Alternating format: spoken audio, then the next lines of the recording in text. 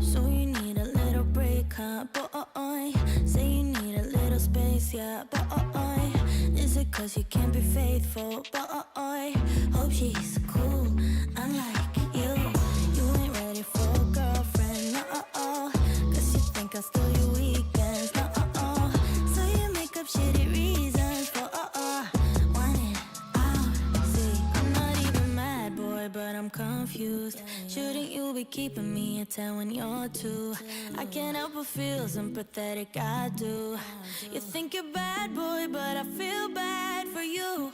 Think you're bad, boy, think you're bad, boy. Think you're bad, but I feel bad for you. I'm not even mad, I'm not even mad. I'm not mad, I'm not mad, I just feel bad for you. I was pretty when I met ya, now I'm prettier than ever, Took a second to forget your boy, only one. If you wanted to hurt me, well, you failed big time. Cause I knew you would panic and run. I won't chase you, baby, I'm too good without. If you think that I'm crying, you're wrong. I'm not even mad, boy, but I'm confused. Shouldn't you be keeping me at 10 when you're 2? I can't help but feel sympathetic, I do. You think you're bad, boy, but I feel bad for you. Think you're bad, boy, think you're bad, boy. Think you're bad, but I feel bad for you. I'm not even mad, I'm not even mad. I'm not mad, I'm not mad, I just feel bad for you.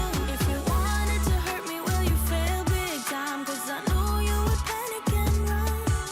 I won't chase you, baby, I'm too good without. If you think that I'm crying, you're wrong. Think you're bad, boy, think you're bad, boy. Think you're bad, but I feel bad for you. I'm not even mad, I'm not even mad. I'm not mad, I'm not mad, I just feel bad for you. Think you're bad, boy, think you're bad, boy. Think you're bad, but I feel bad for you. I'm not even mad, I'm not even mad. I'm not mad, I'm not mad, I just feel bad for you. Think you're bad, boy, think you're bad, boy. Think you're bad, but I feel bad for you. I'm not even mad, I'm not even mad. I'm not mad, I'm not mad, I just feel bad for you.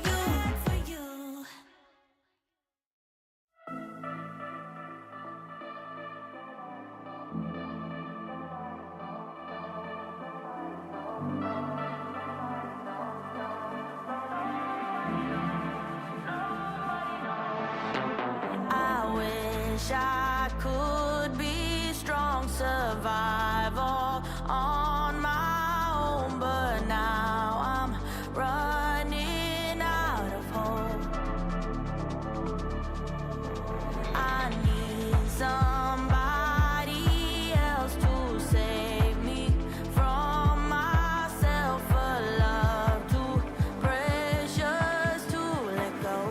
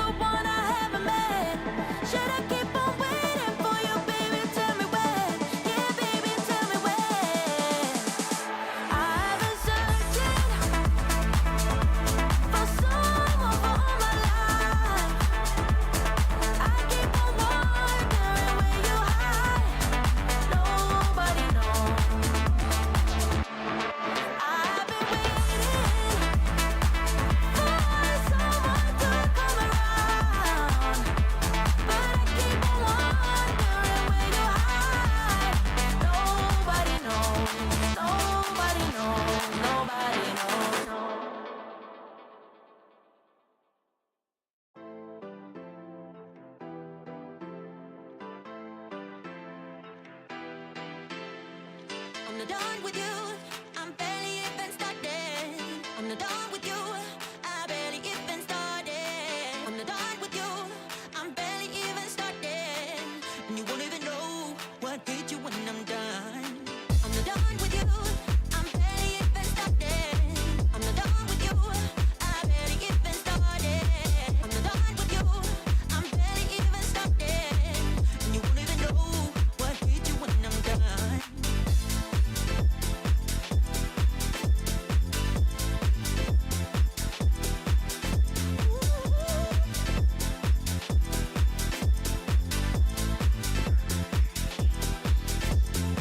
I'm not done with you. I'm barely even started. I'm not done with you. I'm barely even started. I don't know why you look at me like that. I'm so self-absorbed, I know that for a fact. Now I realize I'm better off without you. I'll be better off in no time.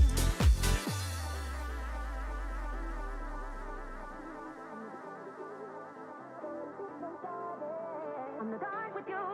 I'm barely even started. And you won't even know what hit you when I'm done. I'm not done with you. I'm not done with you. I'm not done with you.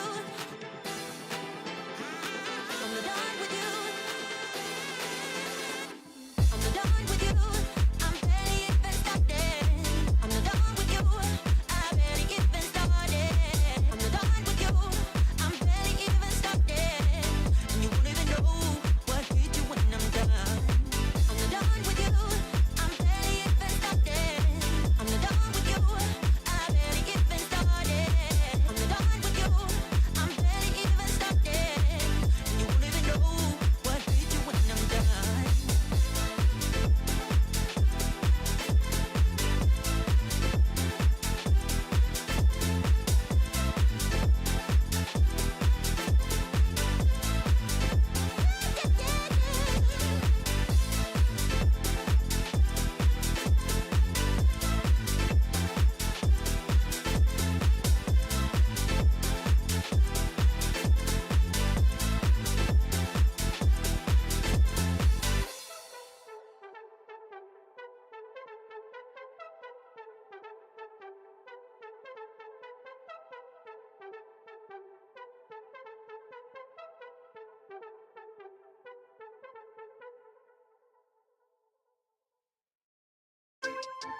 Yeah, yeah, yeah, yeah.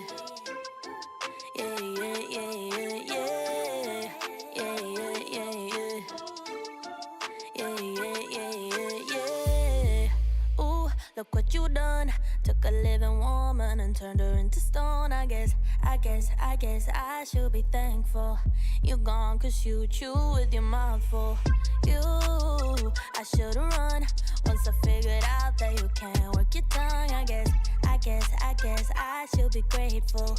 You're gone, I mean that shit was painful. Like I said, I'm really glad you're gone, but I'm sad to see what I've become.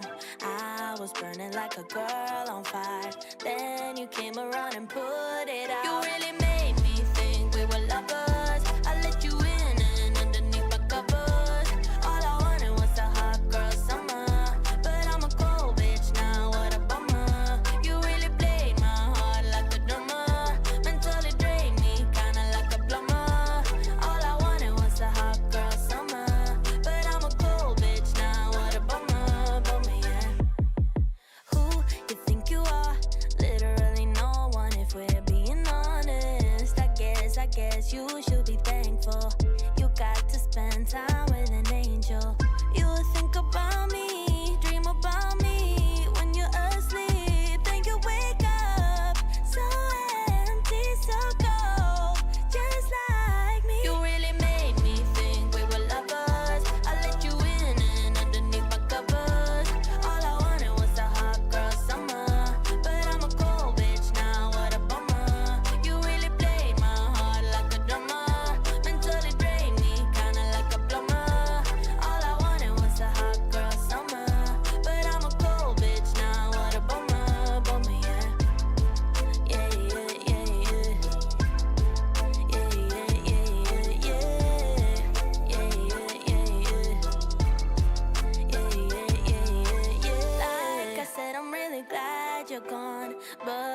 about to see what I've become.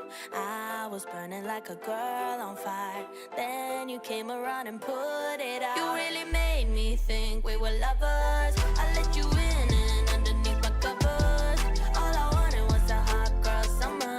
But I'm a cold bitch now, what a bummer. You really played my heart like a drummer. Mentally drained me, kinda like a plumber. All I wanted was a hot girl summer.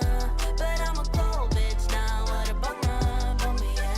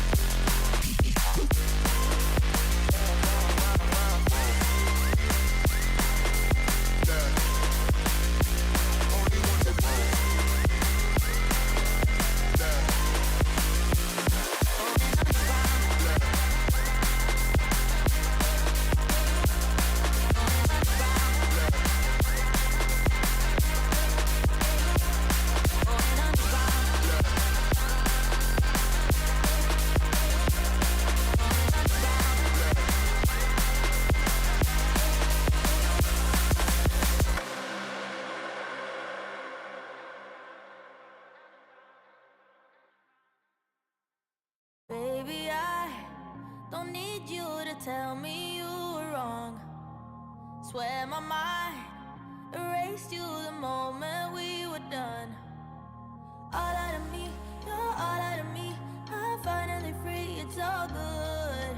I'll be fine, and you'll keep on breaking hearts for fun. 1, 2, 3. I don't wanna see your face again, and I'll never let you near my friends. It's a shame that this is how it ends, but I wanna say thank you for nothing, nothing, nothing, nothing. I wanna say thank you for nothing, nothing, nothing, nothing. I wanna say thank you for nothing. Shame on me for trusting a liar.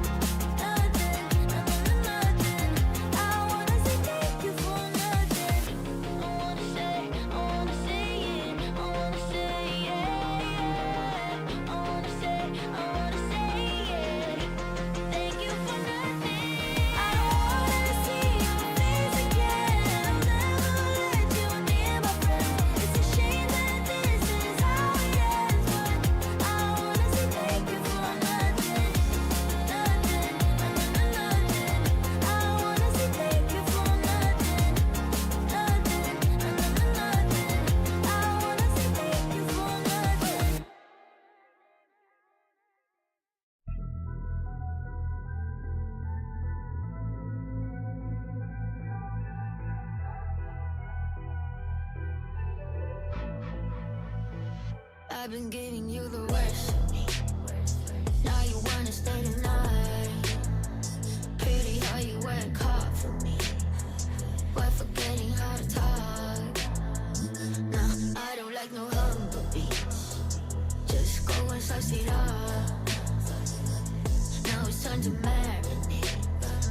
And right after we're done, I like it when you're looking like that. Don't like it when you shit, chat shit.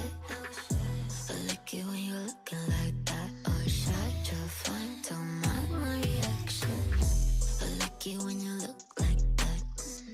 Don't wanna watch a bugger with a white mouth. Just like it when you're looking like that. No sweets, no rush, can't fuck my attraction. Don't think twice, I'm here for a moment. No, I like him better. I got a church place, help me end up, make it last forever. I've been giving you the worst. Now you wanna stay the night. Pretty how you work hard for me. Why forgetting how to talk? No, I don't like no humble beats.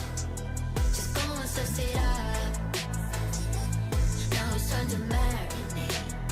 And right after we're done, I've been giving you the worst.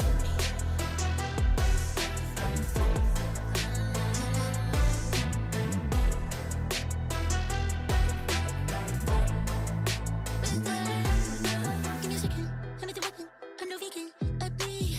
I'm off the leash. Go down on your knees. Bitch, I got PhD. I'm all that you need. Just give me those. I've been giving you the worst of me. Now you wanna stay the night. Pity how you work hard for me. But forgetting how to talk. No, I don't like no humble beats. Just go and suss it up. Now it's time to marinate. And right after we're done.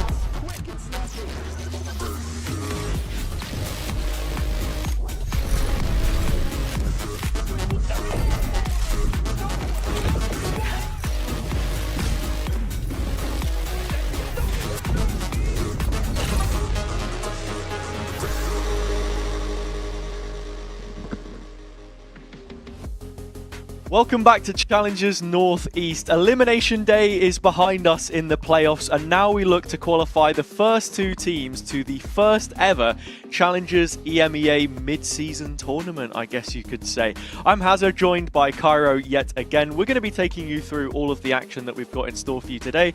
Cairo, it's a more positive note. I'm feeling uplifted by the fact that we get to crown some teams, in the top four today, and we don't have to say goodbye to anyone. Yeah, I'm feeling very positive, as one UEFA or FIFA president would say. But it's going to be a good day, has it? Lots of excitement to look forward to, and as you say, actually more of a positive day than saying goodbye to people. Yeah, I'm glad that that's the one that you went for. Of all of the different range of emotions that man has been known to feel within, one spell of the day. But here we are. Look, we're getting ready to dive into some games. But first, let's do a little bit of housekeeping. We've got the bracket to bring up for all of you at home to remind you of where it is exactly we've been and where it is that we could end up by the time today has finished. Of course, you will remember the opening round has concluded, and we've already said goodbye to a couple of teams yesterday. Metasport and Enterprise, two of the tournament favourites, ultimately doing what you're supposed to, getting the win regardless of how difficult that might be, and in this context 3 maps. moving onwards in the lowers and facing up against one of those teams which is going to be dropping down from the upper bracket today, Cairo. We've got some exciting matchups coming up. Yeah, we do. And that's the thing, though. Like, you've got now a week after today's broadcast, so there's going to be plenty of prep time, but there's obviously going to be a lot of anticipation once we get to that, because next week, obviously, those teams will be able to review and get like things sorted out, any problems that they've had. Of course, these are the matches we've got for you all today. It's midweek that we find ourselves. I find it so strange when you've got a run of a couple games. It's not a weekend. It is a Thursday, just clocking back into the real world. And kicking things off, we've got Shachmat versus Sweet and Sour, followed by Zero Tenacity against Team Liquid Academy. A couple of unsigned teams, a couple of teams with organizations, VCT, Academy rosters, the lot. It's a real pick and mix in the upper bracket right now, but I have to say, I'm looking forward to it. Either way, history will be made by the end of this afternoon. That is very true. I mean, I'm excited for it because, like, there is guaranteed to be, like, how would I put it, a North team almost. Like, there's going to be. I'm going to put my chips towards the middle of the field. I'm saying there's going to be a guaranteed North team in towards the top 4. I think that's exciting. Hey, listen, hopefully that's the case. But listen, East are certainly not going to be allowing that to happen. There's a lot of talented players here to be had. Yeah, if I'm correct in the way that the bracket works, there isn't a guarantee that a North team makes it into the top 4. Because I believe that, if the teams drop down, it's not going to work out that way necessarily. There's not going to be a North team today either. Let's move on to the first match that we have. Sweet and Sour versus Shachmat. Cairo, coming into this one, I mean, have you done the maths? Do you know? Well, I thought that Sweet and Sour would play against Metasport, should the bracket fall that way. But I'm not. You know what the golden rule is. You don't do maths on broadcast. But there is plenty of adding up to be done between these two, Hazard, because Sweet and Sour is probably one of my more favourite teams, and I think it's fair to say I've championed them a bit on broadcast, especially from last year coming into this one. Yeah, and that's the thing about Sweet and Sour. It's not the same team that we saw before. Yeah, the name is very much retained. It carries weight, I think. You've got a couple of players who were either involved with Sweet and Sour at one point in the case of Athen, or maybe only joined recently when you look at Ianto and Viti, who had most of the year last year either on Requiem or Pino Orchestri respectively. Athen himself even, taking a break from this team, stepping away from competing. That's not a place that he was at. He subbed in at points, but other than that, we didn't see him other than that one official with OnlyFins. Then you're looking at Defo and Disease, this duo which have come into the team, Cairo, and changed its identity completely. Yeah, I mean, obviously the first thing that everybody's going to remember is Defo, Gambit, like that's so exciting. But what you need to remember is how exciting Defo was last year when he was playing in France. Didn't reach the top spot, but remember that Valiant team were able to push Job Life all the way to the end. Got down to the last grand finals to see who was going where. They ended up getting knocked out by KPI, who were another top team that everyone said should have been in Ascension. So like it shows you that, and to go one further, Defo was like the spearhead for that team, a real highlight that I don't know how he didn't get picked up by an organisation, whether that's Tier 1 or Tier 2 moving into this year.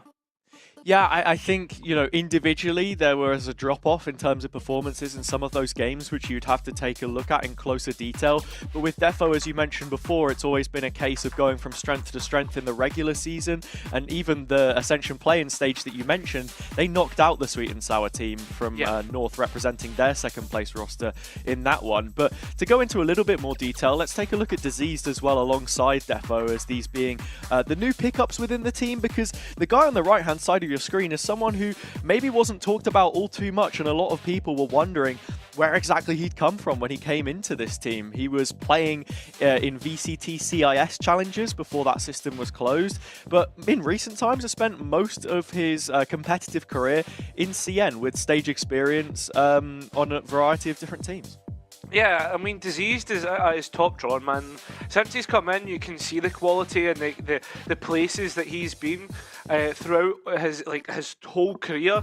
And I think as well, like, just the general look of Sweet and Sour is that of maturity compared to last year, where I'm not saying they were immature, but you could definitely see inexperience coming through from the roster, right? And it's completely different, right? Now that you have these mature heads to lead the roster, that's essentially what's happening here, because the likes of Ianto, the likes of veto, who are on the roster, that it was their rookie year last year, and now that they're starting to look that bit better.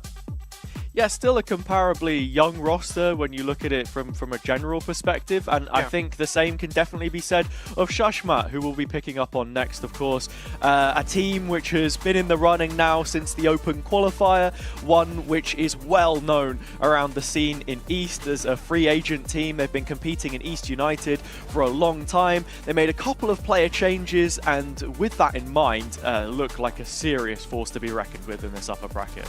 Yeah, it's absolutely insane. I remember watching them all the way back. I don't know if it was the lower Swiss or it was the Open Qualies when I started watching them, but point being was, even when they had Shaloni, they looked like a top team, a team that could go and upset players, and you know what, upset teams. I didn't expect them to go that far. Maybe that's me being disrespectful towards like the quality of this roster, but I mean, they've been going strength to strength every single game that they play, and every single time they are proving themselves right. Yeah, it should be reflected in the results. A win today would make it the highest placement, or joint highest placement, for every player on this team or thereabouts. You look at the core of it being 3 rookies coming in, but a couple of playoff supporting cast members in Nefi, the IGL, who was with Exotic in Portugal. He made a 3rd place last year, so, you know, technically that would be the same, right? If they guaranteed uppers, they would see them in lowers, and that would be another 3rd place. And then, of course, Kozok as well, Kriz, these guys from Bait last year with 1-0 and none, and then Kriz with 0 tenacity as well. You know, the playoff players, the quality that comes in to help support a couple of names who have spent a lot of their career so far on Shashmat and found a home within this free agent team when they lack an organisation themselves. Yeah, it's crazy. It is a free agent matchup. So get one of these guys are guaranteed if we're going to Challengers EMEA. Get them signed up. And yeah, I mean, that's the crazy thing, right? Like, the fact that we could be seeing so many rookies going towards Challengers EMEA, where I imagine we'll be seeing a lot of big names up towards there. When you look towards DAC, Spain, etc., they are currently playing on as well. That's now where you've got to start looking across the board and see where potential matchups could be coming out.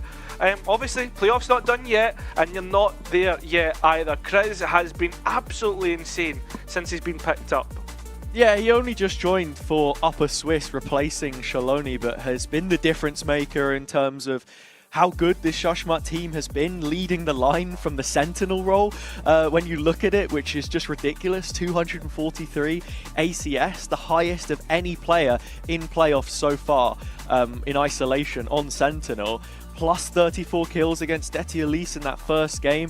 You're looking at the highlight package for Shashmat coming into this, and most of them were from Kriz anyway, so we've just replayed it when he's been put on the screen individually. So yeah, this is someone who, as I mentioned, he was with 0 tenacity last year. That roster didn't change across both splits, but from the first to the second, they went from 4th place all the way down to 10th, rock bottom, and that would have felt really frustrating, especially when individually he showed how good he can be, whereas this time I feel like all 5 players are pushing in the same direction. It's then a question, I suppose, the same with that roster.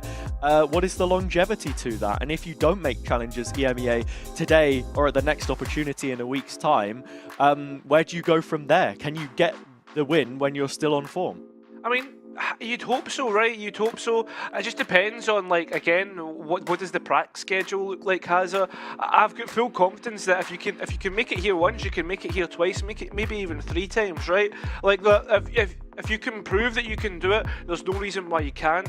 But I mean, less focusing on the future and focusing on the now, right? Like, what do you think coming into the map, Veto? Is there any highlights that you want to point out straight away? I think when you look at the map veto, something to mention instantly, because both of these teams have been around for a while.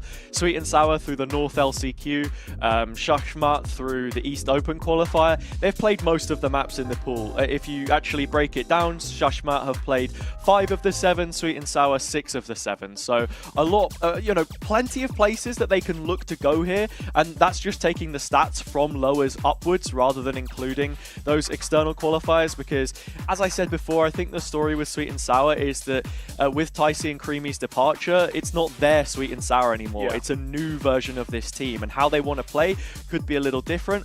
Pearl banned by Shushmat at the start. You can already see Sweet and Sour won there against Enterprise, proved how strong they could be with that revised composition.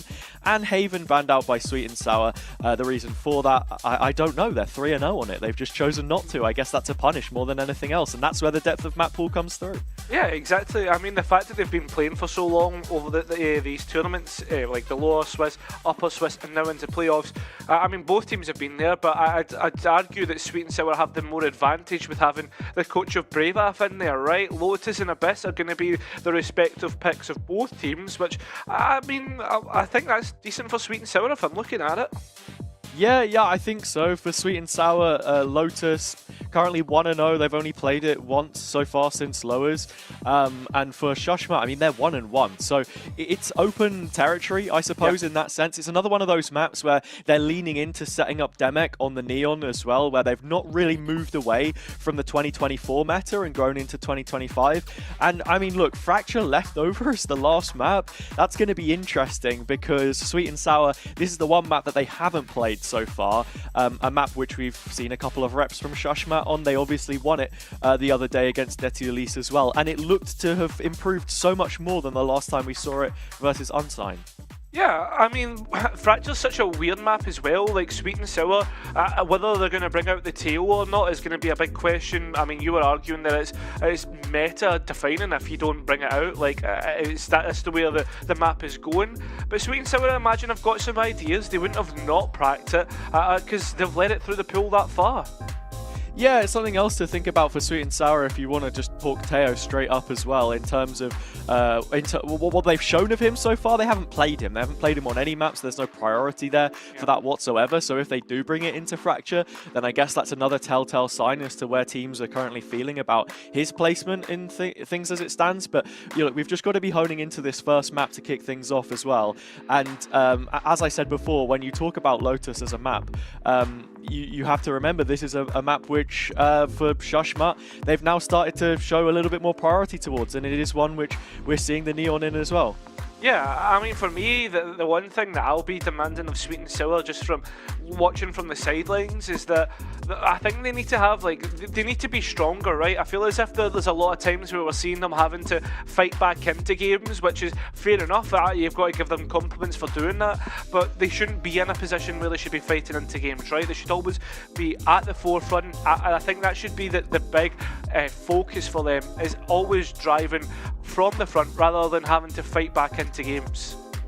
Yeah, and I think that's really important to mention on a macro-heavy map like this as well, what the approach looks like from Sweet and Sour, because as I've already mentioned, before, when Ticey was in the team, he was like the second caller or even primary caller at times from the duelist role, and that meant that Affan or Hearthbeat, whoever it was partnered up with him from Split 1 to Split 2, was sort of bending under those calls at times to go for more aggressive set pieces, stuff like that, especially from the defender's side.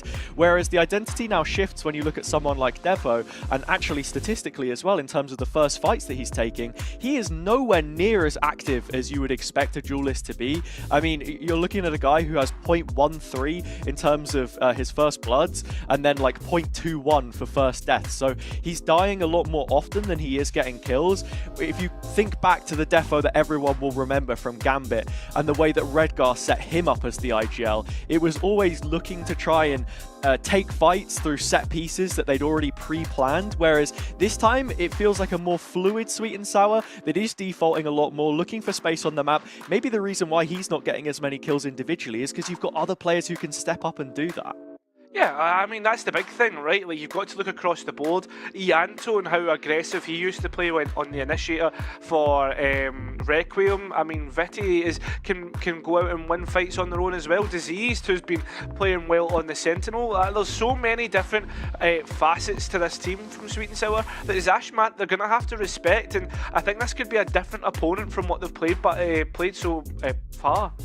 Yeah, they definitely have. I mean, just to even mention it here, Sweet and Sour playing this map themselves, they hadn't shown it at all, barely, right, until the Swift stages, and by then, it was against Unsigned, and I remember speaking to Affan being like, look, you guys can float Lotus against me if you want, I don't care, we're going to run our own version of things, and it's going to look good. Slight change with the Fade coming in for himself, moving away from you know, versions of this team that we've seen before when Affan was dropping in as that secondary Sentinel option where he would maybe be playing Cypher. It's this full commitment to rocking with the Vice here. Chris, the inverse of that against Disease, the head-to-head that we have to highlight. His Killjoy has not missed a beat so far and will be huge in terms of locking down this defender side early. I think like having someone like Chris to lock down sites by themselves is going to be so important because he is a carry, right? You've got to be thinking like, usually if when you see a Sentinel you think to yourself sometimes like they're going to be on their own, let's hit it. I don't think Sweet and Sour will feel as comfortable doing that against Zashmat. Definitely not. It is a duel between the unsigned superstars, the best that both regions have to offer from north to east. Sweet and Sour looking to try and make it back to a third successive final within the region. It's a name which now carries weight after those place finishes last year and the spot at play-ins, but with Zashmat being the spiritual successor to all of those teams that we've seen born from that same East United system which came before them, there is the promise of a whole lot more in terms of playoff performances from them. Starting things out on the defender side of their own map pick, Lotus. I mean, starting on the defence, Sweet and Sour get to start on the attack. They get to start from the front. That's what we were demanding of them. Can they change things up this time round? Only a couple players towards B main while the rest of the pack put their focus more towards A, trying to get out from behind this Viper wall. I mean, as you would expect on Lotus, the win rate better for the attacking side, but you're talking a difference of 30% for Sweet and Sour between one half and the other. So as you mentioned, this opening 12 is a priority, as is the early Orb A. Affan picking it up, this default that I was talking about, already getting into motion, but Zashmat, reconnaissance of their own being done elsewhere. C already fully cleared, and two players behind that Vice wall. They can get in position quickly if this turns into a B play, which it looks like it will. Yeah, the only thing is though, as soon as they do prop that wall, is you've got to be putting focus right onto Diseased. What can he do? He's already well far away, and that spike will already be down. But he'll be calling, look guys, there's people on the back. Got to be careful, and they've got to set up the post plan correctly, more towards A and more towards Hobbit from what we can see on the map. Yeah, open plant. Sweet and Sour have so much space towards A, and Demek actually going for the pinch instead. They didn't group up through main, they split up and they managed to find the kill from it. Alleviating pressure towards that heaven spot as there was a player behind. Although all the kills going Zashmat's way, and Will Apen tries to come back in. Everybody's been wiped out. A flood, a checkmate. Oh, check, but considering it's only the first round. Yeah, it's a good start though for Zashmat, and with that, Sweet and Sour on the back foot. You felt like they did a decent job in terms of finding the opening, getting the B site, but the setup from the defense was really nice. Demek showing a little bit of intelligence as well to just, you know, move away from his teammate, but have the confidence he can win that duel and make a more favorable fight for himself in the process by giving up a little bit of the space once that wall is triggered. So already getting an idea of how both teams want to try and set up, both very proactive. A Marshall purchased for Sweet and Sour. That's the difference here if Ianto wants to see if he can get things started in the second round. Funny, it's good to see where the trophies or the name comes from for Zashmat when you look at Kozik's background and he's got so many chest trophies sitting there. Nice entry from Demek. Takes out the player clean, and also with that being said, the spike being dropped, can make a decision off that. You know, it was in B main. It's funny you bring up Kozok. I was going to say it at some point, but I suppose I'll say it now. It just, from having all of the Sushmat fans in chat, of which there's quite a lot, I didn't really learn too much about the players. I only learned that with Kozok being the eldest player on the roster, still younger than me, which, you know, feels pretty bad. He has an interest in mature women. That's all that they were willing to tell me about him. There is no way that you've just dropped that on broadcast. That's it. That's the only Kozok fact that we have. And other than that, he's the longest standing player. Other than that, he's a high like MMR chess player. You don't want to like bring that up. I mean, yeah, well, no, that's all that they were willing to tell me. And I tell you what, he's done a good job at shutting down the site here as well. Longest standing player on that team. Yeah. Most of his career there. I mean, as I said before, he was on bait last year with 1-0 and none. They've now dropped out of the competition, so it's for him to keep flying the flag. I thought you'd like that fact. You know, share something in common. Listen, yesterday you dropped that I'd been single a long time, and today you're dropping more love that I do not want to be known. Thank you very much, HazardJC. You're a true friend. Of course. Into the bonus, and I mean, look, this is a strong bonus from Sushmat. They have the Outlaw as well, early positioning Demek, and this is what we're talking about, proactivity from the defense. And I tell you what, it actually looks a lot like what we saw from Sweet and Sour last year, the way that the Duelist is calling for early pushes and taking space. And it's not only that though, they're corralling Sweet and Sour into taking C right now, and it's playing completely into Zashmat's hands. Although a couple of players exploring B, they were able to find Demek. It would be absolutely huge in opening up the site. Not going to happen. Still playing around with the map. Haven't made up their plans. Haven't made up where they want to go. Still a minute on the clock though, so plenty of time. Plenty of time indeed. Demek just waiting inside the smoke. If he was to take one more step, he'd have the info, but Sushmat already set up for this C-site defense yet again. Kriz in the midst of it, but it's Chester the one hot under the collar for the first engagement. Giving himself a little bit more space. They walk around the side, Sweet and Sour clearing it out. The sweep is coming through. The mop and bucket. With that, they move into post. Twice as many players. In fact, it's a 5-on-2 by this point. Sushmat not able to even get that first. I mean, that's the thing with Sweet and Sour, right? When they do decide to go for it, if all 5 players are there, they are so confident just in their gun skill and what they have that they can just overwhelm. And they've done that so successfully. The last 2 remaining players joining forces in towards CT, and it's not the 2 weapons that you'd like. A Judge and a Marshall, perhaps thinking about denying ultimate orbs, just dying to the spike. That seems to be the case. They'll walk in and give it their best effort, their best impression of resistance, but Sweet and Sour having none of it. And these are the kind of rounds that you want to see from them on the attack side as well. As I said before, they had no issue finding themselves the site control and the pistol round. The follow-up was a little bit more difficult with Kozok on the case.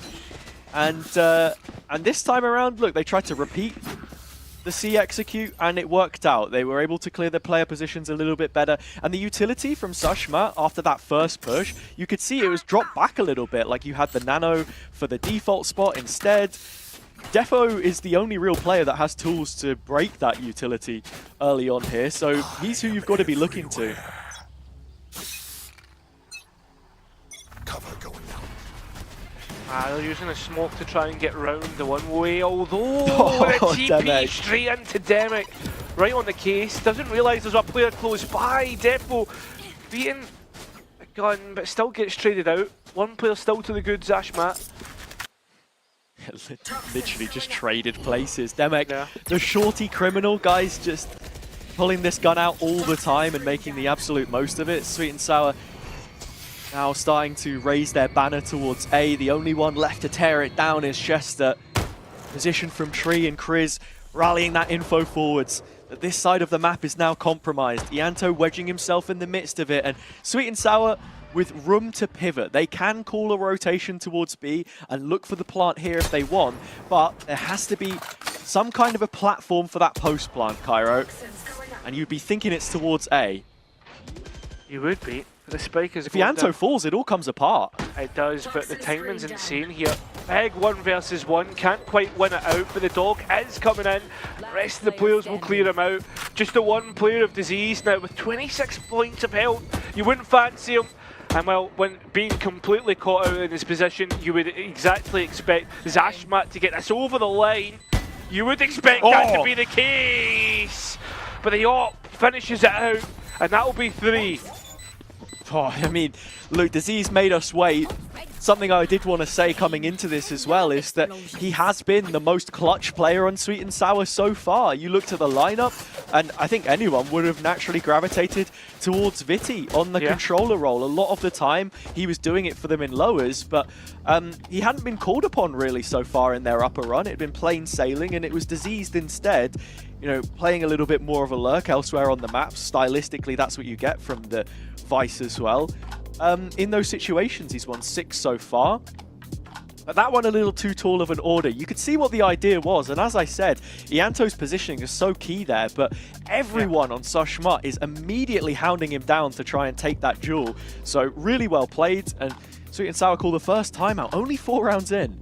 You can see how diligently they're listening to Bravaf, a player who has done it all in the system, obviously back on the old Fnatic / Summon FC. No, he wasn't on Summon. Oh, was it on Summon? He was on Fnatic. He made one event, and then he got kicked. But yeah, to be fair, still, he's been there. He's had a decent playing career. I agree. We've seen him around. The last time we saw him play in this region, actually, would have been with Ratan Mix in the Open Qualifier. I think you'll remember for Eclipse. But yeah, he's hung up the mouse and keyboard now. Turned on the mic, the coach. And I think something else to mention from that timeout as well is just how vocal Ianto is. I mean, from speaking to this guy as well, he is the second caller for this team. Affan is usually the one who's calling the pre-round, but the mid-round is where Ianto's going to shine. And again, where I look back to a round like the previous, where you want him to have the biggest imprint on what the conclusion ends up being. Yeah, I mean, that was always the biggest compliment that we gave Ianto was the mid-rounding. Even when they go into like post-plant scenarios, realising, right guys, they're going for a set retake, let's go and actually take the fight to them, than sitting on our heels, playing on the toes. Ianto. Yeah, he's called into duty here as well to try and do something, force a reaction maybe, because Sweet and Sour taking the mound space, lose a player, and that just get cut down to size by Demek. It's now been forced into a much more heavy-handed C-execute, where it looked like they weren't still fully set on committing to this. They've been forced to, but they're only a man down. Ianto, if he can work this lurk, could have come up with the equalizer. I mean, the good thing is, one of the players coming back in does have an up. The bad thing is Ethan's danced around a long-range angle, which you do not want to give to this operator of Demek. I mean, in terms of clearing utility, there's barely anything left. Dog used already. Boombot as well. It's a Nightfall instead, and look at this, Sweet and Sour going on the front foot as you asked of them. Fights taken, and fights lost. They fall to the floor. Sushmut will pick up the 4th round, and coming out of the timeout, Sweet and Sour not seemingly able to find the answer they were looking for just yet.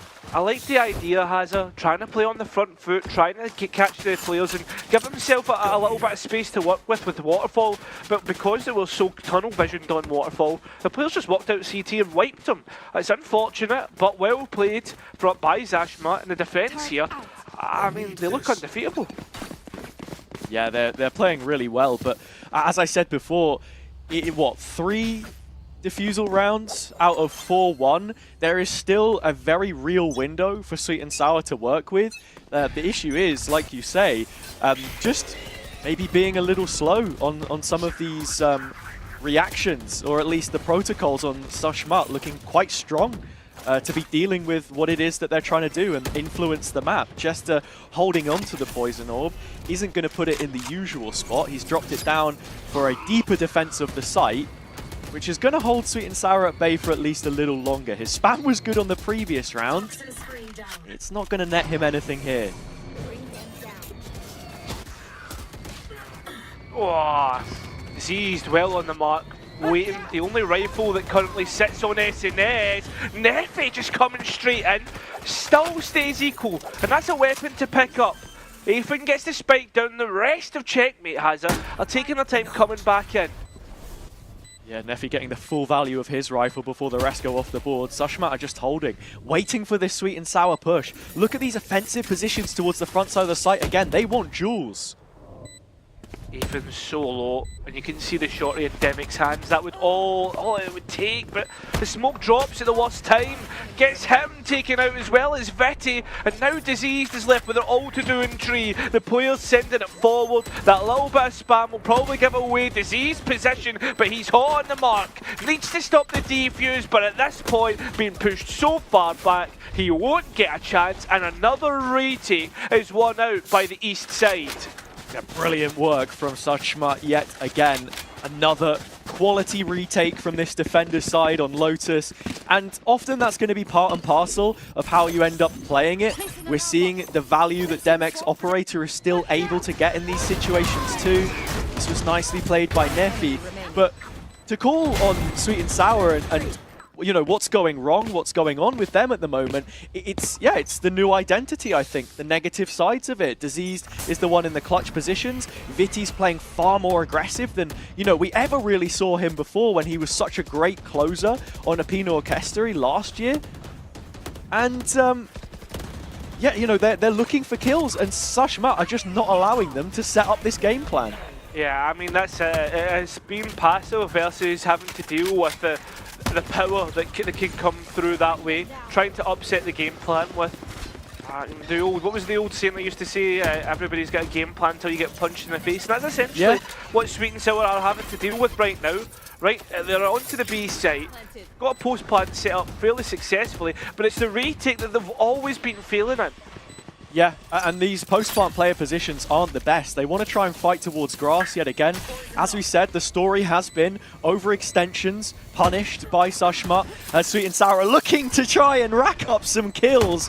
Chester will add to his own personal skull pile. A triple from the Viper player on the way back through, and it leaves Diseased in another 1vx. He'll get that first kill. But Chris is already working on the defuse, and it feels damned from this point onwards. A sixth collected quite casually from Sushmat in the end, and it's more of the same, Cairo. It's more of the same issues. We've even had a timeout. It's actually becoming more of an issue, becoming a little bit of an affliction that Sweet and Sour are currently having to deal with. And again, simple things like looking away after spamming, taking their timing. They're not fighting back. That firepower that we were talking about earlier on that was winning, that won the one round that Sweet and Sour won, just hasn't come to light. And I think it's so easy to sit here as well and say, oh, in post-plant, why are they taking all these jewels? It's the game plan, right? And you have to have a game plan up until a certain point. When you go 4v4 in that position, the defenders, with the positions that they have, are naturally going to have a much easier time retaking, where Sweet and Sour were kind of sat back, in a way, contained within the site. The geometry of it is just not great. That's also, I suppose, one of the natural symptoms of going B every time, but Yanto fighting around this is going to get a nasty surprise. Doesn't even get to unwrap the judge, it's the Phantom instead which finishes him off. I mean, all the players are lining up to hitting towards C, and Chester once again, who's had a terrific start to this half, pops up in a kill feed. 2 players down, and can it get even worse? Well, trying to head in towards B, there will be a little bit of a stall out here. Yeah.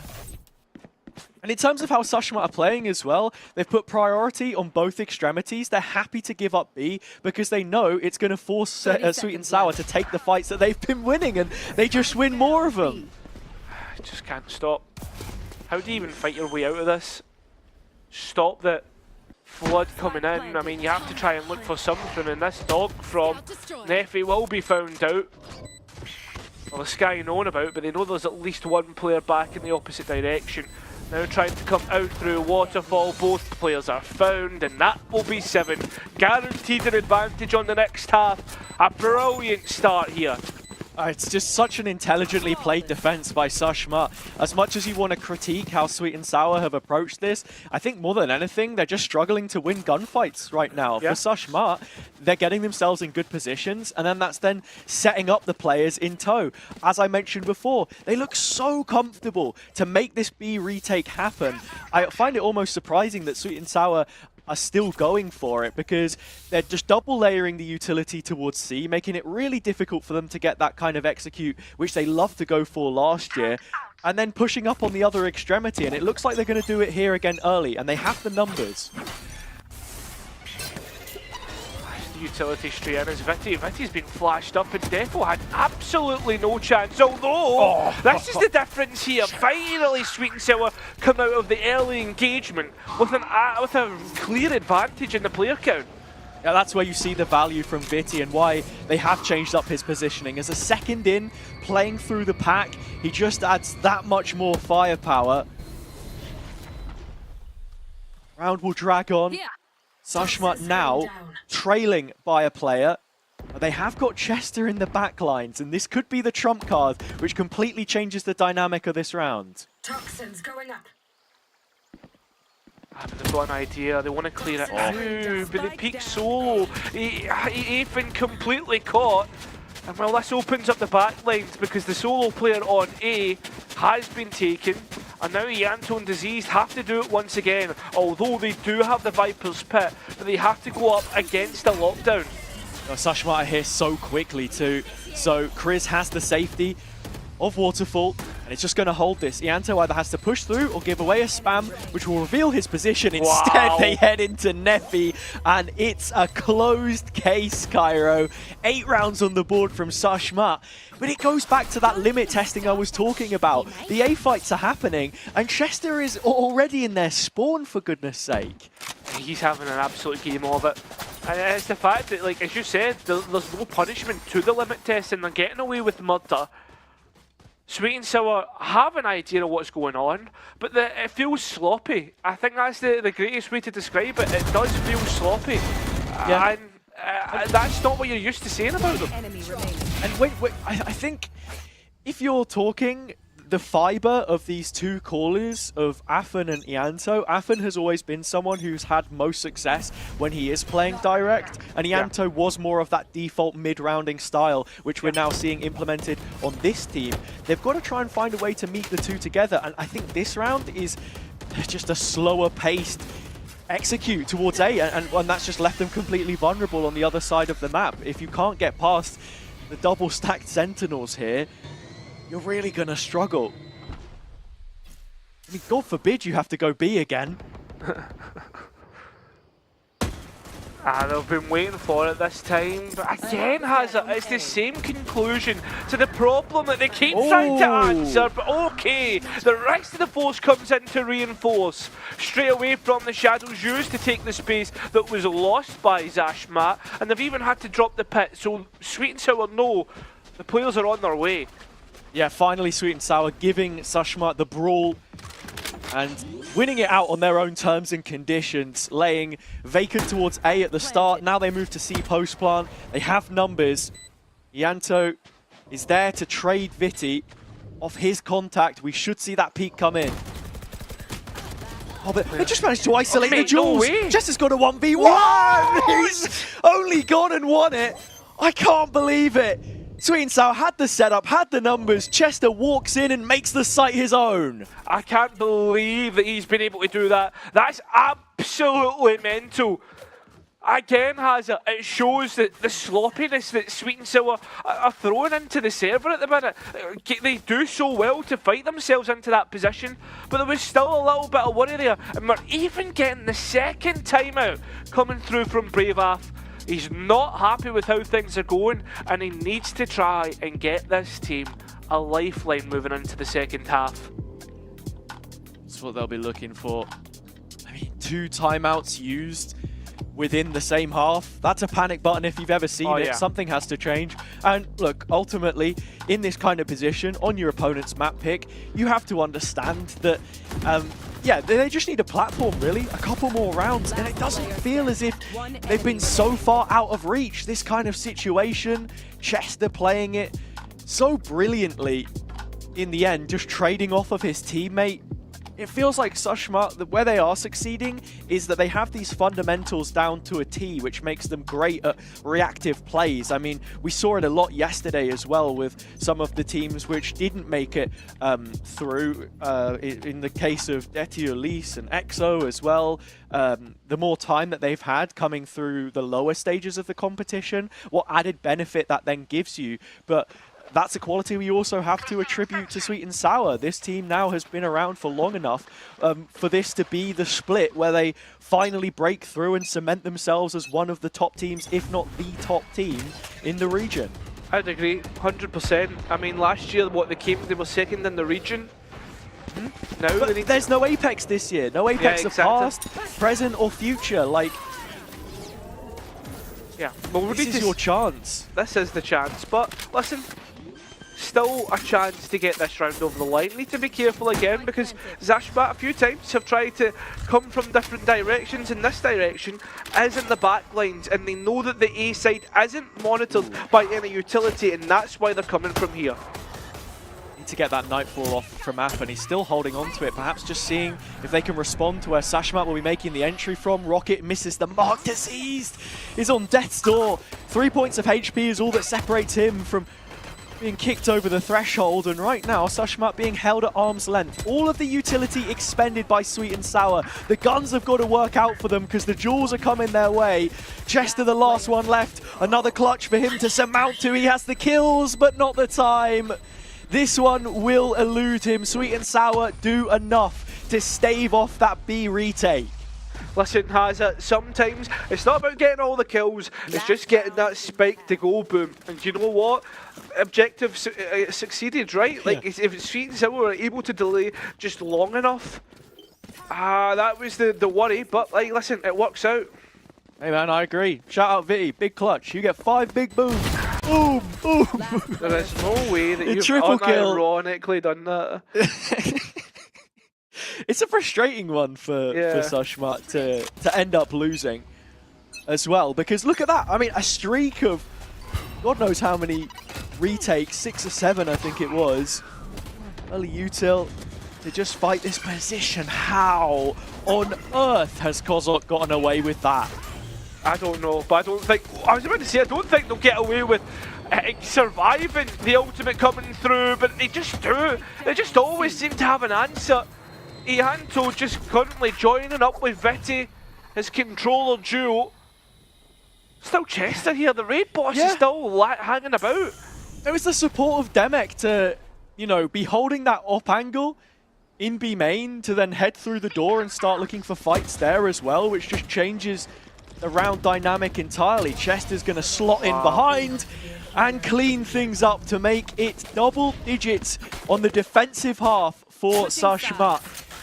I mean, that was Sweet and Sour's stronger side by a margin of 30%, as I said before. I mean, they have a negative win percent on their defense so far on this map, so something seriously got to change if this one is going to go any other way. But once again, to just speak to the quality of this Polish squad, no man left behind. Everyone is fighting for one another right now, and that's the biggest thing that I can say about this team. Yeah, I mean, that's the thing though, Hazza. You know what happens with Sweet and Sour? As soon as the opposite team hits 12 or has a distinct advantage moving into the second half, they just get this buff. They know what has to be done, one round at a time, and it starts here with the pistol, straight in.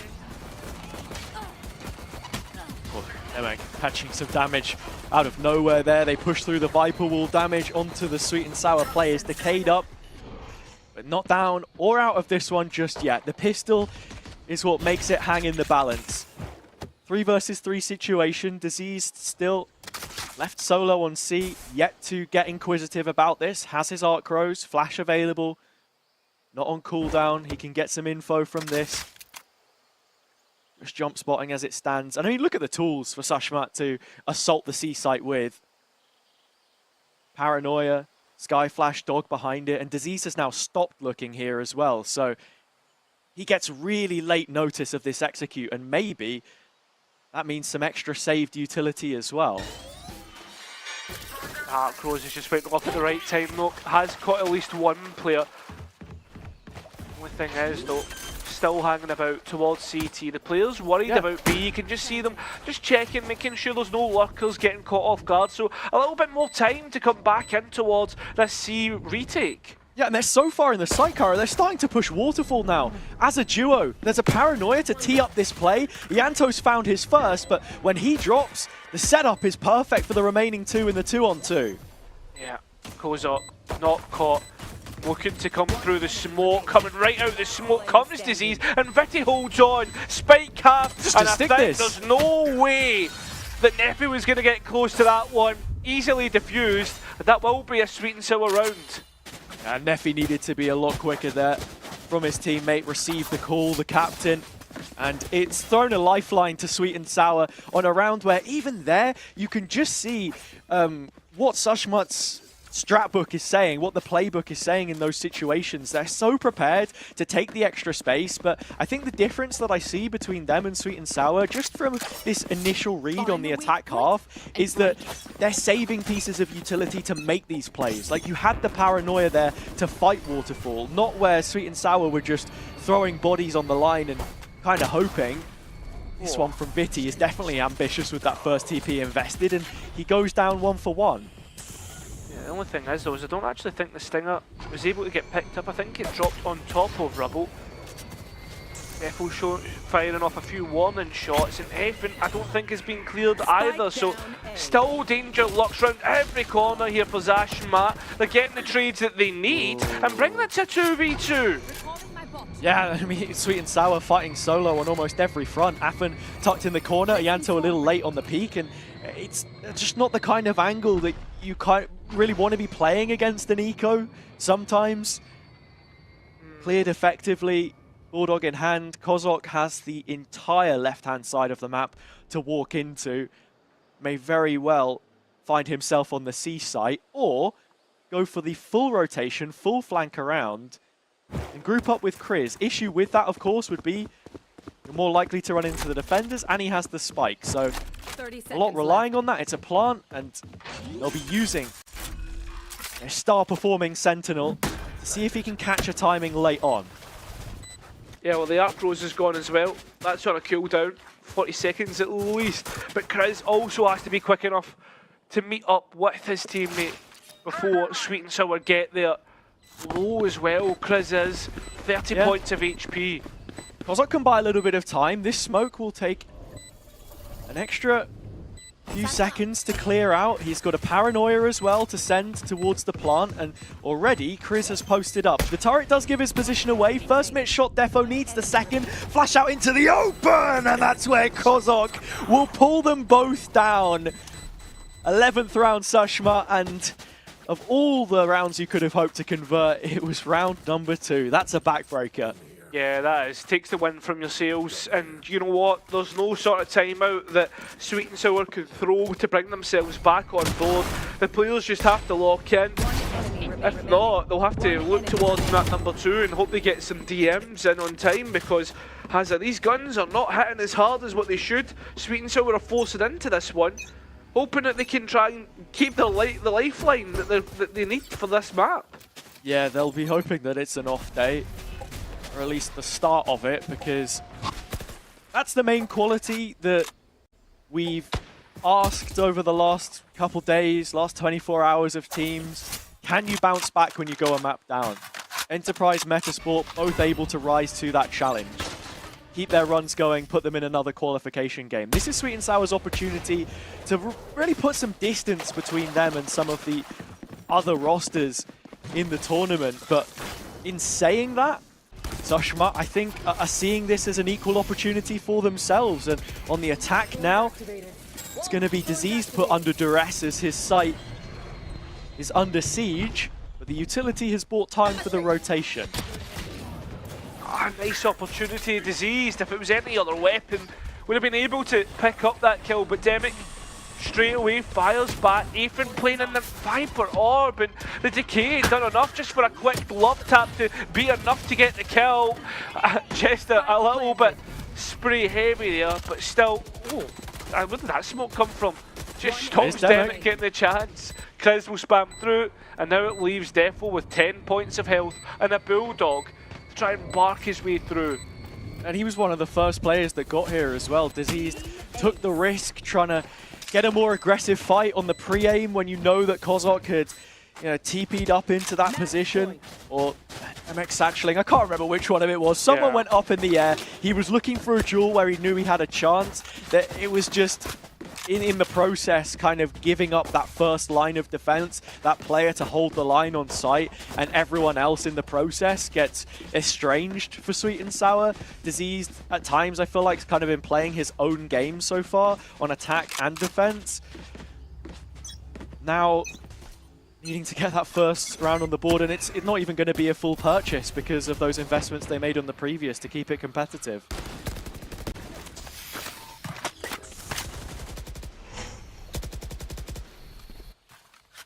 Spamming through the wall. Here comes in, it's a bit of a delayed push this time round. Chester having to be careful, vulnerable up, but the rest of Zashmat is here to support him. They do so successfully. Ianto's left on his Todd. Can't get much here and having to retreat, respect everything being put his way. Diseased again, one of the two players that is left to stand tall up against the Zashmat onslaught and map number 1, which will be over in perhaps 50 seconds, even less. Like you say, 50 seconds or less. Sweet and Sour bringing this one all the way down to a crawl. Plant comes in right on the 45-second mark, so we were right. That wick is burning. Sweet and Sour burning the wick at both ends, it seems. You've got players on opposite sides of the map. Ianto, Diseased, trying to look and see what they can get done here. Diseased comes up with the first of those kills. Ianto still on the Sheriff. He opened up the Viper wall to look for engagements earlier. Whether he wanted them or not, they come his way now. Demic with the Outlaw wins it on his terms. Zashmat have arrived in the second round of playoffs with a comfortable victory on their own map pick. 13-3 between the unsigned teams, East and North. The gap is huge. Yeah, walking away from that one has a Zashmat with a fine victory. I mean, I don't know what happened with Sweet and Sour. 2 timeouts in the one half. It seems as if they could not get a grasp on what was happening at all. That shows you the state that they were in. And well, Zashmat now move in towards map number 2 and onto their opponent's pick with a stunned Sweet and Sour, looking to try and answer back. I think a few DMs is definitely needed because they were not shooting back whatsoever. Yeah, I mean, it's the situation that we now look at. Sweet and Sour go to Abyss, which for them has been a flawless map so far. They've demonstrated a really high functioning level of the Harbour comp that they're running there. Really looking forward to getting that one in action when we see it, but it's what you're relying on now because Zashmat have 2 maps to confirm their place in the first Challengers EMEA tournament of the year. The first team to do it in all of EMEA without an organisation, without that added support, but with the belief and the drive to get it done. They're looking like a serious unit right now, Cairo. Every player on the team playing their part. There was no standout. Sure, Chester had his moments, but it wasn't without the other 4 players and the supporting cast around him to just propel them forwards. I was thoroughly impressed with this, first real look against a top quality team, or so you would expect.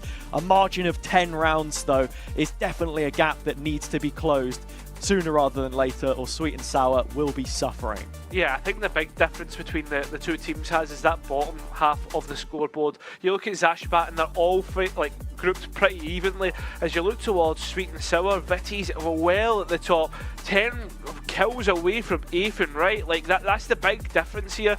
We need to see the rest of the team pick up the slack, or else this will be a very quick evening. As I said, Vitty is the heart of this machine. He has been transplanted in to a new Sweet and Sour. It is not the same as it was before, but it needs him to function just as much as it needs everybody else around it. They have changed very much stylistically, the way that they play. They're not the same team that they used to be. I sound like a broken record saying it, but you've got to, dig in and find what it is that made it work up until this point now. They had a flawless Swiss stage. They are yet to lose a best of 3 in this competition. Is that a track record record which they can hold on to. That's something which we're going to have to wait to find out until after the break. As it stands, Sushma, one map away from joining Challengers EMEA. You don't want to miss this. We'll see you very shortly.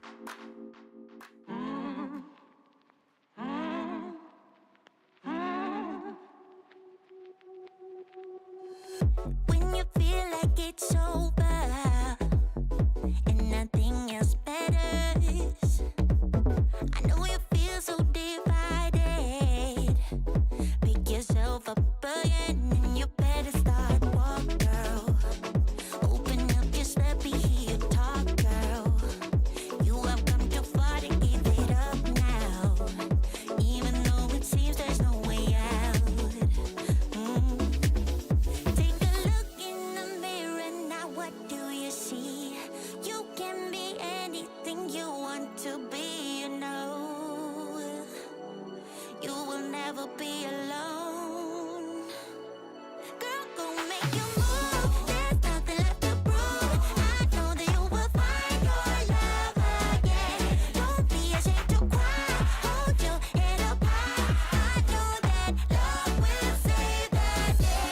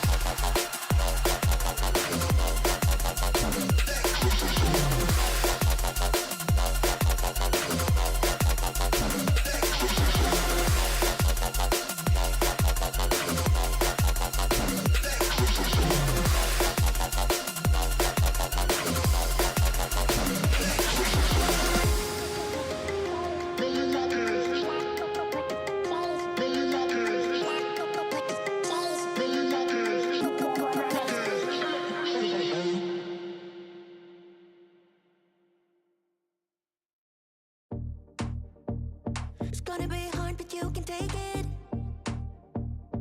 Want you to cry, then you will fake it. Give it a beat and you will shake it. The finish line and you'll make it. Don't you let it get you down. Just keep getting up when you hit the ground. Don't you let it get you down. Just keep getting up when you hit the ground. Gotta be real with it. Never give up, never, never give up.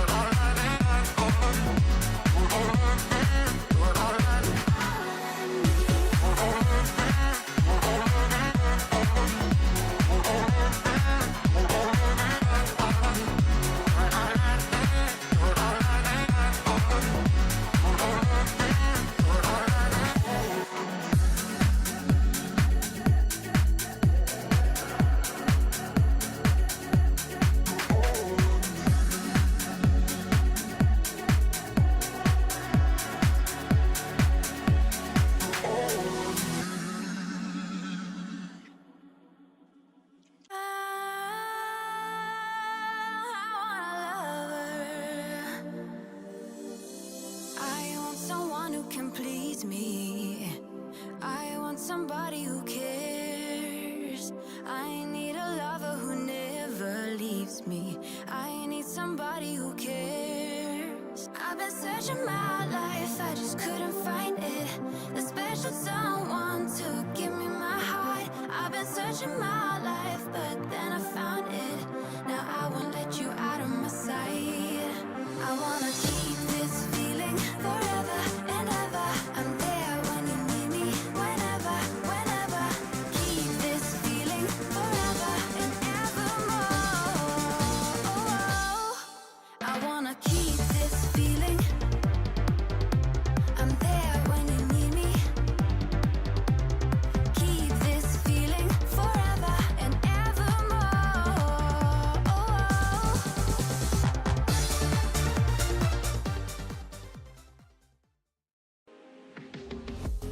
Welcome back to Challengers Northeast. We are one map into our first qualification game of the day, and it is Shachmat, which have drawn first blood in the affair against Sweet and Sour. I'm Hazard, joined alongside Cairo yet again. Cairo, your thoughts on that first map of Lotus? This is one which... Haven.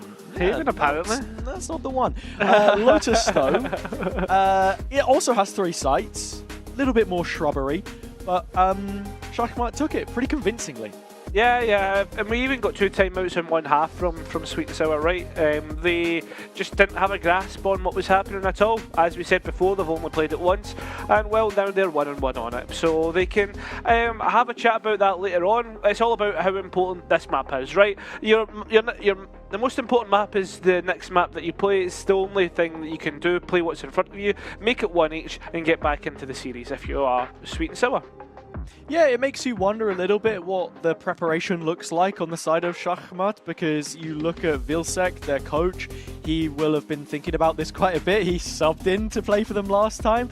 They didn't win the map, but they won the remaining 2, which they needed to beat Deti Ulis, of course.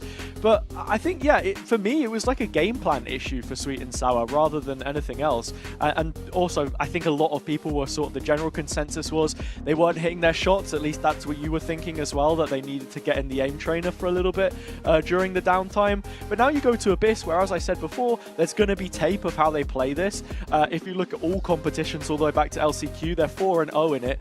Specifically in this stage, they are 2-0 from lowers upwards.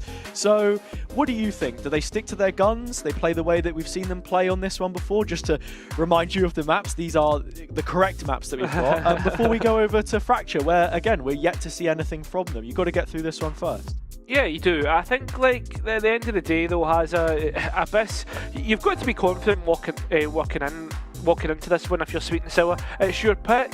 You've also got to consider the fact that, like, yeah, if you are feeling unconfident, get yourself in the aim trainer if that's what's going to give you confidence. Get yourself firing on all cylinders. And when it comes to it, when we get into this map, what we should be seeing is we should be seeing Sweet and Sour contesting again, not having that same dominant fashion. What a 10-2 half was what was the final score there. So yeah, we need to see it start off with a nice pistol and get the momentum on your side. Yeah, of course, they'll be starting on the defense this time around, so it's a little bit different for them. And I think it's an immediate trial by fire, because the composition they've been playing on this before, with the double controller, with the Harbor, you're looking to play Flood retake a lot of the time, use the high tide to get in quickly. The Cascade is great for making it out of the upper positions, whether that's Heaven towards the A site or the B site, it doesn't really matter. Usually it is more towards the A site where you'd struggle to get through rope, for example. But there are really great scaling tools on their attack side as well. But just focusing on that defense, a lot of teams do really struggle with the retakes just because of how strong post plant is. One thing that they will benefit from is the fact that Shachmat aren't one of the teams that have adopted the Teho, which gives you that extra layer when it comes to how you want to play your post plant. But Kozak on the Sova still going to pose problems. That's the biggest thing for me, committing to their own game plan and seeing if it can work this time. Yeah, I think as well for me, Hazard, the one thing that you've got to talk about here is the fact that when we were going into Lotus, we asked, hey, Hey, Sweet and Sour, can you guys finally play from the front? Stop letting your opponents get massive advantages and then have to fight back into the game? Yeah. This time, they were punished for it. This time, they did not get the opportunity to fight back into the game. So on this second map, I ask the same question. Can you fight from the front and can you finally stop your opponents get these massive advantages? Or if not, Zashmat will be finishing this off with a very quick night. Yeah, I think half the problem was they were constantly looking for jewels which escaped them, chasing shadows, and they may soon be from the lower bracket as well. Plenty of work to be done for Sweet and Sour, but for Zashmat, the prime opportunity to bank yourself a spot in the top 4, to take a position which many of these players may not have seen so much of in their recent careers, or just to consolidate their position, knowing in their heads that we are a team that deserves to be at the very top in challenges, to represent our region, to hopefully one day represent an organization. A shared dream for both of these teams, I'm sure. Abyss coming up, Sweet and Sour on the defense, so much put on them early doors to stake this comeback, stake a claim in the upper bracket before this one slips away from them entirely.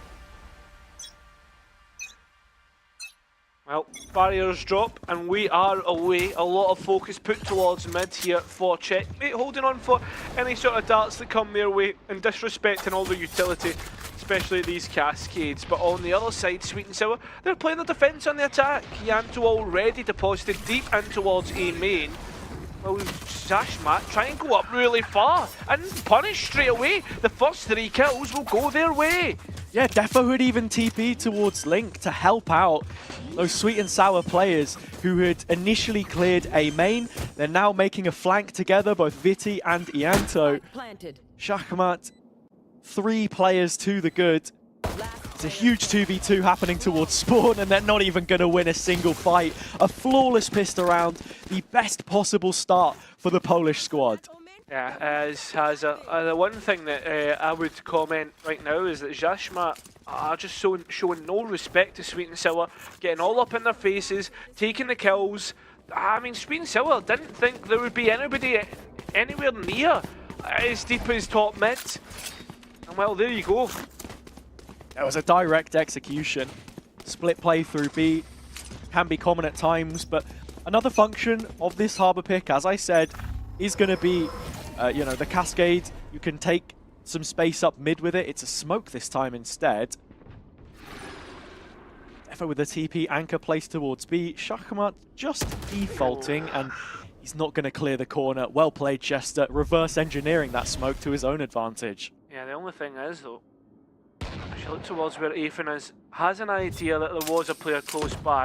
Viti's given audibles, but Chester hasn't... Should be 3 kills for Chester here if he's smart. Yep, he's going to get his third.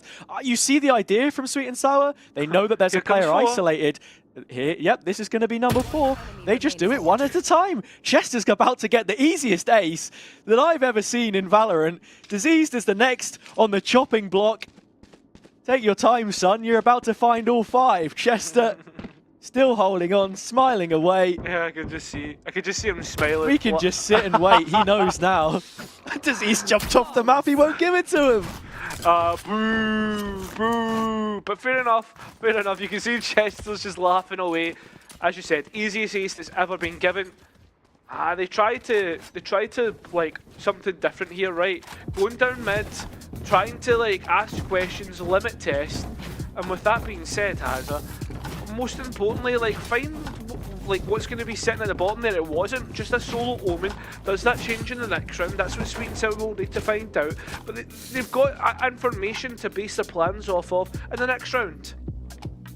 Yeah, I mean, you can see what the idea was. Let's isolate this player. As soon as Defo goes down, but between Viti, Affen, whoever it was, you need to create that plan so much quicker and execute it quicker, because otherwise you are just going to be peeking one at a time. It's such a disciplined default by Zashmat. You have to give credit to them for the way that they set up.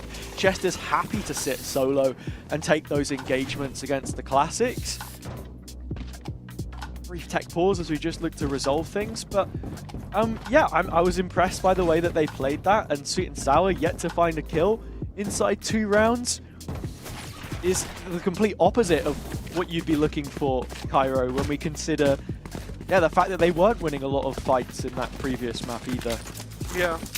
It's the first couple rounds, right? Like, that's the thing though. I don't think there's anything you can really talk about when it's the first couple rounds in terms of pistol and anti-eco, just because like you are going to get outpowered. It's not like you're going to if you miss like the shot or even give like a 1 second advantage to your opponent, they're going to just take your head clean off, especially if it's a Vandal. Now this round is where you're going to be looking at, see if they have been on the aim trainer, because if they're not, it's going to be a long half. Yeah, it certainly will be.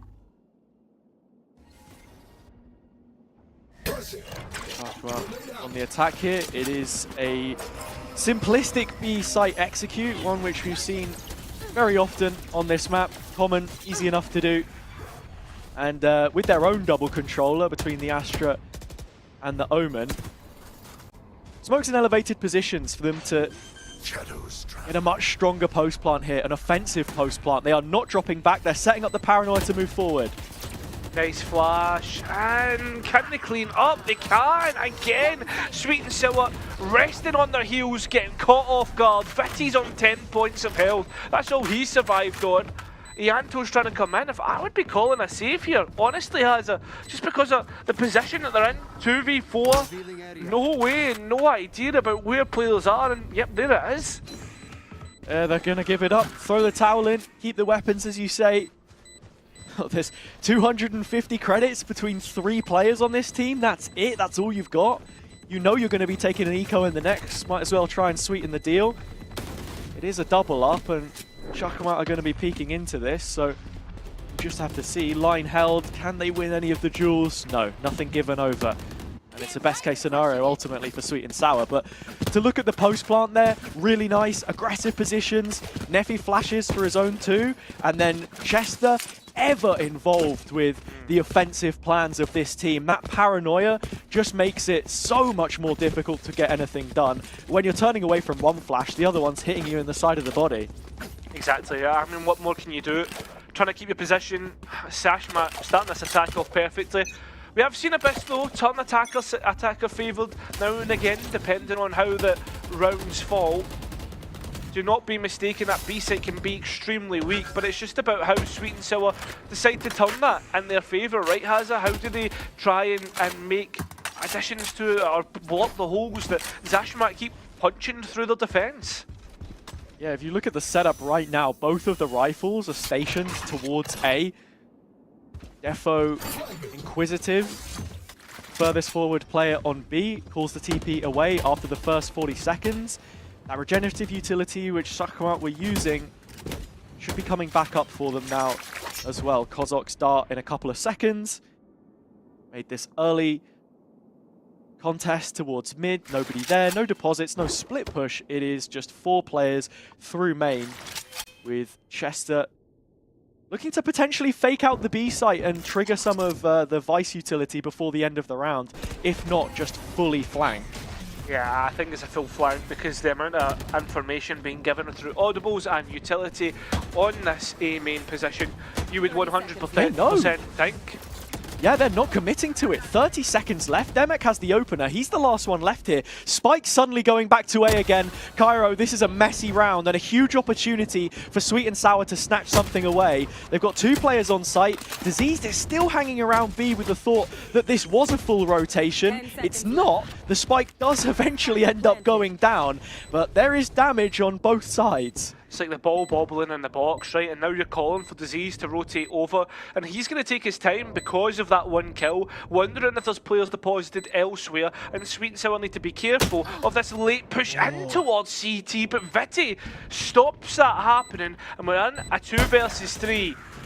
Yeah, both of these players currently fighting are so low though, and it makes the combination of Kozok and Kriz that much more devastating to them. Disease, the only healthy one. He was absent for most of the round towards B. Chuckamout causing chaos on every end of the map, and it's chaos which actually ends up working pretty well for them. Yeah, it is. And for those at home who are sitting watching, wondering what's happening in the server, well, there you have it. Sweet and Sour have timed out once again.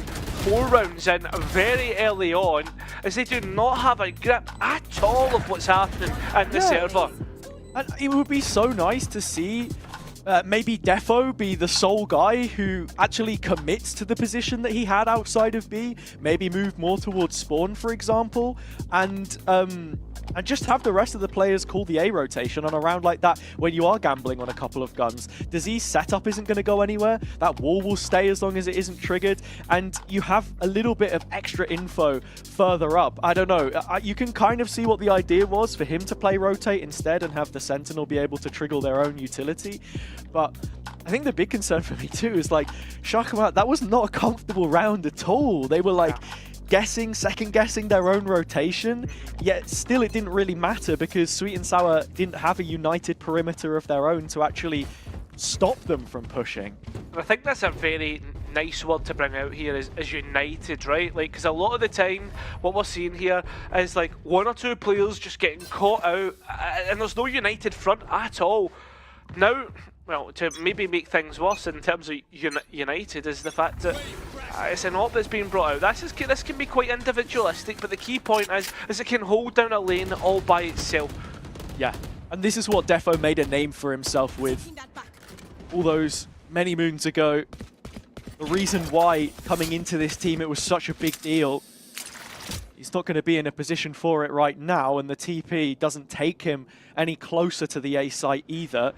A site which is currently under most threat from Shakama. Very deep drone from Kozok early. That's only going to give them the main space, but it's all they need to make this execute happen.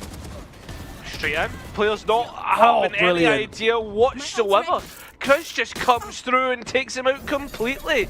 And Spike it's a brilliant double blind from Chester as well. It's another great paranoia that he ends up using. And to have Demek updraft, that's the player that you're most concerned about. That's the audio cue you look at. All of a sudden, there's a door being broken next to you. Chris is in on the act as well. Everyone on Shakama again involved in this team piece, this team play.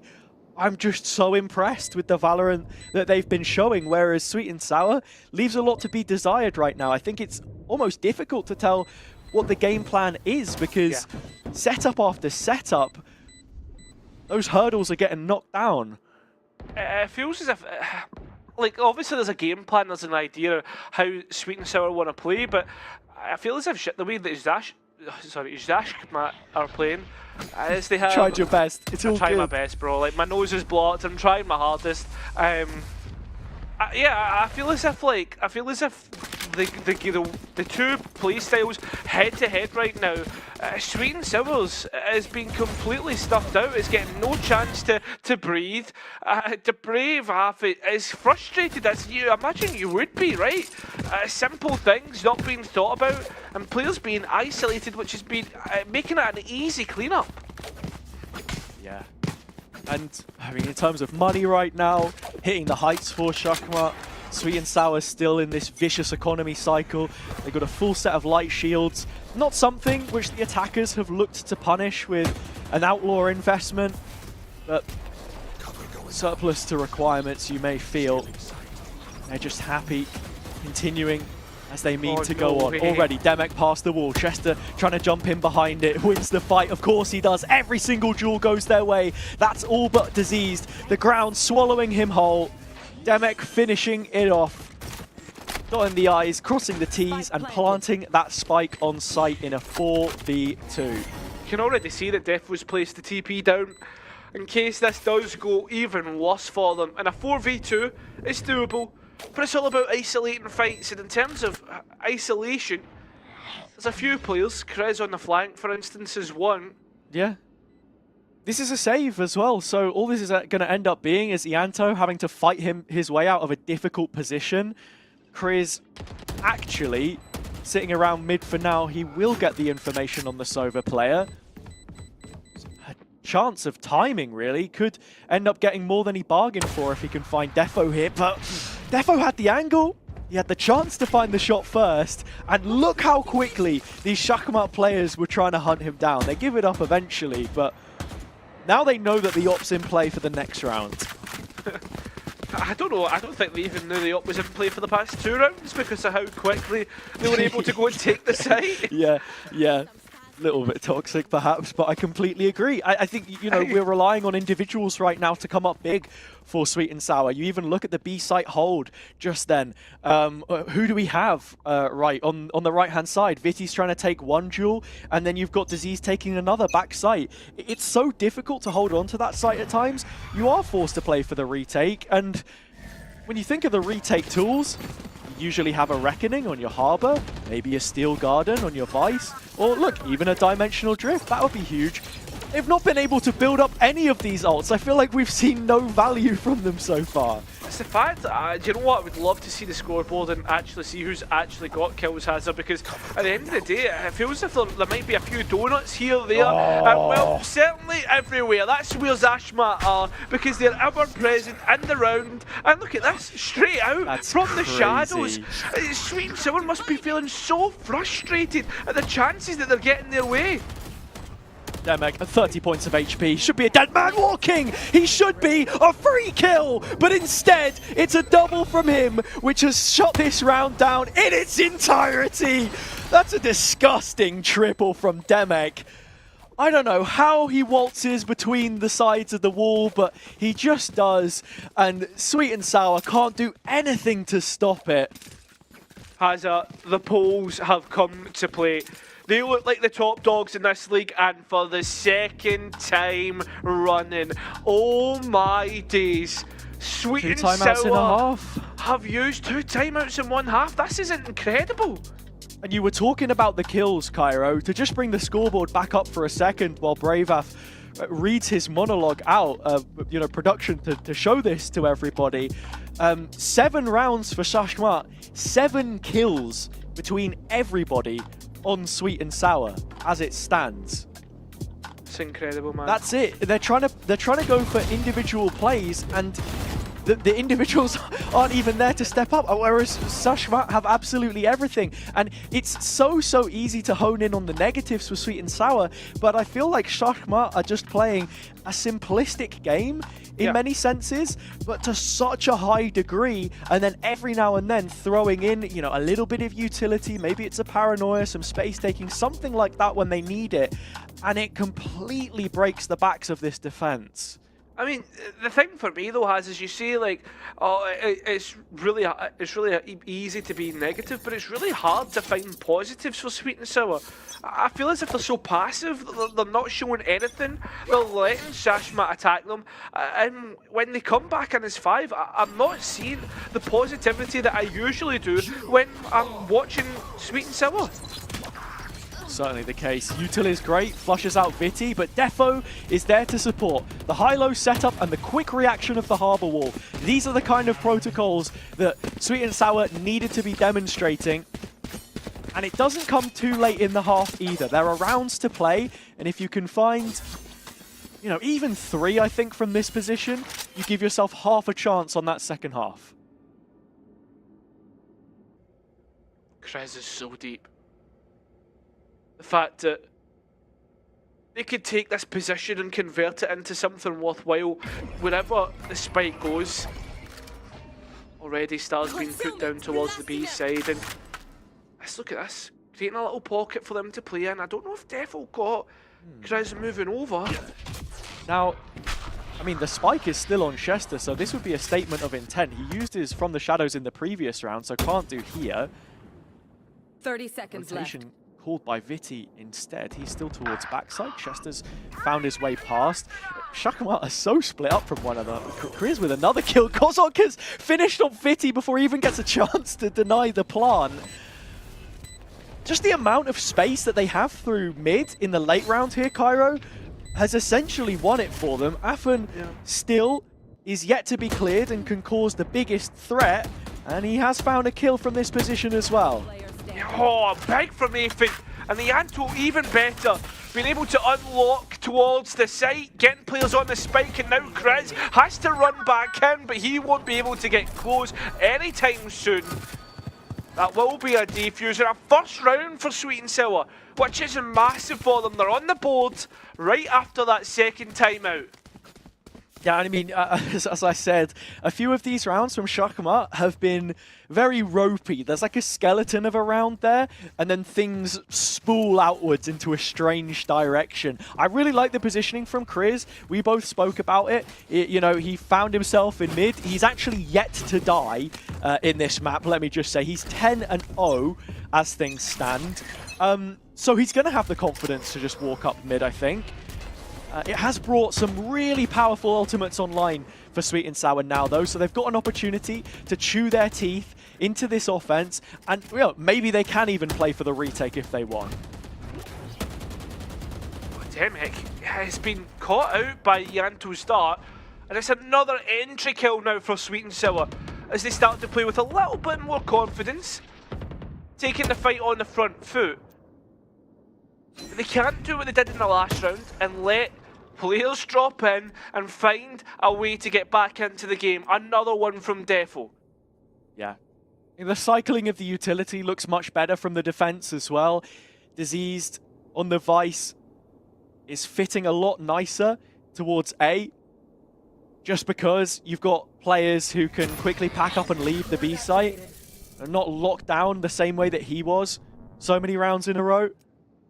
Feels as if whatever Bravaf said to them seems to have worked up until this point. And coming into the retake 3 versus 5, they do have the ults to work with, as I said before. Whether they're necessary or not, that's different. Shakma are going to be hunting for a duel. Isolated as well. Diseased, no chance. Now, Hunter's Fury coming in. Can't quite hit that second bow. Or can they? Yanto gets it. Keeps things still in the advantage of Sweet and Sour for 2 by 2 men. Remember, that spike still needs to go down, and time is ticking away. A quick flood into the site could really go in their favour, and it seems to be Nefi now stunned up, having to get at least 3, but can't get any more than 1. Defuse coming through. Sweet and Sour double up with a consecutive round. Yeah, look, it's a fairly heavy investment in terms of ults from Sweet and Sour, the Hunter's Fury and the Reckoning in a 3 versus 5 situation, but I think it's one that they're happy to make. It guarantees the round, it gives them a little bit of security financially to build upon the couple of rifles which they end up keeping. I mean, Shakma were only 2 players on the site. Chester took his time to get on over. It's Kriz's first death that we've seen from him so far, and all of a sudden, this default style from them isn't providing the kind of value that maybe they would have been hoping for. I mean, that direct attempt on the previous round even that they went for towards B did get shut down. Defo has jumped into A main early. But even this is the kind of space taking that we had not seen them attempt up until this point.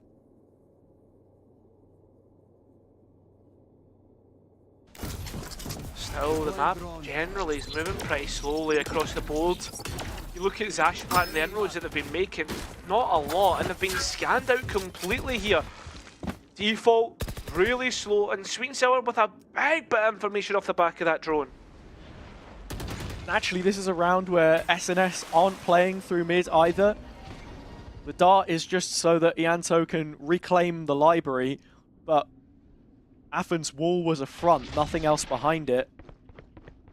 Drone already used towards A main to help set up Defo early. That was an angle which he conceded. We're into the last 45 seconds, and there still seems to be a split through mid towards B. Tag, but is there anything to be any more? It doesn't seem to be the case. The only thing that Aether needs to be careful of is top mid, and you can see, heads up, he's thinking about it, but it was already damage done by the Hunter's Fury that he got taken out. There's still a second player to come through in Zashma. Yeah. They need to get on towards this site, and even though they're close, they'll be getting completely shut out. Spike down, 12 seconds left, need to get it into a safe spot so it can go down and stop this timer ticking away. Oh my God! Oh, no way! Comes in at the perfect time when he's needed, when his team needs him, and Bravaf is feeling the pain. A soul-crushing triple kill from the 17-year-old Chris. That is unbelievable. We spoke so much before about this being a player playing well beyond his years. For the experience that he had with Zero Tenacity last year, I mean, in this mixed roster, would he be able to kick on? The answer is absolutely yes. That is just insane. And Sushmat, to make matters worse, will put a timeout on top to cool their own nerves, to calm down, mentally reset, and yeah, hopefully completely shut out Sweet and Sour. Yeah, I mean, that's just when you're thinking to yourself, is Sweet and Sour, like, that's us coming back into the game. And maybe Braveheart might feel a little bit thankful for being able to be introduced once again, whether that's to shout at his players or to cheer them on. Like, listen, you never know, right? We don't know how it works in the camp, whether he's more of a, what would you call it, like an Alex or more of a Mini, we'll need to find out, but listen, he's had his say. Yeah. And I think the crazy thing too is you look at the round and how Sweet and Sour played it. It was pretty well. They knew that mid would be left open from that split. Viti was there to trade off of Affan. It was a little bit delayed, but they had the space for them. Diseased playing really nicely off his own wall, knowing which angles he can fight from. It's almost a repeat of the setup here, except the Vice has been transplanted behind the A players. Oh, that drone isn't good, has it? Defo searching for this first duel, but as soon as Chris takes contact, Neffy is there to flash and support. Time to jump. Nice, put the TP down, at least gives him a way out, but it is 5 sheriffs, so at the end of the day, you're not expecting too much from this round. Dimensional Drift is there as well, if they do opt to try and clear out A main and gain some extra information, but at 1 minute, you don't imagine that they'd want to do it just yet. See Affan feigning for higher player numbers behind the smoke as he puts it up towards B. It gets replenished again by Viti, just cycling the utility, making it difficult for Shachmat to get in. He's seen him. Do you have the information like you say? 5 players here all grouped up, and a 4th arriving for Sweet and Sour to greet them on the other side. The high tide comes in exactly right. Chris has the Cosmic Divide, but that's about it. Remember as well, that Dimensional Drift to give players extra opportunity, although going to try and defend behind the wall. That's massive, and 2 kills go Sweet and Sour's way, but still only 1 to the good, and Rifles still in Zashmat's hands, although it's not going as smooth sailing as you probably would have wanted. And it's not going at all, and now Chester, the raid boss from Lotus, has to come up once again. A tap of the spike, throwing some crazy, something desperate to try and get the players off the spike, and well, it's been halved. He needs to peek once more. Diseased sees him and takes away his legs, which will allow a thrifty round for Sweet and Sour to answer the clutch from last. Diseased, the Plague Doctor, has mopped up the bodies on the site, got the car out and wheeled Sweet and Sour through. It was really close, but that ultimately comes down to a solid call from Affan, you would imagine, there later into the round to call this big rotation, to reinforce the site with this controller utility which keeps on going up. Chester has a real opportunity here as he comes through mid, but Diseased using the high weapon penetration of the Sheriff to his advantage there. And they're starting to put the building blocks in place. You can see Defo taking more aggressive positions as well. Space making for his team. Shachmat with a quick B fake. A pop with 2 ults invested. A is where they'll head though, and Chester's been snubbed out in spawn, so Diseased might just have an idea of what exactly is going on. Yeah, the fact that the players are starting to head down mid as well, cut off rotations. Big 1 versus 1 that Kozok does win out, so there's maybe a little bit more information which Sweet and Sour can work upon, but definitely you can see, and bottom mid is not convinced about the position of B. Yeah, Defo's just got to follow this up after his captain falls. Heard the footsteps of Kozok heading back towards main, but he hangs around for that second engagement. All 3 on the SNS side, backed up towards security. And behind them, creeping ever closer, will be Neffy. He is inside the range of the Steel Garden, so it's just a pistol for the moment. Matters not. Sheriff in his hands. Buying the time. Disease thought about it. Off of the rope. He gets the extra movement buff, which is just enough to win it for him. Time of the essence. Kozok both shots. Second will land on enough for the kill onto Ianto. And creeping back in! Kozok with the ace! He's torn the script apart. Shachmat are only 4 rounds away from the top 4. Individual play after individual play has these players are having to stand up and be counted, and unfortunately for Sweet and Sour, it might just be too late. A 9-3 half is what Checkmate reaps moving into the second half. What does Sweet and Sour have for us on the attack? As you were saying earlier, they are much better at attacking than on defence. This map does stipulate that as well. Stand up and be counted, Sweet and Sour. This is your last opportunity to qualify from the upper bracket. Shachmat's Hunter will increase the fury of Sweet and Sour. Their blood boiling after so many rounds lost to situations such as that. Even so far back as Lotus, Jester, Kriz, Kozok, all with their own huge moments to spin the conclusion of these rounds. And back to Kriz again we look. Their top performer from Upper Swiss with the support of the rest of his team on site. 2 kills Kriz, thinking about the third, and the last one left Ianto.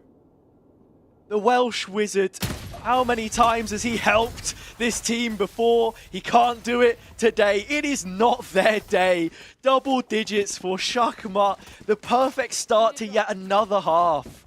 Yeah, I mean, the fact that the pistol round comes through has it. It's so harsh on Sweet and Sour's comeback. The fact, I don't think we'll be seeing it, honestly. I always think a 9-3 half has to start off with at least a pistol and an anti-eco. It doesn't come through. Checkmate probably deny the chance in a 2-0 fashion. And the scoreline and the way that it's happened as well. Sweet and Sour, with the issues that have plagued them, letting their opponents get far ahead. Sure, they've been able to fight back in other games, but Checkmate, the Poles, they've just not allowed that whatsoever. This is where things can get better for them as well. Neffy flashed in, headshot, but not taken down after finding 2 kills. Demek as well. This is just a full shutdown. Tag damage onto Affen through the wall.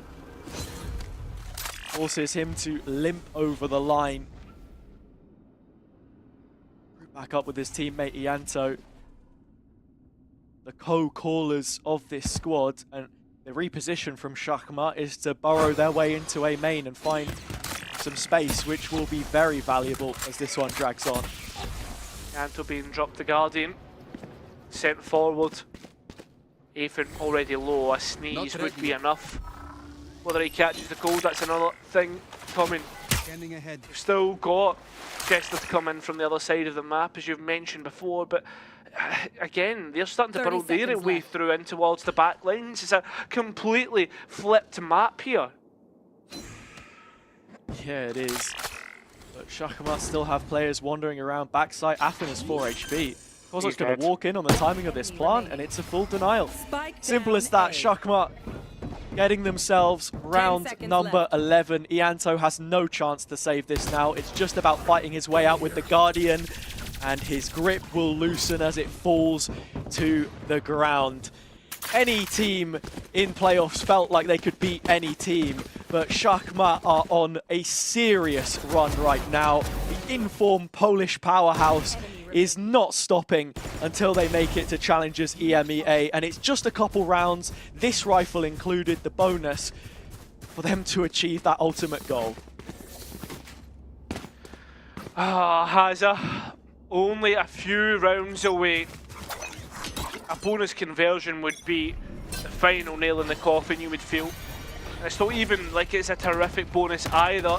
Players straight in. Demek once again. Oh my god. SNS at least fight back, but for the most part, they've done a lot of damage. No defo, no viti. Yeah, that second kill was heaven sent for Demek to just wrangle the spray, but SNS now have numbers which Kozok will be looking to thin out. He can't. Diffed in the Sober matchup.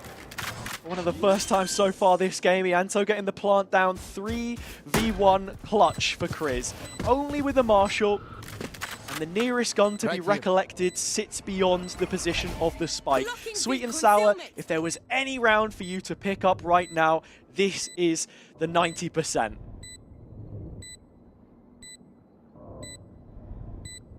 Spike still ticking away, and Kriz trying not to give away audibles, any information. Taps the, or brings back the star, tries to get something working. Nope, it will not be. Sweet and Sour will collect that fourth hazard. And the big important thing for them now isn't how they win the rounds, it's if they win rounds. They just have to keep marching on. Every round is important as the next to deny Zashmat map and series point.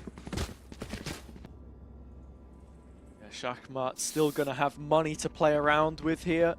Demek is one away from the Blade Storm. Op's going to come out, safe in the knowledge that they can still create some disruption in the following round for Sweet and Sour.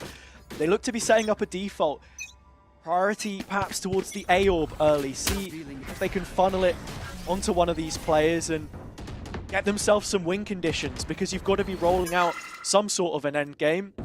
Ianto, one step closer to that Hunter's Fury, will be useful in post, and I feel as if the round looks be inclined.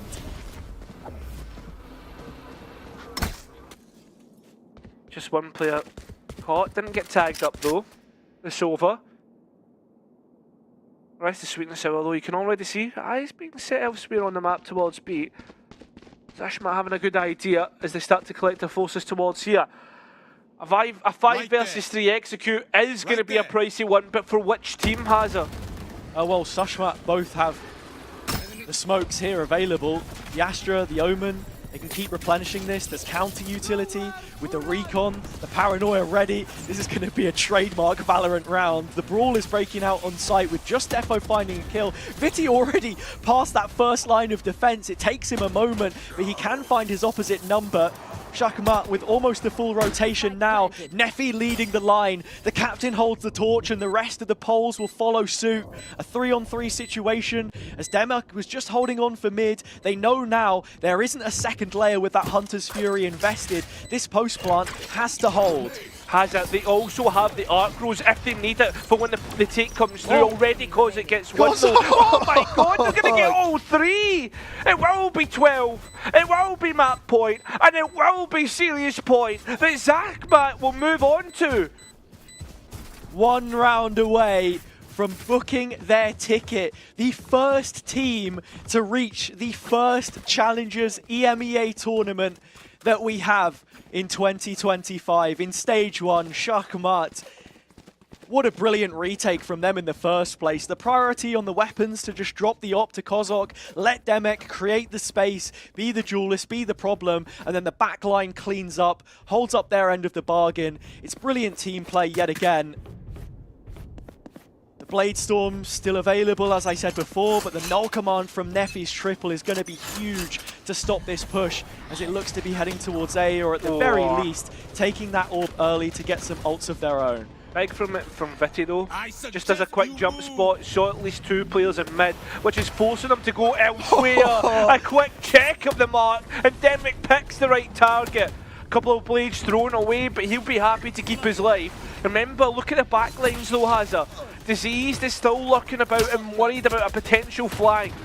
I mean, the decision-making from the duelist is just ridiculous, and now getting out of dodge, he has an opportunity to use the blades. They have the null command coming back into this retake, Cairo.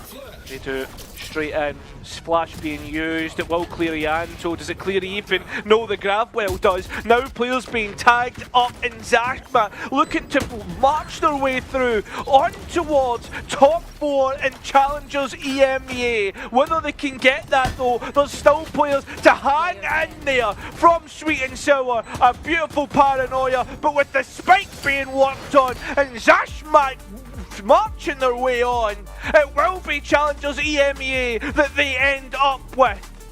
The Polish playoff push continues. The first full Polish roster to qualify for an interregional since 10-star back in 2022. They have done East proud. They've done Poland proud.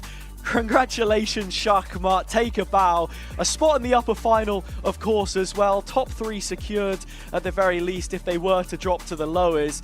But I think they'll have surprised a lot of people. Say what you want about the state of the upper bracket, the side that they went through against some of the other unsigned teams. You weren't going against the Enterprises, the Zero Tenacities of the world, some of these other, bigger rosters on paper perhaps. But I think from a pure sum of their parts perspective, with some players who've been snubbed in previous playoff runs, with a couple of rookies coming in as well, they have just looked so good, Cairo, and this spot is more than deserved. Oh, it is. I mean, you say that about not going against Enterprises or Zero Tenacities and the like, though, Hazza. I mean, they'll get to prove themselves in the upper bracket final, right? I mean, on top of that, it's not as if Enterprise have looked too convincing either. Every team, I think, have had their own issues, and Shachmat coming through here with a 13-3, 13-4 victory have well and truly deserved to be probably one of our top seeds coming out of Northeast. Yeah, some serious thinking to be done for Sweet and Sour. This new look version of the team trailblazed through the opening stages, as we know them to do in seasons gone by. In the beginning of the regular season, they'd show up and then there was a slight dip with that break in play, usually directly after that first 2-week break.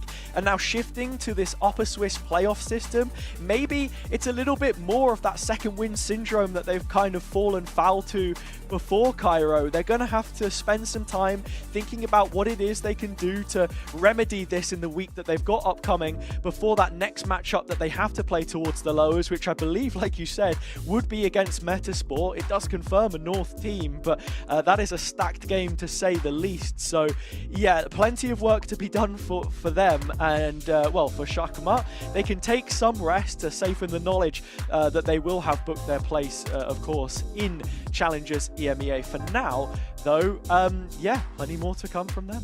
Yeah, plenty more. Listen, do you know what? The fact that you can now play the rest of your games with no pressure at all, you've achieved what I'd imagine most rosters' goals are, is to reach Challengers EMEA, get those Ascension points in for later in the year. But I mean, now this playoffs is just you playing for a little bit of clout, right? A little bit of title, gold, silverware, whatever you want to call it. And yeah, I mean, fair enough. As for Sweet and Sour, back to the chopping block. I mean, that's essentially what it's going to be. Yeah, before we get into this interview, all I'm going to say is, sign the bloody roster, someone. Get the contract out, give him a blank check, sign on the dotted line. We got Kozok, who can hopefully shed a little bit more light on that result from us, though. Man, you've got to be feeling happy with the result. Congratulations once again. That's your spot in Challengers EMEA confirmed. Coming into today, you must have felt confident. I mean, talk me through it. What are the emotions right now? Yeah, today everyone was confident, to be honest. We felt really good and we just stomped, to be honest. It was pretty easy match for us. But yeah, we are looking for top 1. Fair enough, man. I mean, as well as looking for top 1, you guys have now qualified for Challengers EMEA. Is that something that you're really looking forward to? Any teams that you want to play there? Not really.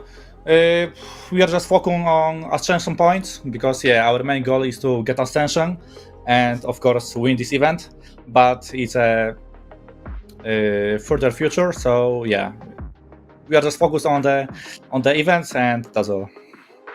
Yeah, of course, qualifying to playoffs gives you points, and now getting top 4, it's more points you'll end up receiving at the very least, depending on when you end up placing. Let's go back for a second, though, before we speak a little bit more about this series in particular. You're a free agent team, right? You're an unsigned roster, if you want to go so far as to say that. What was your goal coming in? Because you started all the way back in the East Open qualifier. It has been a long time coming for you to get to this point. What was your initial goal when you set out building this team and to where you are now? So Shachmat is right now for 2 years team. Like me and Nefi is from the beginning. Also Wilczek was the player at the beginning, but right now he's the coach. So our trio, like Nefi, Demek and me, we are for 1 year right now together. Yeah, Chester is I think for half a year, and Chris is for upper Swiss and playoffs, yeah, and he's doing so good right now. So it's a really upgrade for us, to be honest, with that, with Chris. What was our goal? From the beginning, our goal was tier 2, and we felt really confident, and we knew we should play in tier 2, but last events we were always losing, like the qualification match, promotion match, and we were dropping to tier 3. But yeah, we are right now here, and we are showing that we should be here, yeah. And what would you say is the biggest change from then, from losing qualification matches to now being at the top of tier 2? What is the biggest change? Oh, I don't know what that word means. Like, what do you think's changed most in the team? Like when you look at your teammates now versus the teammates that you first came into this roster with, how have you changed as people? Maybe how you trust one another, perhaps? So to be honest, we are doing a lot of progress every month, and I think that's our best point of our team. Yeah, so we are not in the same place. We are progressing every time. We are trying to improve some things, retakes, executes, etc. And I think that's why we are looking so good right now, because we are doing progress every time. Yeah. Something else to mention as well, I suppose, would be about this series in particular. The map veto, you opted into maps which, when you look back at it, maybe you don't have the strongest record on. And when you look at Sweet and Sour, Abyss, for example, that was an unbeaten map for them. You let some of these go through the veto. You opted into Lotus early when they had been unbeaten since the Swiss stages on that. What was the reason for that? Was it just that you purely felt confident in your own ability, that you'd made improvements, or was it something that you were maybe looking to punish? To be honest, every our map is pretty good, and we are confident on those maps. So we don't really care if they are winning every time on Lotus, Abyss. We are just looking for ourselves, and if we are feeling confident there, we are just picking it and playing that. Perfect. Also, big shout out. Okay, I was going to say, if you wanted to give any shout outs to fire away. Yeah, I just wanted to say our coach is doing a pretty good job. Okay, so maybe a little bit of extra preparation in there, perhaps? Yeah. But okay. I won't leak more. Okay, no more leaks. But before we leave, exactly. One thing that I do request, a lot of people have been asking how to say the team name correctly. Can you give us a very quick tutorial so make sure that people don't forget this name? Yeah, so it's Schachmat. Schachmat, yeah, exactly. Schachmat. You say shaft, man. No, what? Mate, you need to clean your ears. The accent. Alright, thank you so much. It's pretty hard. It's pretty hard name. Polska Grom, let's go, bro. Polska Grom, Schachmat. Thank you so much, man. Enjoy the rest of your evening. Thank you guys for being here. See you. Thank you. Bye-bye. There we go. Look, maybe I misheard, but who knows, right? Schachmat making their way to the top 4. Crazy individual moments. This is a personal highlight reel from Kozok. He was involved, the whole way along, and yeah, he is the hunter after all. Yeah, he truly is, and has this Polish powerhouse. I mean, they showed a great team performance in map number 1, and when they had to, they showed up as individuals in map number 2. Sweet and Sour will feel pretty hard done by their own performance, because we all expected better of them. But what more can you say when you have been checkmated like that in this series? Sorry for the pun, but it deserves to be said.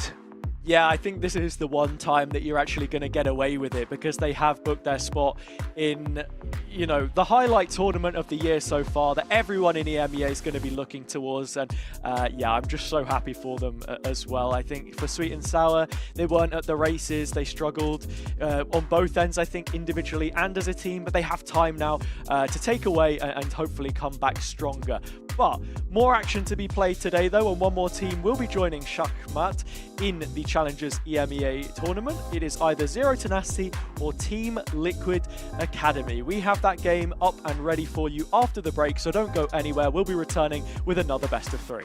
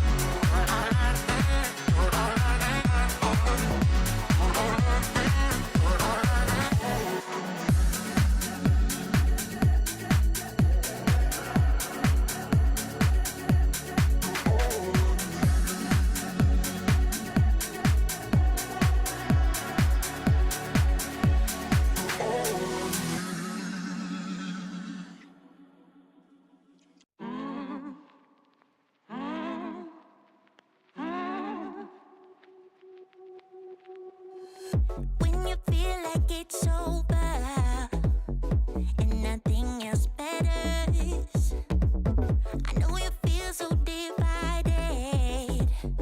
Pick yourself up again and you better start walk, girl. Open up, just let me hear you talk, girl. You have come too far to give it up now, even though it seems there's no way out. Take a look in the mirror now, what do you see? You can be anything you want to be, you know. You will never be alone. Girl, go make your move. There's nothing left to prove. I know that you will find your love again. Don't be ashamed to cry. Hold your head up high. I know that love will save the day. Love will save the day.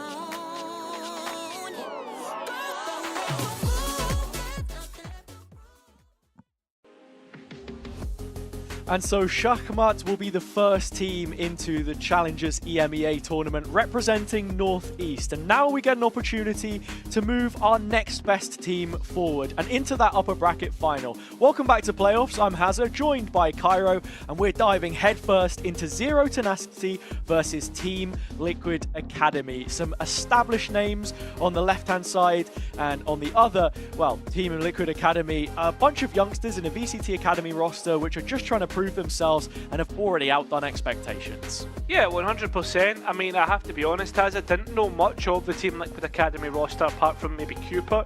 But as for Zero Tenacity, I know a few of their names. They've been around for God knows how long. They almost felt as if they came along with the furniture that we got from East, right? But I mean, that's the case here. And do you know what? Zero Tenacity is a roster that I was very much looking forward to seeing how they developed and how they looked when we got to this playoff scenario.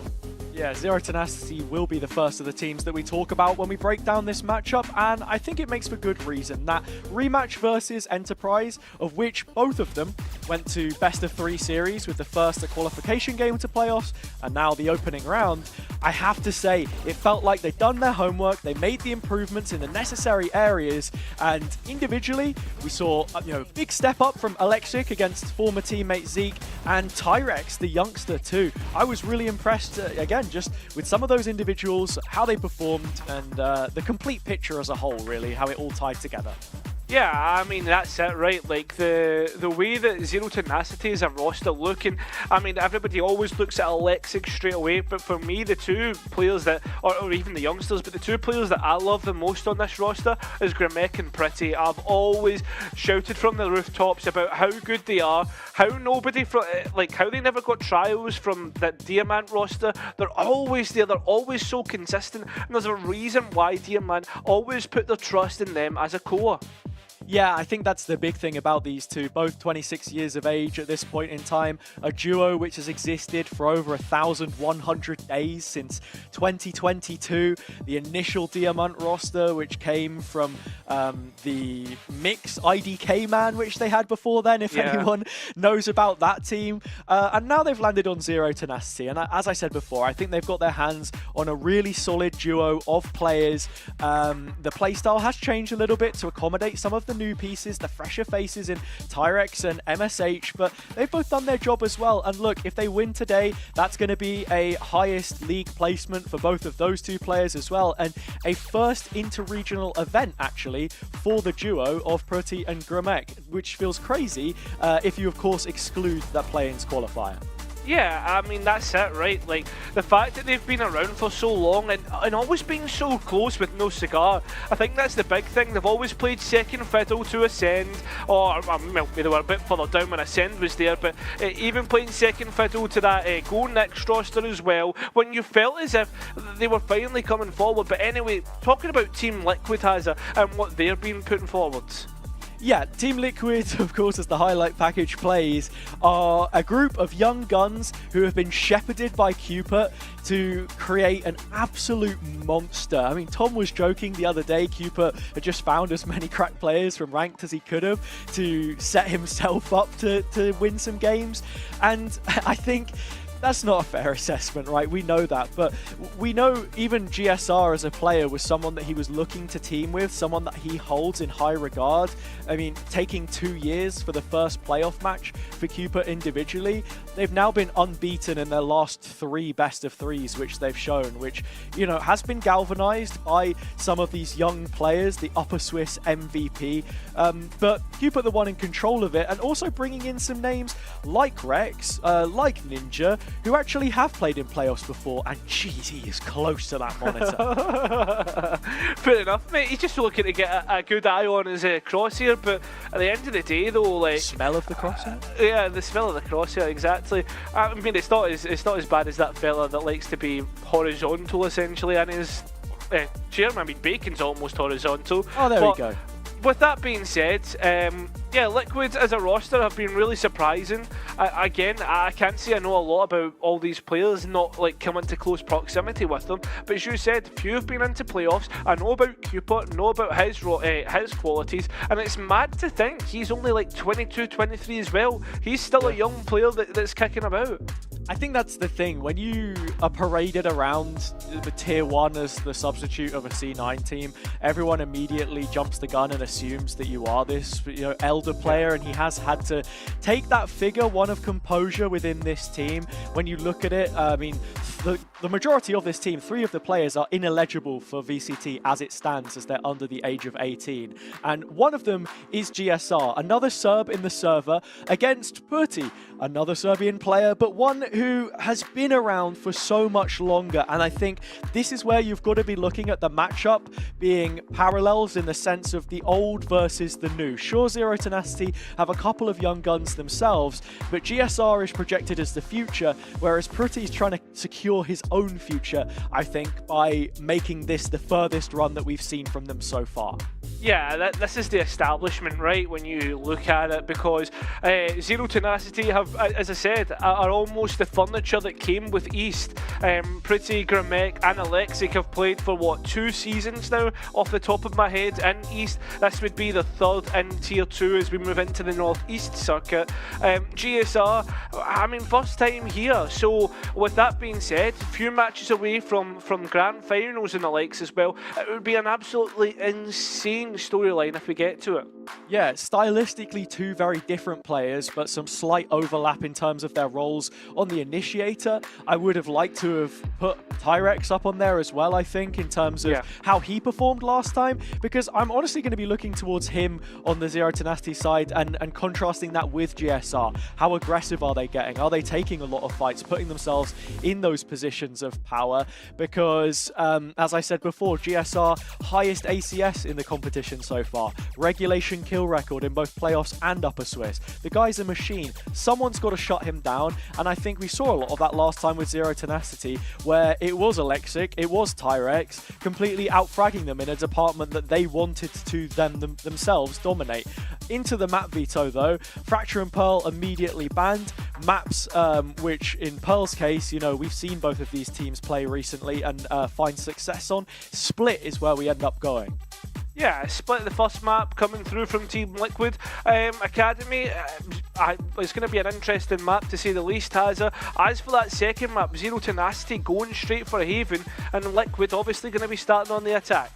Yeah, Haven was the second map that we saw in that series against Enterprise, one which Zero Tenacity built upon quite heavily. Should look pretty good in there. And in terms of the maps that are left here, we've got Bind, we've got Lotus. Lotus was last played between these 2 teams. That was a 13-8 win for Zero Tenacity in the best of ones, and it's going to be a repeat. Honestly, I think the longer this veto goes on, the more okay, difficult to say. I would probably say favour Liquid Academy in terms of Lotus, because they have made changes there. But Haven right in the middle, yeah, is a bit of a question mark, I guess. That's the thing, right? You have a strong map for both teams. Split for Liquid Academy, they're 3-0 on it right now. Haven for Zero Tenacity, they're also unbeaten. And then you come down to Lotus, which is the rematch of the best of 1. That's ultimately how it sets itself up. It's who's going to get the most value on their own picks. And then by the time we get to Lotus, what version of these teams is it going to be? Yeah, I mean, that's the question that we're going to be getting. But has a look at these comps. Is there anything you're noticing that's different? Well, of course, this is a debut on Split for Zero Tenacity, so bound to be a new comp in many senses for the team, regardless of the individual players. And I think that kind of shows, as they're running double duelist here as well, the flexibility of someone like Tyrex, who, when he was on Trash Can, you saw him playing flashes, initiator, reveal, controller, duelist. The guy was doing absolutely everything. He's back on the Raze, where you can get Electric on the Jet. That's the comfort pick for him. Purti is more on flashes, where he was on reveal before, and MSH has pivoted over to the Cypher. So, as I said, this is the players on Zero Tenacity now forming a new roster from the pieces that existed from previous years, playing current roles, and for Team Liquid Academy, sticking to their guns. Same comp, same as what we know from them before, and we'll just have to see if it can be good enough to keep that flawless streak going in playoffs?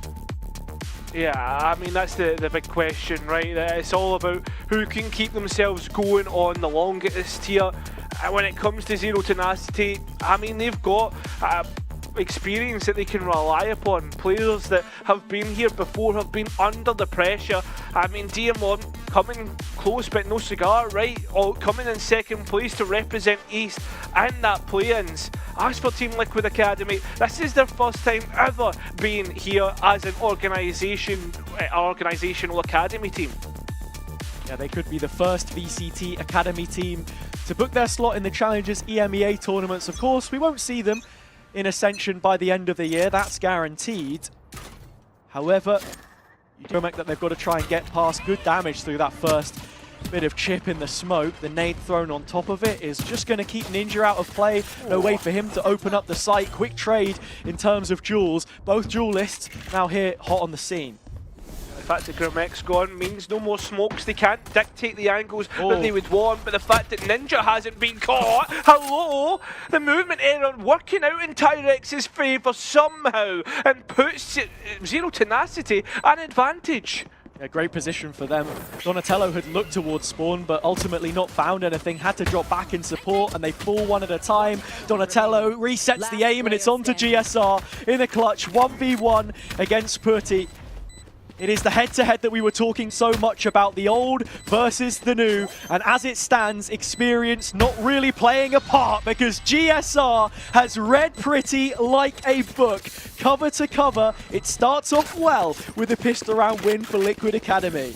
Yeah, the establishment has been well and truly upset so far by Team Liquid Academy and seems to continue that way. It doesn't matter who you are, they are ready to take your name and take your dog tags. Bacon giving a nice little shout there. You can see how much it means to this team to prove themselves. It's a great start. GSR even low finds a way to make the clutch work. As I was saying before, statistically, this is the only map in the game that has a positive win percentage for the defender's side in general. So losing out here early, not getting that bias could have been a problem if Electric hadn't hit the shot, which gets them off to a good start. That's a outlaw yet to be recovered.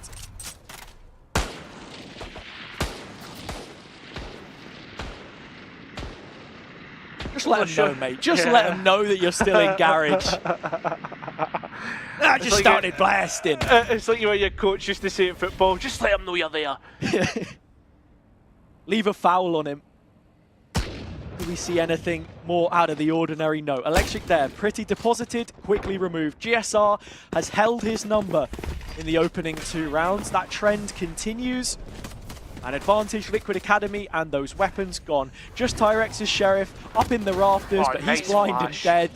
Brilliant combination to just burst out the smoke. Liquid Academy carrying on with all of their guns for now. Yeah, spike going down. I mean, that is beautiful stuff there from Team Liquid Academy. The fact that they lose the first player, fight back in, and just having the confidence to go straight back in and face up against anybody that was close by. All in all, I mean, there's not much else that can be said there. GSR, though, that's the one thing I will comment on, Hazza. He's getting pretty close to that Rolling Thunder. I remember Cupid was saying to me when I spoke to him after qualifying for playoffs, like, oh, I can't wait to get on player cams. I'm going to show off my jerseys. Looks like he had a couple vintages in there as well. That's an old Liquid jersey, so really taking it to heart what it means to play for the badge. And so far, doing it a proud job. I mean, between him and Bacon, you've got to remember, a coach who has been under the organization for the last 4 years. You don't keep someone around that long if they're not giving you the value, and the development of this roster as it continues has been something to marvel. Yeah, I mean, I think the big thing about Bacon is he'll have his own ambitions, right? About being head coach, about moving up within the organization to hold his own roster. This is a great way to show that, look guys, I can go and do it. Yeah. Four completely young guns, Cupid as well. For someone as well as Tyrex is taking fights in mid and Liquid are just slowly defaulting, who has been an analyst for most of his career, when you're working with new players, young players in this kind of environment a lot of the time, it then demonstrates that ability to manage, which maybe hadn't been asked of him so much before. So yeah, it is just building that up. Liquid doing well so far in this round for what would be considered the bonus. It's a pretty strong one. 30 seconds MSH left. does have both traps and a cage to try and play around. He's sat in the back of the site. It's his chance, his opportunity to defend B. He needs to stand strong. Traps being triggered. What? And actually, it's his own undoing. It's GSR that comes up once again. Spike down, 2 versus 4 to come back in on. Yeah. And while those Spectres and Bulldogs and the like, they still just hit as hard. I mean, Donatello gets the next. Pretty loses his head. And it's on to his longtime partner Grumek to realize this is a situation left unwinnable. GSR has plot armor. The kid walks in fully revealed and then kills the Cypher. Like, I don't know how, but either way, this is just what you've got to get used to watching this kid, and already leading in terms of kills in the server. A pretty straightforward round from Liquid Academy. They didn't look to take vent control. They just wanted to duel it, and Zero Tenacity, playing on their ones a lot of the time, struggling to get all too much done. With a couple rounds under the belt, has Pretty seen enough heading forwards to make the necessary adaptations, because that's something he was very good at doing against Enterprise early on. Yeah, I mean, that's the big questions, right? About whether players are Pretty, for instance, has seen enough. If Team Liquid Academy have seen enough of their opponents and want to get this done, a lot of players looking to default towards the A side of the map. Again, GSR getting and slowly creeping towards that Rolling Thunder, which will be a disaster because that's such a heavy exec ult with such value that can be put into the round. With playing double duelist on this defender's side as well, Liquid are going to be expecting a lot of those fights to be taken, or at least space. That's why Zero Tenacity have had the value from Garage before. This time it's mid. Tyrex leading the line. Sheriff's behind this, spring-loaded with the Vandal in the hands of Grumek. No information given away just yet as the rotation is made by the attackers. They are just grouping up A for now. Yeah. Did Rex's footsteps held there by the players in mid? Sort of tough to say. I think it might just have been on the perspective of Ninja, who was still hanging around there for now. Regardless of the situation, it's the A site under siege, and Gumek's won his fight. That is key. The rifle is kept alive for now. There's another upgrade to be had in sewers, but they're not thinking about it. Instead, 30 seconds left. Trying to set up for this retake, but Donatello already doing huge work taking that duel towards screens, which he's already shown an interest in so far in this game. You get traps, etc. to get information from main, whether the players move through there.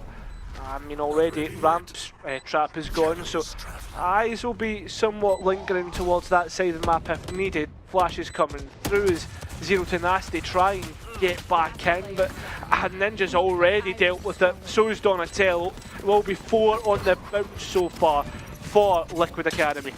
And Liquid with such a strong post plant towards A as well. On a lot of these rounds, they're showing discipline in terms of the engagements, knowing when to fight and how to fight together. That was the biggest thing and the biggest upgrade, I think, from the start of their Swiss run to the latter ends of it, when they did start to chain some of those series together.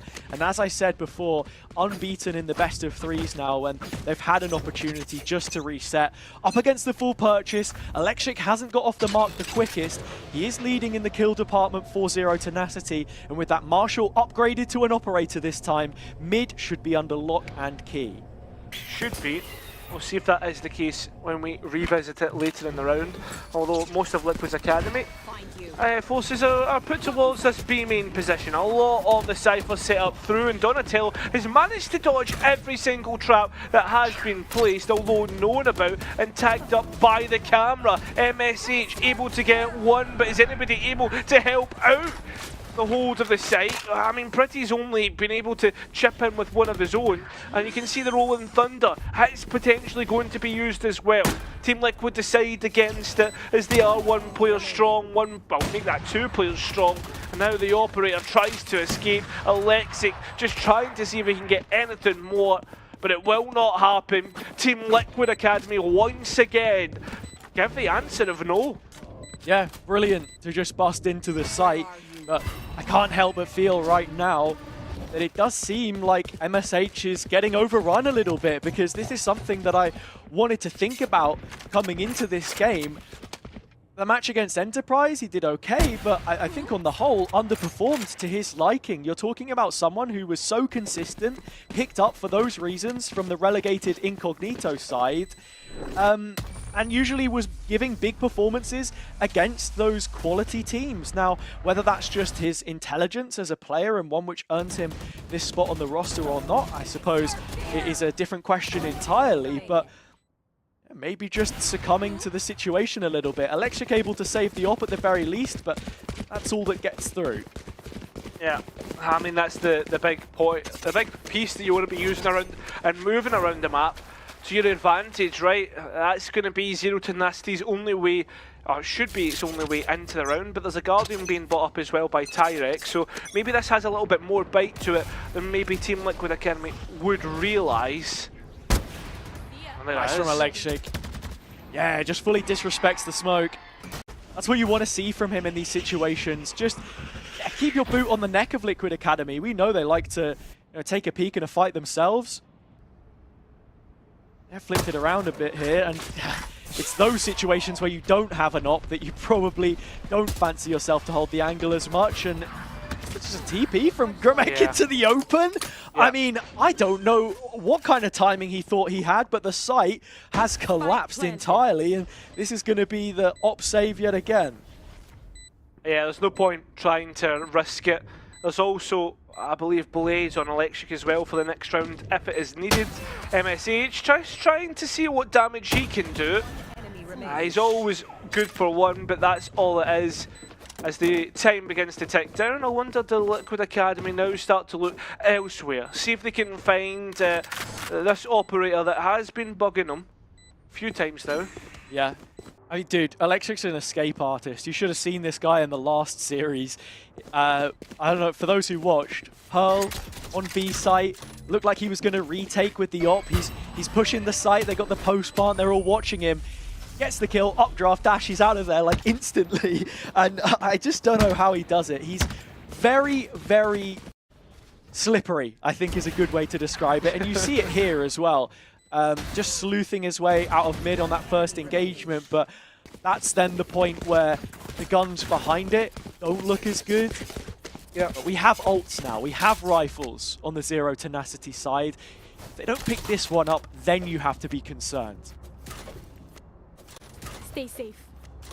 That's the question. Ultimates and the likes, is it going to be enough to push you over the line, or is Team Liquid Academy going to be able to confirm the fact that they will be having an advantage in the next half? I mean, Split has meandered back and forth between defense and attack sides across all the leagues, but it's whether that can continue to be the case. Still one player advantage towards Zero Tenacity. There's a little bit of a pause too, it feels. Rex again. Such a big kill from Rex, because that now opens up the site entirely. Zero Tenacity forced to batten down the hatches. They'll want to rotate over. Liquid Academy, they have the info of the neural theft and they fully commit to it. Look like they might be going up the ramp and to maybe split back through mid. But now knowing that, it screens, takes space taken. But with a big duel that he just can't win, and that's the numbers gone. And look at the util still left. Big paranoia to be coming through here from Grumek. Yeah, see if they can find a player to put it onto, or a general area where they want to find. I believe Rex actually get caught there, and GSR forced to use the stun, and a quick swing gets rid of that head-to-head number. Alexic has been seen, and Grumek known about as well. GSR coming up huge once again for Team Liquid, and Rex will get his second as well. It doesn't matter what you throw at this roster, they're so young, and they're so flexible and able to adapt at any moment's notice. They certainly are. GSR 10-2. Strong start from the kid yet again. I think in many ways, you look at the top talent that we have, and especially in those Challengers tournaments now coming up, similarly to Ascension at the end of the year, I think you put him in the same bracket now, probably, as your Laroks of the world, right? Your Loiters of the world, that next generation coming up, those Pacific players. I see a lot of that in him individually. And in terms of the rest of this team and what they've been doing well so far, is just continuing the confidence that they have done in these previous games, not letting things get out of hand, looking for their openings, knowing where they are, playing it smart. Rextones using the lav, I suppose, and well, Zero Tenacity. To speak of what's gone wrong for them, I feel like at the moment they've not got a full grip on the B hold. That one has been struggled. MSH is getting run over. You know, even when he goes over to A, I feel like it's also been a point of difficulty. I'm not seeing quick enough reactions from the defense to reinforce some of these sites where that was like 0.1 when they were playing Enterprise. Well, again, it's something to note, as GSL's slowly coming back to his Rolling Thunder once again. If we want to keep talking about the ultimate game, that just shows you how ever-present he is in rounds. Shorty out for Donatello. Grimek on the other side with the Stinger. Ham spots the duelist, but not the controller. This isn't a fair fight anymore. It's just not. If Donatello had peeked through a second sooner, maybe you would have given Grimek the benefit of the doubt, but it's on to Alexic. The superstar has to step up when Zero Tenacity need him, and he's done exactly that. It's played in Tyrex as well, and between the double duelists, they both double up. There's Zero Tenacity on the board. It wasn't going to take too much, but the individuals make their mark, and with that, there's a platform. Yeah, I mean, that's exactly what you're looking for, right? Finally, they come up and they show what needs to be shown. Pretty winning his 1v1 in mid there as well. That's a big round for them. It's one of those ones that's like a nice little confidence builder, an icebreaker perhaps, but it needs to be built upon. It can't just be a one-off. As I was saying earlier, Alexic in that last game showing the depth in terms of his agent pool, but always best when you see him on the jet. Part of this double duelist, not something which previous rosters really show too much of, and he is without his comrade this time. Tyrex lost to Ninja, and this one being a tower-sided push, which goes well for the moment. Alexic still behind. Triple now from Ninja. Spike plant coming in. A post plant's been strong. Rex is going to catch up MSH here. Here's the rifle firing off and will at least get the trade. Alexic though, known about now. That's where Rex is going to come into play. Alexic has to try and hug the wall and not give himself away, but even wins the 1v1. Now with only 3 bullets, he needs to beat his opponent. He's even going for the inspect. Well, he'll be inspecting the spectator screen. His Team Liquid Academy get another round in their favour. Yeah, I mean, look, as I was saying before, Alexic, second highest ACS in the league. But, you know, in some of those rounds, you can only do so much. He's tried his best to stop the tower push, but Zero Tenacity taking duels of their own accord a lot of that time. And Rex is the final piece to all of it. Great position from him. And with it, round number 8 secured. The advantage growing on this attack side. Op comes back out on the other, and the aforementioned player is walking down mid. He's on the sewer angle already. Probably won't want to hang around here for too long, and with the info that there's quite a few in garage, this is now the line that he'll sit on. The op just wasn't on the right angle. Donatello going higher. Just a little bit boosted, managing to take out Alexic. There goes your op. And if you want to go for an execute, Nightfall, Rolling Thunder, take your pick, spin the wheel. That site will be yours. Both ults coming in. It is complete coverage of B. Gomek has nowhere to go. Cupid bears on down. Liquid Academy have B open for the taking yet again. Pretty the first to take the fight. He loses, and he guesses as to what happens with Tyrex here. Double is good, but not good enough. That'll end it. Donatello finishes off the job. 10 rounds played. Liquid far in front. Yeah, I mean, I feel as if Team Liquid Academy are just picking whatever field and going strawberry picking right at the end of the day. Like that's essentially it. It's so easy. It feels as if it's a case of no resistance. It's hard to say where exactly Zero Tenacity are going wrong here, because it almost feels as if at every point they're getting caught out. Yeah. And one thing I will credit Liquid Academy for is their attack side macro on maps has looked really good. We were joking before about Cupid here, but all he brings to the team is just the setup. He is allowing, enabling even, the players around him to succeed. Not even too difficult on this occasion. Tyrex walks away with another kill. Another round that he's involved in. But with every mid-fight being taken, it's the discipline outside of B from GSR to then regroup and re-hit from a different avenue. Player to the good. Upgrades to be taken, and honestly, Zero Tenacity still in with a chance of winning this one. But you've also got to think about some of the tools. GSR still with a stun, 2 flashes, full utility belt in fact, and Rexstone use that trip if he needs to, and it will get placed. In fact, you've also got a reveal as well for Ninja. I mean, if they can get to a Zero Tenacity, a neuro theft on one of those bodies in mid. Something to be thinking about. Gomek the first to investigate this one, have a look. You can see GSR is holding the stun. Just jump spotting to see if any player dare peek out of the apartment block and get sent packing in this situation. Gomek is directly above Ninja. Ninja's not cleared it. He drops right in front of him.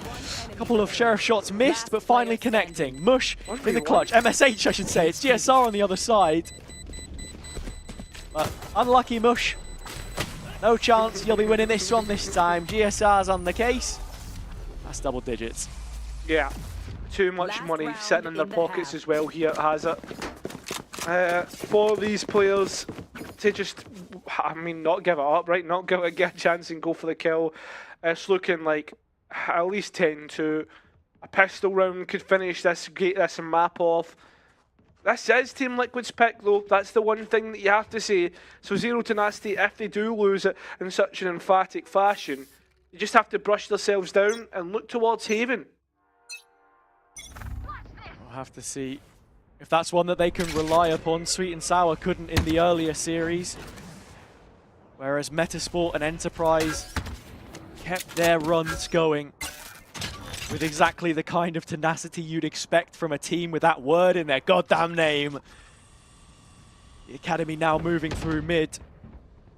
Donatello is just a front. The Force and the 4 players come from within vents. They're on the other side of this trap now. The dog is going to chase, and it is the rocket to stop them. Tyrex can only do so much by himself. Rotation pretty, and he's got his work cut out for him. Neuro theft invested from Team Liquid Academy. MSH gets more than one this time, but it is still the main man, GSR, who gets that spike down and knows that Pretty is close. But there is players coming in pretty soon, still almost with a full belt to work with, and nearly even a rolling thunder. If the players get caught off guard here, it could end up being disaster. Clutch Kid in this position yet again. Won a couple already on this map, looking to add another to the tally, but caught out as he was floating around trying to find something. It's Zero Tenacity doubling their round count in the final round of the half. It is a bare minimum from them, but for now, just about keeps them in it. Double duelist attack side. Yeah. Maybe there's a chance. There's always a chance. It just depends, I'd say, on this pistol round. massive importance on what can be such a 50-50 coin flip depending on the way that things go. You can already see Team Liquid Academy, they've got an idea of playing a set play on A main. There's a lineup from the Fade, and it's even going to have a breach done as well. Yeah, paranoia for Cupid. Those first responders from mid. It's the A setup, as you said. Both of the duelists leading the line in the score count so far, 4-0 Tenacity. That trend continues. Tyrex off the mark quickest. Wow. GSR, though, is just going to shut the whole thing down before it can even get started. 2 fast kills. Here. And this is now where Liquid need to be thinking about the rotations, and they will duly do so as that cam collects the info. Cage triggered. Even as MSH tries to navigate through the cages, He's everywhere. He still falls into GSR's hands. How frustrating must that be? Pretty destroying. That trap in mid, the response not coming out through immediately. So they must think, well, these players are obviously towards the site, or maybe even towards A. GSR is here, there, and everywhere.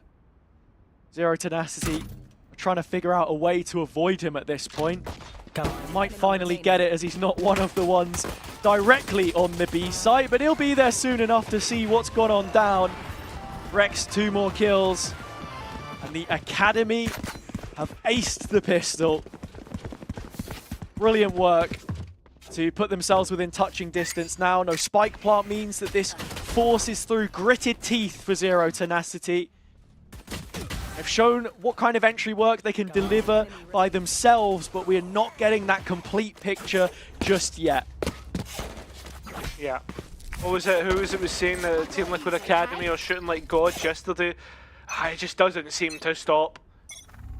Ever present, as always, the dog to take first point of contact if anybody goes, but I mean, the scope weaponry not working out. The judge, there's only going to be an execution for Ninja. It's whether they can continue, okay? Cupid can't quite keep it going, and Zero Tenacity have an opportunity here. It's not often you see 2 judges thrown into play and only 1 kill between them. Holding a smoke, here's GSR, walking back through and into trouble! Into Electric! And that is the spark which could give further confidence to Zero Tenacity.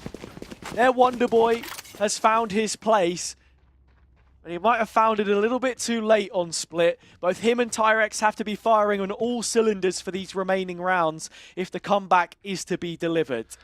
Listen, at 11-3, they come in with a better buy. They're also playing against the defense. There's always a chance that they can start to steamroll this, get the momentum at their backs. You need to convert the rounds, and as I've said before, the next round is just as important as the last, if not even more so. The economy cycle has to be noted from the defenders' side. Liquid Academy, they'll be on and off the whole way through these remaining rounds. There's many more as we can look to play. Zero Tenacity, Spike Plant. Romek dealing damage with this Outlaw, just making life difficult for the defenders who are getting chased all across the map. This could end up being flawless. Electric. Definitely feels like it is going to Chewing be the case. Yeah, there it is. There you have it. Flawless round indeed. And not only that, Electric went away from his blades. A lot of ultimates starting to get built up for Zero Tenacity, which will be extremely important heading into some of these key swing rounds between the two. And speaking of swing rounds, we're at one right now. Team Liquid Academy obviously has they do not have the economy to keep on fourth for the next one, so it's imperative that Zero Tenacity do not allow Team Liquid Academy back into this game. Zero Tenacity. I like the, you know, Electric in mid, Donatello wins out the duelist matchup, and that is not the start that you want at all. Blinded. Not at all for Zero Tenacity. Electric multi-kills in all previous rounds that they'd won on this attack side. And with this being the rifle, it's the one that completely breaks the balance. As soon as you get to map point, it's a different ball game that you start to play. Liquid can start to think about building up ults, of which GSR is getting closer, and you expect him to get it before or even after the game. I suppose it could very quickly end. It's crazy as well. 3 players on Team Liquid Academy are on light shield, so this outlaw will still hit like a train. Here. Tenacity also very split in how they want to try and approach A, whereas Liquid Academy previous had not really shown this kind of thing. And this is what I'm talking about. GSR is going to get his ult before the game ends. Of course he is. And he already has it. And they've shut down the site. So there you go. Zero Tenacity, slow creep, big defensive rotation, walked into a brick wall. And you can't afford to make those kinds of mistakes when you come out of the half down 10-2 and end up losing the pistol. No room for error, none given. Liquid Academy with a chance to take to Haven and map to the good. I mean, that's it, right? Like, that's the difference here. The fact you get a chance to come back into the game, and Team Liquid Academy are so ready to not allow even a look, a sniff at what a comeback could look like. Seems as if they're already wondering about what could be happening towards the east side of the map as they're forcing rotations over. Huge from Donatello there as well. That's 2 first engagements that he's won in a row now. For a player who's been negative so far in the competition for his first blood success rate, he's either winning rounds out solo or being a major component in their downfall. Right now he's set them up nicely. Trap play for Rex. Doesn't get all too much from it, but they know GSR is here. They have an idea of where that Rolling Thunder may be. Is he seriously going to use this? I mean, there's no one to go off the back of it just yet, but such a key piece in dispelling these attackers. It's not quite going to be there for them if they hit A now. Electric is still hanging around B, seeing that he's shown himself, but whether that's going to be enough to keep players planted towards that side of the map is a different thing entirely. 30 seconds left. Going in just out of range, you would have thought. No! Wow. Cupid brings him ever closer. 3 kills from the captain, judge, jury, and executioner. Electric with the blades. How much can one man possibly do? Not enough is the answer. 13-4. It's as clean as you like as the split success story continues for Liquid Academy. Yeah, what else can be said there? The players are so hot in the heels, so ready to go.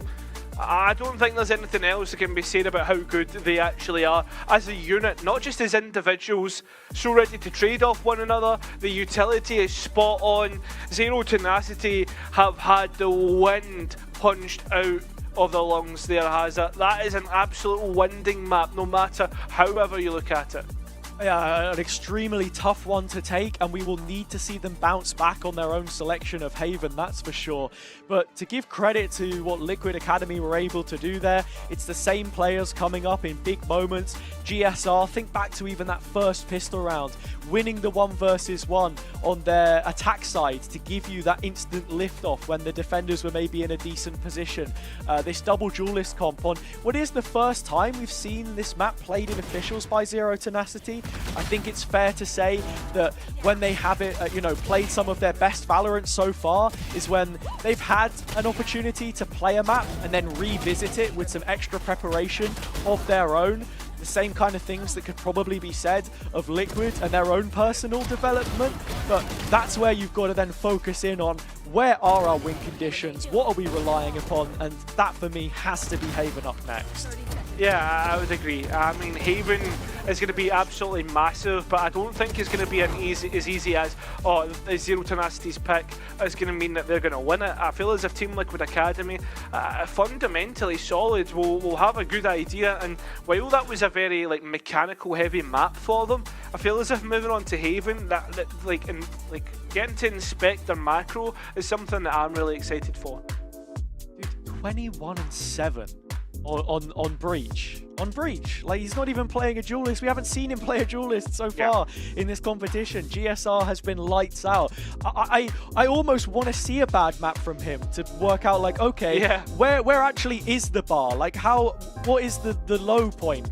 You know, and are Liquid still going to be able to win that?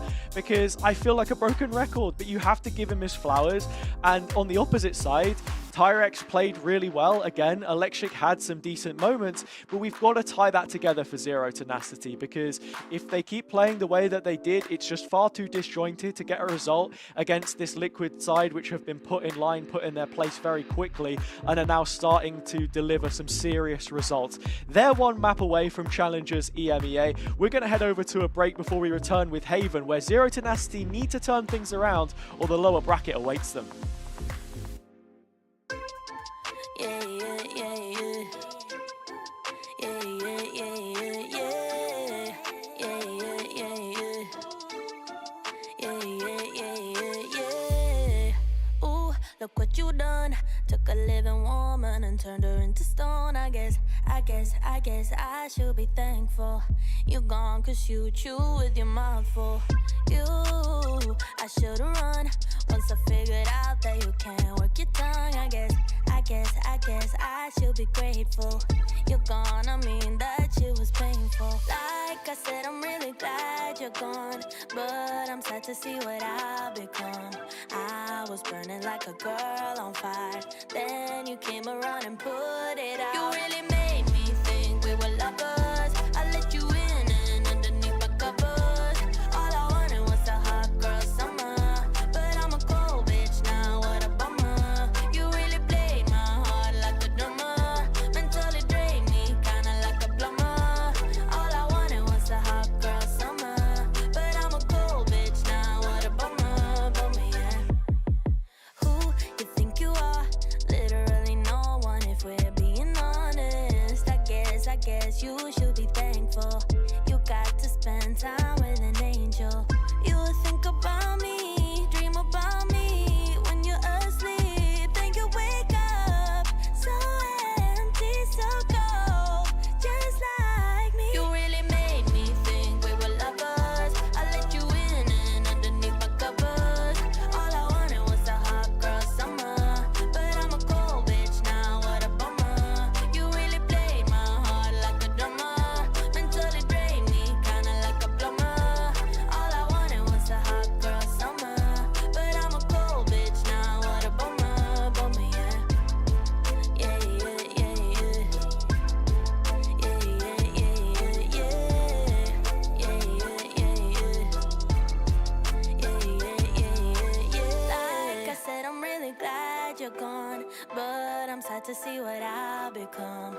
I was burning like a girl on fire, then you came around and put it out. You really made me think we were lovers. I let you in and underneath my covers.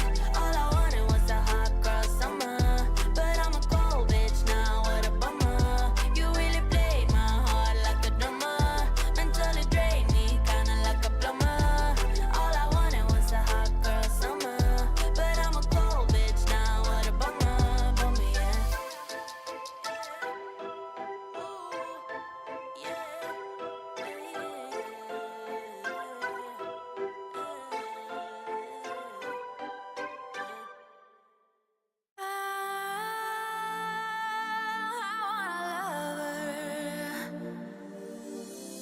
I want someone who can please me. I want somebody who cares. I need a lover who never leaves me. I need somebody who cares. I've been searching my life, I just couldn't find it. The special someone to give me my heart. I've been searching my life, but then I found it. Now I won't let you out of my sight. I wanna keep this feeling forever and ever. I'm there when you need me, whenever, whenever. Keep this feeling forever and evermore. I wanna keep this feeling. I'm there when you need me. Keep this feeling forever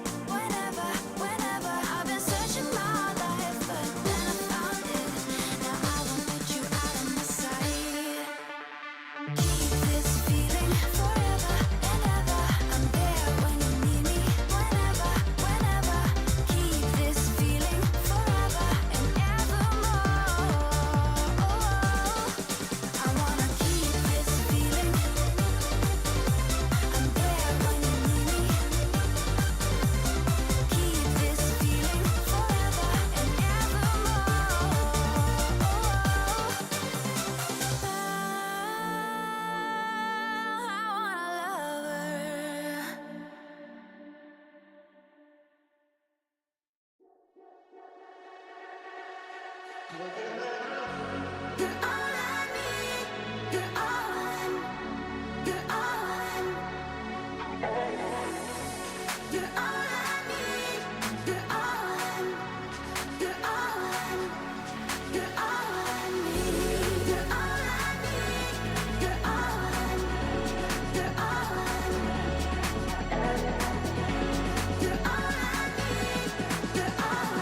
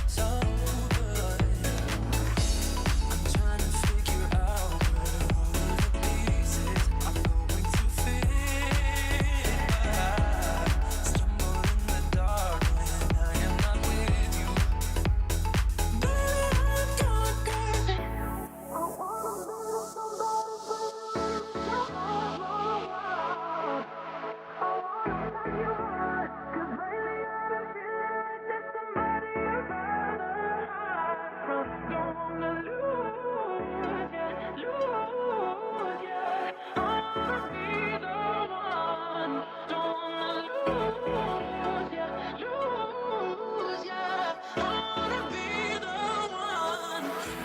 got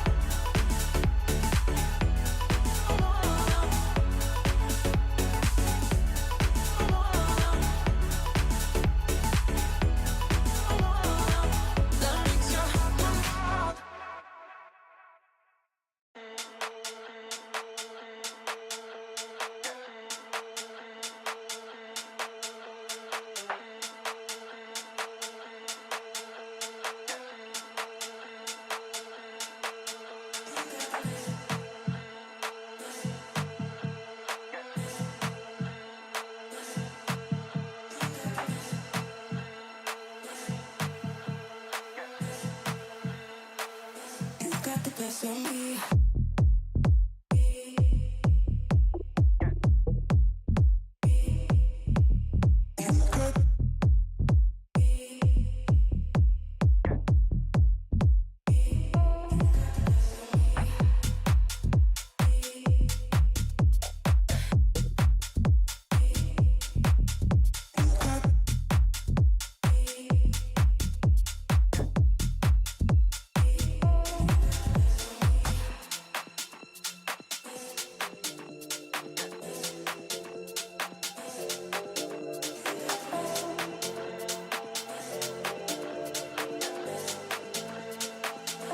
Got the best of me.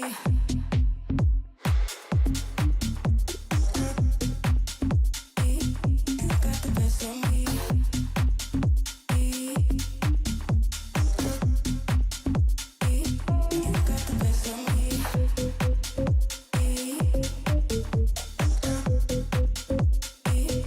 Got the best of me.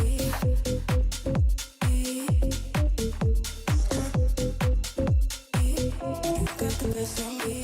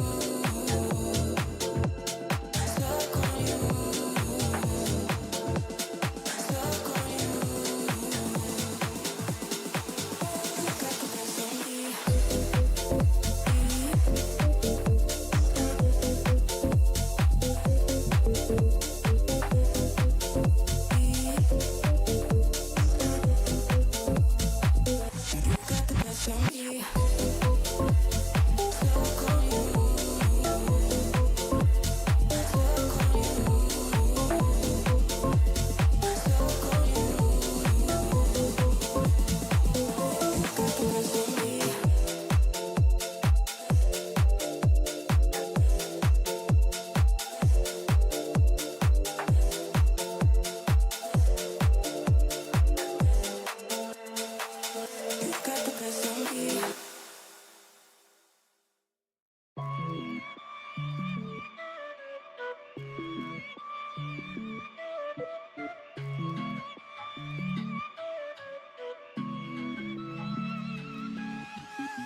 So you need a little break, huh? Boy, say you need a little space, yeah. Boy, is it 'cause you can't be faithful? Boy, hope she's cool, unlike you.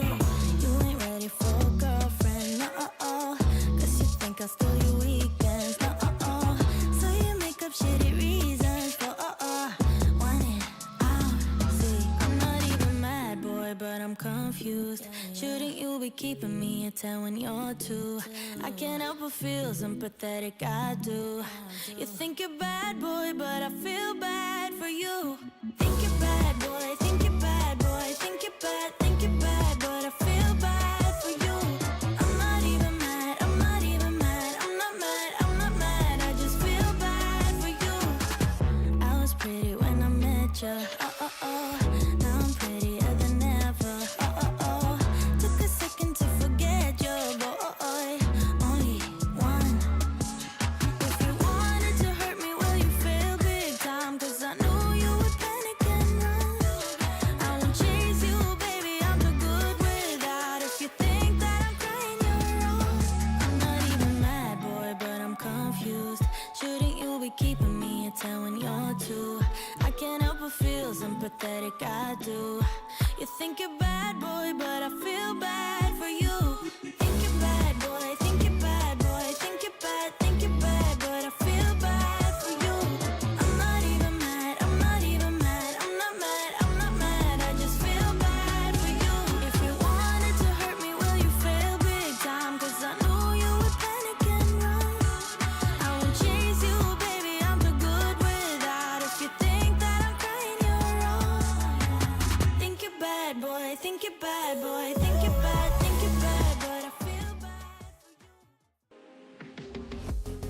Apologies for the delay, but welcome back to Challengers Northeast. We are ready again and raring to go for what has been a pretty strong day of playoffs so far, might I add, Cairo. We've already seen Sweet and Sour take the loss to Shakmat in straight sets. That was a quick one. And Team Liquid Academy getting out of the blocks quickest, 13-4. Haven is where this one can start to change for the better for Zero Tenacity, though. Yeah, they're absolutely speedrunning this series so far. And moving on towards Haven, I'm excited to see what they bring forward from both teams, what the ideas are, if there's going to be any changes from previous encounters. And, well, Team Liquid, what realistically do they have to change? Because so far, it's been pretty smooth sailing, all in all. Yeah, it definitely has for them, and in terms of the way that they've played it, usually pretty default from when we saw them play it last time. Of course, Zero Tenacity on Haven. They've beaten Enterprise there a couple of times. They've looked like one of the best Haven teams, I think, that we have in the league at this point in time. So for Liquid, it's an uphill battle. The Academy not going to be getting away with as much, I think, as they did on Split. The reads from Zero Tenacity, their macro in general here, really good. But as much as you want to say that, I think looking at Liquid's own performances and how they played, especially against Metasport on this one last time, particularly on their attack side, yeah, you definitely have to give them credit where it's due. If we get to Lotus, then it's a completely different question entirely as to what the end result will be. Oh, hello, Hazza. Look at this. Yeah, look, man, they've actually changed things up. GSR on the Teo again, as he was on Lotus. Maybe this is something that Liquid Academy want to show a little bit more of, and sign of things to come. Yeah, I mean, the tail for the breach as well.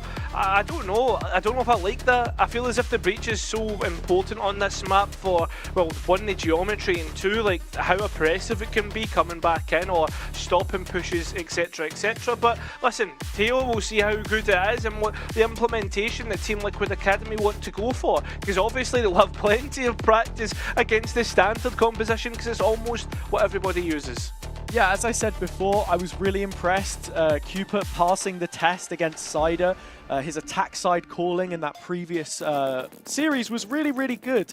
And one thing that GSR will be adding here is more information tools with that drone alongside the Sova, if that's how they want to ultimately try and play it. So another thing to be thinking about for them. For Zero Tenacity, it's sticking to the game plan, which they'll quite clearly have built up. As I said before, this is a team which is very heavy on the review side in terms of getting those extra percentages, knowing their opponent. The thing is, though, they've not played Liquid on this map before. They have played them before on Lotus, and to get there, you've got to get past what has been the #1 force to be reckoned with so far in this competition. Yeah, I like the fact that like Team Liquid Academy also just switching out into the Omen Hazard just to get that paranoia in, just as an extra flash if needed. As for this though, when we look towards the map and where the players are setting up, Team Liquid Academy, 3 players strong towards C-Long with at least 2 players thinking about mid. GSR the first one to get straight in towards Garage and look for information there. Yeah, and all of this util is just completely oppressive on MSH's position. He's had to drop back to back site. Alexic filling in the gap though, and still standing his ground towards the platform. 4 defenders now in this position, just backfilling all of it. Tyrex getting 1, Grumek with a slight gap in his own smoke, using it to his advantage. Bring this one down to a snail's pace. Rex is going to get a kill in the back lines. Might just play in an opportunity for GSR, but it falls through his fingertips, and with that, clutches on 1v4 to save the pistol. Would need to be an ace clutch as well, has it? But the players are starting to fan out from Tenacity, making sure not to give much away in a little bit of a crossfire between Grumek and MSH if it isn't needed. But no, tradability was the aim of the game there. It isn't needed, and that'll be pistol round towards Zero Tenacity.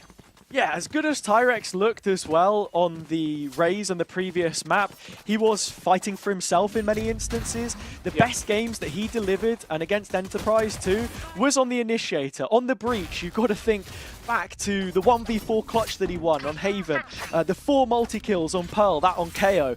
He's better as that second player in rather than just being the first line of defense every single time. And I think just being able to have his own utility, which kind of sets that up a little bit better, a role which suits him. I feel as if I think that drone, or the turret was just caught before it was destroyed, so that'll be come up back pretty soon. GSR good enough with a classic MSH thinking and dancing with the idea of peeking out, but doesn't do so. Alexic at least keeps things even for the time being, although the weapon rate not so even at all. 2 more towards him. He's actually looking to double dip here. It's not to be advised though. Yeah, just wanted the space. MSH will make damn certain that that one gets no further out of control. Every player left on a pistol, picking up guns from the ground, but Zero Tenacity themselves have managed to dust themselves off from that first map. You feel we can only really get a true barometer of where they're at through some of these gun rounds, rifle rounds, starting off with the bonus. In terms of the setup for them here, still very mid-heavy, entertaining a lot of the fights which Liquid Academy like to engage with. All missiles away. Instead, it's Lobby that they're going to go first. And this is why you know, add the Teo to the lineup. Just that early utility to buy you a little bit of space. Donatello can't capitalize from it though. Head in his hands as he is bleeding. Yeah, Alex gets rid of the cam in towards mid, but now he's known about it. He just tries to hang about a little bit too long, and has been dropped to 1 point of health. You see Zero Tenacity very forward in their positioning, Hazza. They're getting a little bit punished for it. At least there was a trade there, but you do lose out in the fact that the KJ had so much more utility on the site, on the map. Right here. Yeah, Alexi just wanted the info there as well. Dropped the Marshal, tried to check down C-Long.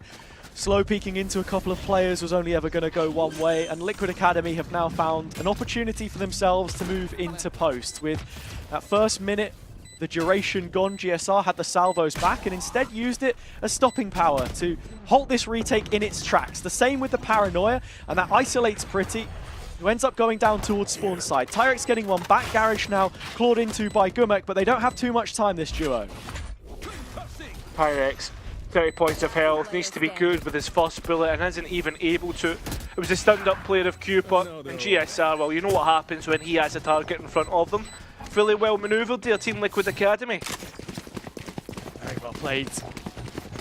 You look at them executing the site, a lot of the time the fights were being taken for them, players peeking in, and it meant that a lot of key utility was then kept to reinforce the post plant, such as that extra set of salvos that came back online, the Paranoia from Cupid, which he'd been clinging on to.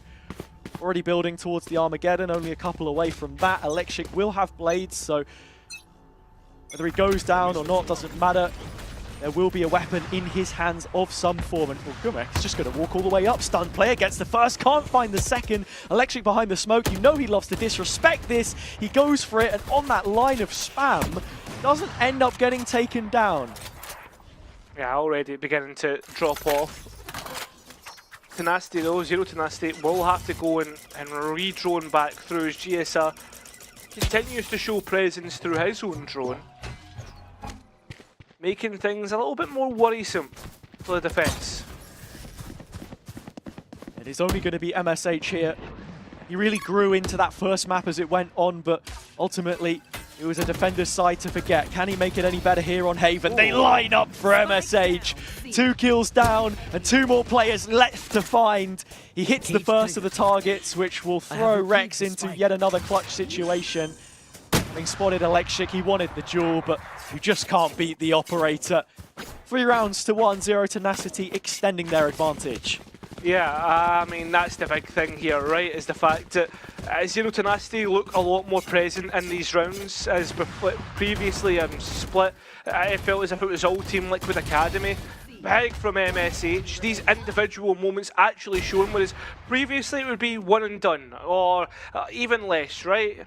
And now we're starting to see things come to life.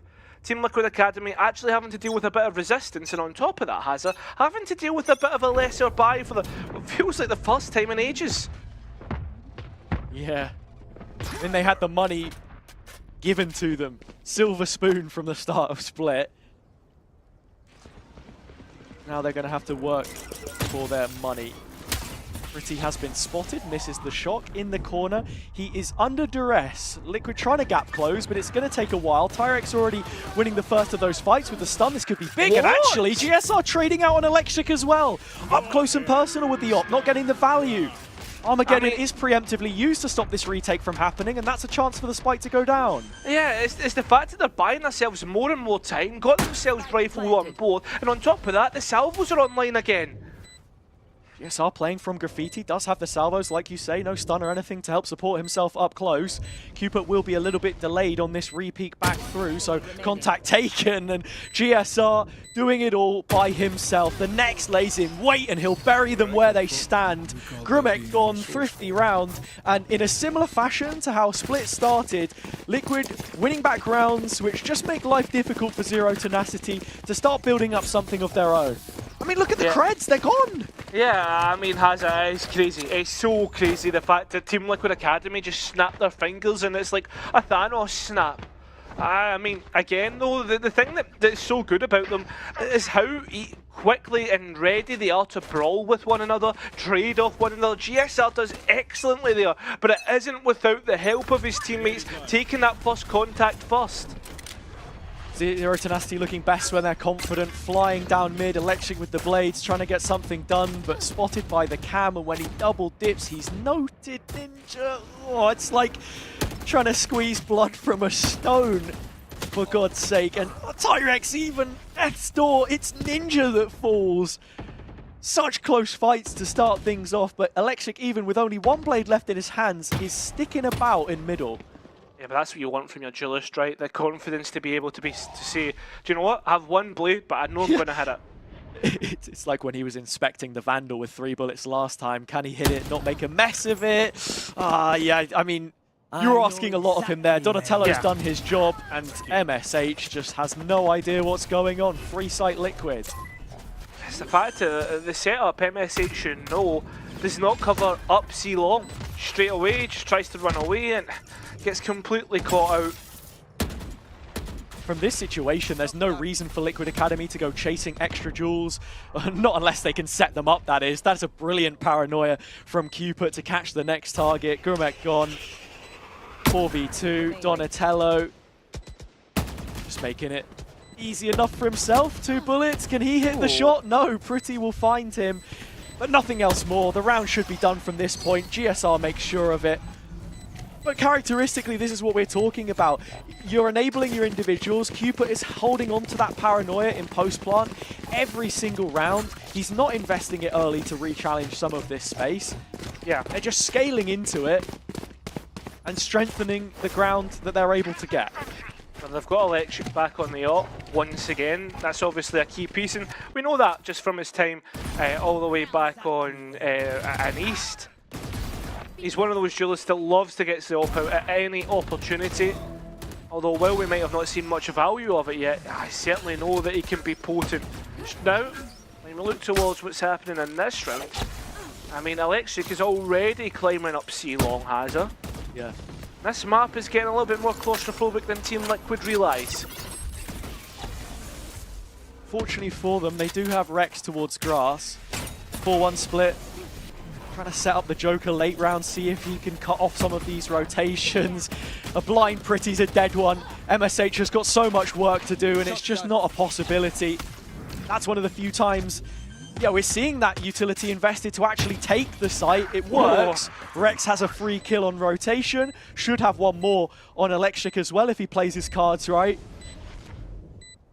For the Czech duelist, he'll just be wanting to save this operator now. You blink for a second and Liquid Academy have the lead for themselves.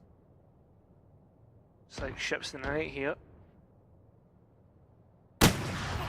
Yeah, there we have it. The op is confirmed to be in play, finally, by Electric. That's after the round has basically finished and Team Liquid have their fourth, and as well as that, you've got to be looking at the ultimate game and what happens in the next couple of rounds. I mean, Tyrex is coming close to his Rolling Thunder, but I mean, the Annihilation, I keep wanting to call it that. You know, the Armageddon is coming online as well. This is going to be a real big couple rounds coming forth in terms of what the post-plant looks like, who gets through the ultimate cycle the best, and not only that, who comes out the other end with their economy intact, because while Team Liquid have a lot of money, Zero Tenacity don't. Yeah, I mean, just the DNA of these players onto Haven, it's like a ranked favorite map anyway, one which is just so common in the pool.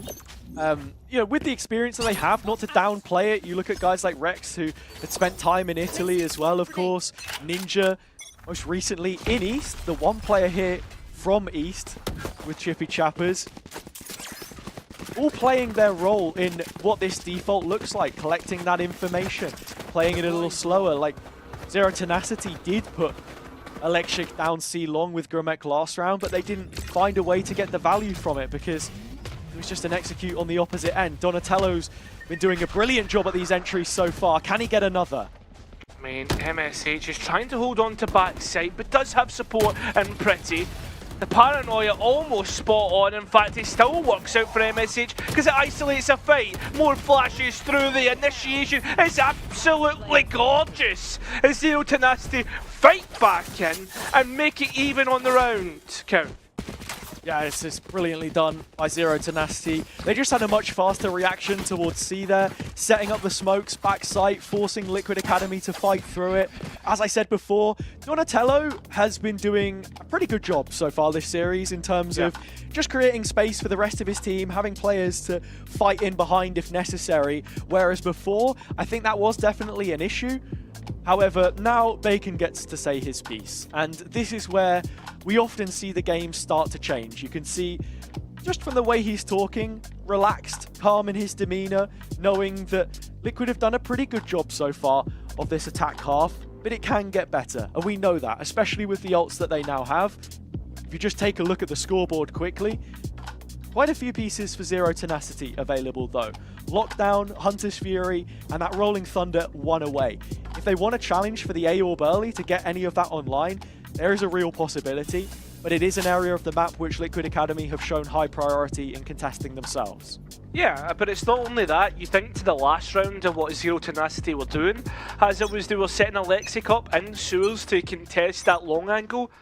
And that's what forced Team Liquid Academy over towards C, and also enabled Zero Tenacity's gamble, if you remember right, with just flooding the site early doors and using that supportive utility to help out MSH on site. This time round though, you look at what Team Liquid Academy are doing, they're just sending it C. Get out of my way! Drone coming through early. Donatello behind it with the blades. Another 4-1 execution. But Donatello left behind early. Same as Rex. They still want to commit to this. It's a 3v3 on site if they go for it. Ult's coming through in combination. Actually, MSH getting tagged up by his own teammate. Armageddon through the backside. Cupid's been killed off by it. What's going on here? It's a 5v2. A Ninja behind this smoke, which will soon dissipate, means that he doesn't want to hang around. Yeah, they're trying to hold on to see if there's an opportunity to get a kill back in their favour, and Rex unfortunately gets stuck messing around with a cage. Brilliant from Zero Tenacity, but an absolute fumble by Team Liquid. such a strange situation. I think I would love to see a replay as to what exactly it was that actually happened there. Yeah, I think Cupid had just TP'd across into the back site, right? Like trying to take that timing onto the green box, left side, just next to platform. I would love to know, Hazza, I would love to know what the comms were like as well, because it felt as if the drone saw Electric up high with the operator. Still, Donatello, I don't know if he just missed or never got an opportunity quicker on the mark.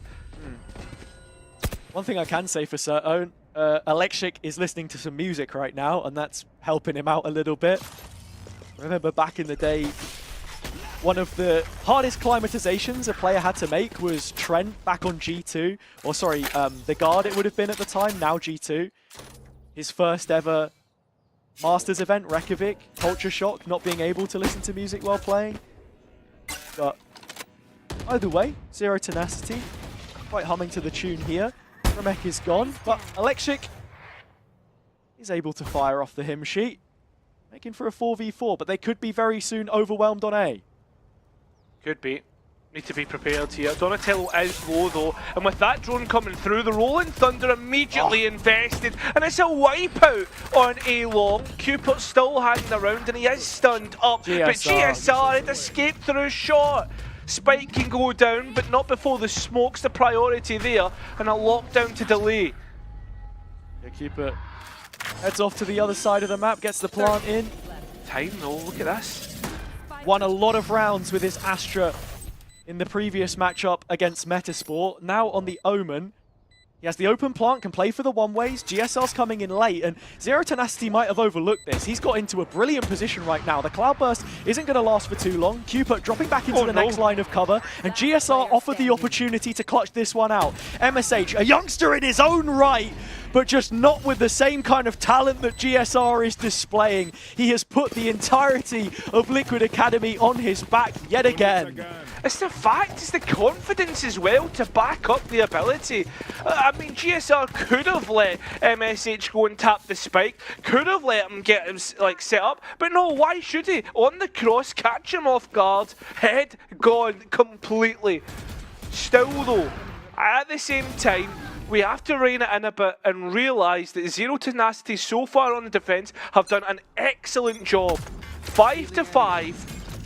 Have they done enough for the next half? I mean, that's the question you've got to ask yourself. I mean, it'll be a long time before we get the answers, because Zero Tenacity have managed to completely rout any sort of control Team Liquid have on A lobby. Yeah, this is a huge round to win if you can. Money in the dumps for Liquid Academy. They might have won the previous, but they only get out of it with a single rifle. Guns dropped over. Electric peering through the looking glass back into a lobby. Ninja attack sided up, put in the dirt. Electric will win that matchup comfortably. So a 5-on-2 with a spike on the ground. They rely now on the individuals as they have done before to make some magic happen, and it starts with Donatello. Can't take the head off.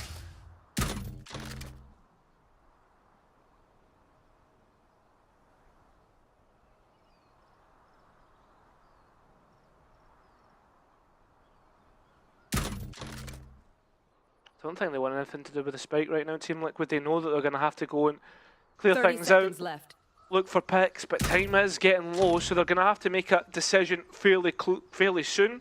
You can see that Rex has just been made. Yeah, Rex just worried about mid though. You can see him; he keeps tapping that camera to make sure that nobody walks up from there. A quick save. Talk about how things are going on within the team. That was a disaster in the lobby.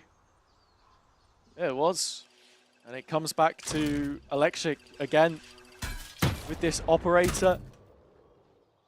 I felt like it was a little bit hit and miss against Enterprise watching that game. I do like Electric with the Vandal in his hands, but the op is his centerpiece at times. And actually, when you break down the kill count here, GSR's 15-6. I said he was carrying the whole of his team. It has turned into a bit of a deadlift, whereas you see Electric always performing, MSH the one who's actually stepped up a little bit this time. Tyrex still doing well, 6 assists, good value from utility. This is the opportunity to give them the lead. He just bought a Bucky as the Sova player. It's not that, I'm looking at the second op of Gramek. wondering what's going to happen with this one. Grumek, was a chamber player previous. So, you fire a shot off, you get the TP, and what's this? Smoke in the sight, Ninja's there with the Bucky, Grumek firing over it now, Vandal in hand. Ninja let them know, but Grumek's got the next already, and as the blades just slice the rest apart, Liquid torn to shreds towards the end of the half. Zero Tenacity just about giving themselves the advantage that they fought so valiantly for. I mean, that's the thing though, right? You look at that half and you ask yourself, was 5 enough? Well, certainly 7 you would think would be. Team Liquid Academy, on the defence, you would argue is a more favoured side, because with that retake ability of Tail, it will look that bit better, and the way that the Paranoia can come across sites, cut everything up on those retakes, that's what Zero Tenacity need to be careful of, in my opinion, Hazza, because that's what they'll be playing for. Yeah, definitely will. Bacon given another opportunity to just add something to the thoughts of the Liquid Academy side. As we said before, his role just as pivotal as the rest in nurturing these future talents. Martello takes a look mid and lower. Past the crates, he sees nothing. GSR is that first line of defense. Drone coming in, suppressing a couple of players. Flank following it up through middle. MSH in position. C-site overran. Spike planted. Donatello's trying to get an opportunity. He does see pretty up close, but Tyrex getting into position to at least be able to trade or double up on the angle. And now Team Liquid Academy have gone all even. Yes, huge kill in mid as well. With MSH gone, Liquid can just focus on pushing the site itself. And in terms of the setup, well, Electric's on the other side of that long smoke. Yeah, it's a set retake, and they go. Now the Paranoia, and still even in the man count. But can it go even better for Zero Tenacity? It certainly can, as they stop anything coming through from Team Liquid. Set themselves up in the correct position. Paranoia misses, doesn't get what they were looking for. And Team Liquid, they can't hit the shots, Hazza. No, and Electric continues on that warpath now, 17 and 5. Above 3 KD because I daren't do the maths. Yeah, just keeping the hands warm. Maybe he wasn't dancing after all, but I think there's reason to it because Zero Tenacity as it stands, they've got a lead of 3 rounds. That will soon become 4. Pending there is no disaster this time. Donatello, oh, that is just ridiculous through the corner of the wall. He had to hit more than one headshot to find that kill. Didn't seem to be a problem. Are you surprised at this point, Hazza? These kids are miracle workers. Invite them to your wedding, they might turn water into wine. Yeah. That's a cheap bill. Definitely. And I mean, look, Liquid must have these guys on the longest contracts of all time as well, just to secure the future. I would have said before that joining up into the VCT team would maybe have been not a thankless task, but a difficult one. That roster this year, though, has already proven how good it can be, so you would be fighting for your place at this point. Pretty has walked all the way around with just a ghost in hand, and whether they needed his assistance on this side of the map or not, they're going to get it. He fights pistol versus pistol, but the odds still remain in Zero Tenacity's favour. Salvo goes out. GSR not been given any opportunity. Zero Tenacity have learned a lesson by this point. You don't give anything to these young guns. And still, it'll be a long time before all the forces have been collected to get back into sight. Yeah, with the drone not being a signature ability, you wonder if GSR wants to use this here. Donatello, 75 damage straight to the face. Pretty maximizing the most of this round. Up against the Ecos, farming them up as the IGL. Does eventually lose his head to Rextoned. Is there any more in this? No, doesn't look like it. Comfortable enough save, right? Look, you keep 3 rifles. Yeah. I think you're very happy with this resolution in the end for Zero Tenacity and for Liquid. Nothing really to be said of it from minute go, I think. Yeah, 100%. I mean, they get the early pick, but you're hoping for a lot of things to go in your favour. I guess that the biggest thing for me, Hazza, in that last round is not knowing your gaps and your setup. Both players doubling up on long to go and investigate to clear things out, but not realising there's always that opportunity. The timing, that shot could have been manipulated, and Pretty does all the while to use his experience to manipulate that gap. The top end for Zero Tenacity. Let's go.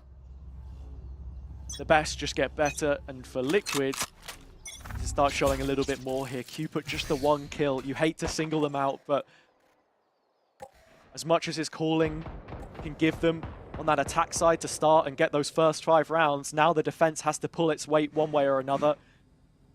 And he is the sole defender of this B site. He spots couple of those players looking to assault forward, eventually figures out that he wants to TP away and drop a smoke. There's no one behind it. Dark cover's traded.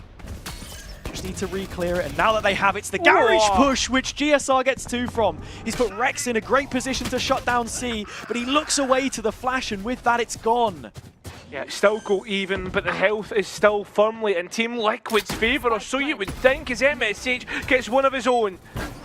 Back again, just trying to catch players off guard. Donatello goes so far forward and leaves it up to the 1 kill. Cupid! No way! Oh no! That was Cupid's moment, that was his chance, and you can only see his face.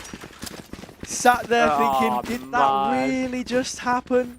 Did I really just get caught on the wall? I think that might be it.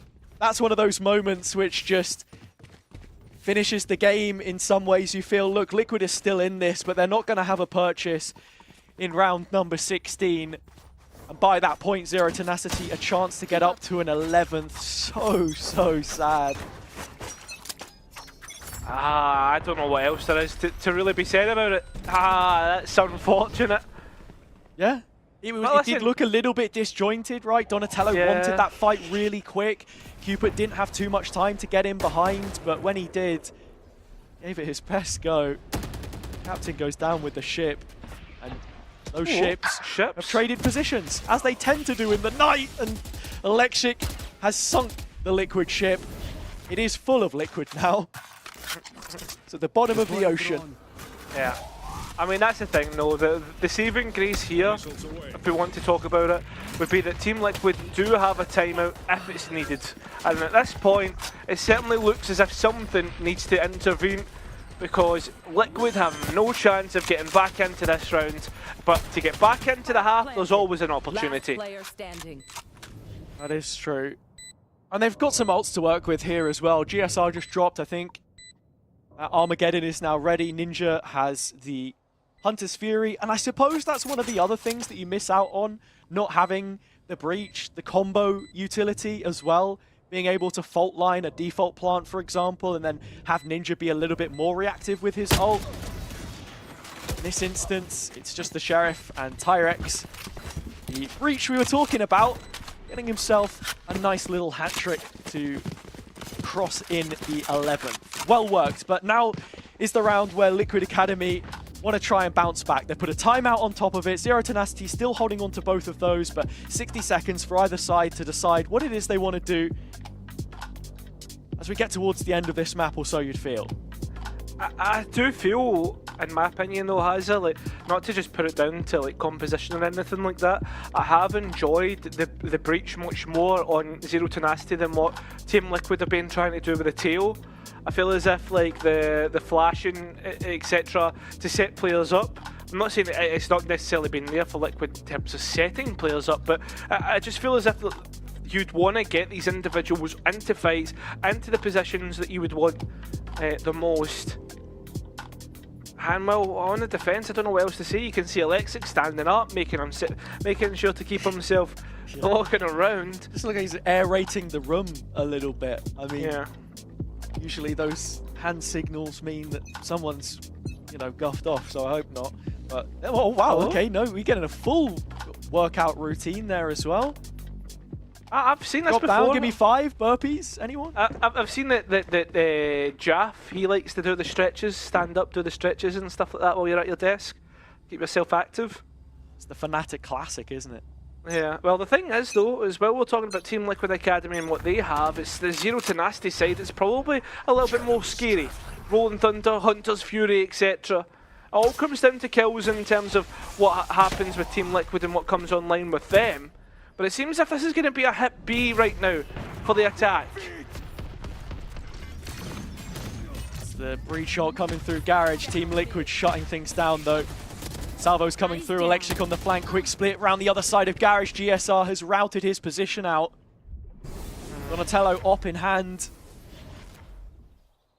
Just dropping back into that vacuum, and while Cupid will give it a look front B, there is nothing more from that. He's called upon his goons to help him out. Here are the initiators, both Ninja and GSR, to reveal and shoot the players entering the B site. So there's a 6 for Liquid, but we've got to see some consistent success. That feels repeatable.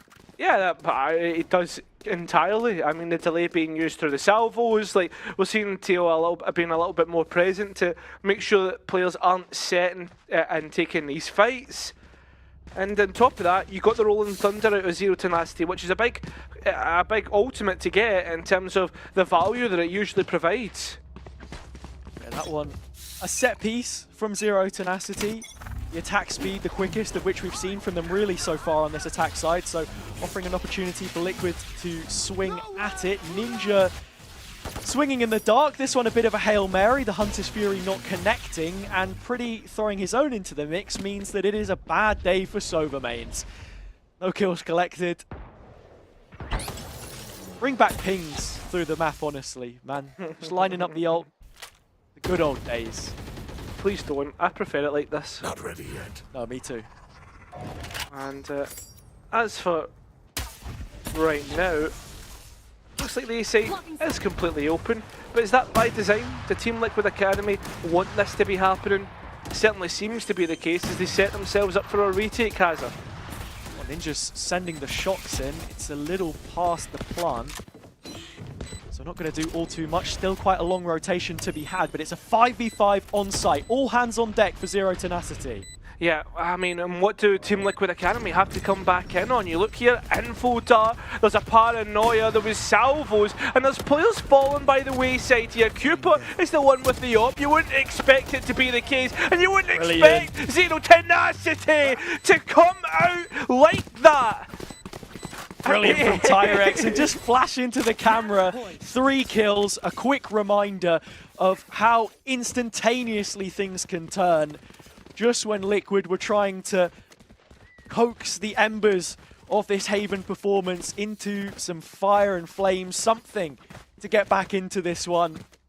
Zero Tenacity stamp it out. It was great counter utility. Dark cover just dropped inside the entrance to the site, giving a way through. It's usually the kind of smoke you'd see the defenders end up using, but Grimex sets up Tyrex. That was brilliant, and even the aftershock and extra delay from himself as well. All on the breach there, and I think that has to be one of the biggest differences that we've seen between the two teams and how much value they've seemed to get from it.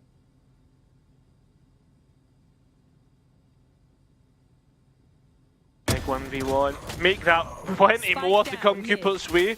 He started to buck up the ideas and pick up house slack that he's been putting on the other team, but there needs to be a lot more to come from that. Tyrex gone, and that's a big component in terms of utility as well here, Hazza, and how Tenacity have been moving around the map. Oh, nice double peek. Updraft to just drag the crosshair of Electric from Donatello, and then GSR fights in front of it. A quick re-clear with the drone as well. We'll just confirm that mid is vacant. Numbers advantage for Liquid Academy, and Ninja with this op again is putting himself in the firing line. Only good for one, and that's the A site gone. GSR is immediately rotating. He wants to take this duel by himself. He's gonna have to win it, or that might just be the map over. Stationed in hell. Buys a little bit more time. GSR is a devil in his own right, and they just can't deal with him. The one player that's done the most for Liquid Academy will continue to do so as that gap is removed down to 5 rounds. Yeah, it's a drop in the ocean. Is that a Barbie Cup as well, by the way? Sorry. It's a drop in the ocean, right, in terms of the gap here between the two teams, because at the end of the day, they need to start to get the momentum rolling here, because Team Liquid have shown rounds like this and immediately followed it with really poor rounds, right? So what's the difference here? What are Team Liquid going to change up? Seems to be early info play towards the A side. Donatello is on a Vandal, and well, Ninja has the Odin in his hands. Maybe looking for an early kill off Spam. Followers of North will always remember Enzo doing that, and followers of Team Liquid will as well, I imagine. Yeah. VCT the previous year. But it's not headed towards A just yet. The spike is going to hang around there. They've bookmarked the space. A quick re-clear of Garage to maybe force the defenders into action. And yeah, this is a brilliant smoke to do exactly that, because now C-Link is a serious issue. You can already see in Rex following it away. The only thing about that is it puts Donatello. You'd imagine a less supported point, but no, he just keeps pushing forward. Finds Pretty. There's another one for Ninja to find. And on top of that, they're even going to follow up with an ultimate to make sure no one can follow up with a trade. Yeah, this is brilliant from Liquid, and the clear on MSH as well is just textbook. They knew that it was a serious danger area. Zero Tenacity did a good job to get him into position, but everything's freed up by Donatello in the end. The tracking on the first kill and the flick for the final. That is just ridiculous from Donatello. The Don does what the Don wants. Only 4 rounds left to push this to OT. Yeah, not only that, this is the really important next couple of rounds, Saza, because we're back in Zero Tenacity's ultimate cycle. And while you think that Team Liquid Academy have good ultimates, I can guarantee you Zero Tenacity have much better. Lockdown, Rolling Thunder, and the Hunter's Fury to come online. Oh, I'm liking this as well. We saw this from Mouse a lot last year. An op, or an outlaw in this case, in front of the Cypher setup. So even if Ninja gets taken down here,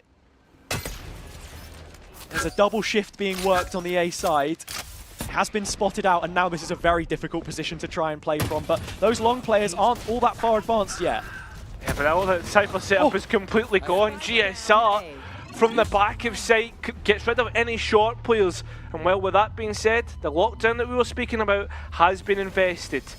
A little gap at the back of sight to work with, though. Yeah, but that's the issue. There isn't any utility to actually punish this. They've just got to peek it themselves, and Pretty can't connect, so Liquid will fan out and flood the backside. Guns back in the hands now. MSH with a Vandal, and he'll make it work for himself. Cupid, another clutch and 2 players in front. He fell flat on his face last time. Can he make amends here? Already damage onto 1, can't get the second. And so with a thrifty for Zero Tenacity, they just about coax it over the line. 13-8 in the end. We're going the distance. Lotus is coming up. Yeah, I mean, with that last map though, or that last round specifically, Cupid's hanging around just at the edge of the map rather than sending it into the back of sight to help out. But you know what, that's if, buts and maybes. The only definite is going to be this last third map on Lotus to try and decide what's coming, who's going to be going through. The challenger's EMEA. Yeah, I mean, a one-map shootout for a slot in EMEA, one of the 4 that we have available, or 3 now, I should say. Shakma earlier in the day already confirming their attendance, and I have to say, this is the kind of championship performance you want to see from Zero Tenacity, with them being one of the front runners in the competition as things stand. We said it yesterday as well with Enterprise and Metasport. Sometimes, you know, you're going to go into a map you don't feel too comfortable on, perhaps. The double duelist didn't work out for them. They go back to basics on a map like Haven, where we know that they can deliver us quality and deliver us. They did. Lotus up next. Saw it in the best of 1 between the 2 of them before, Cairo. Where's your head at now? Do Zero Tenacity have the momentum, or can Liquid turn things around? I mean, that's the question, right? It's just about how good these boys can bounce back, and they've lost maps before and come straight back into it, so I do not doubt it at all. But again, it's experience versus young guns here. Like, how explosive is this Lotus actually going to be? Electric, absolutely huge, showing exactly what he's capable of. 2 great maps from GSR. Again, he is the kill leader once more. Water is wet, Tombiz is bald. That is life, unfortunately. And now I ask the question, is this when we get the bad map from GSR? Because I think we saw a little bit of that yesterday as well with Patix on Detty Elise, when you can have two incredibly strong maps be the sort of hard carry for your team in many senses, and then not be able to repeat it that third time. I think so much is going to be answered by Lotus in terms of what's been worked on by Liquid, their commitment to this Tejo style, which they already showed and debuted for us on Lotus last time. For Zero Tenacity, how much they've wanted to change about this one, which actually they did lose against Pixel Lumina the last time they showed it in between that previous meeting. So yeah, so much to be thinking about, honestly. Liquid, their best of 3 streak, which they currently have, yet to lose one so far in the competition. Everything will be found out, of course, after the break, so don't go anywhere. If you do, I will find you after the break.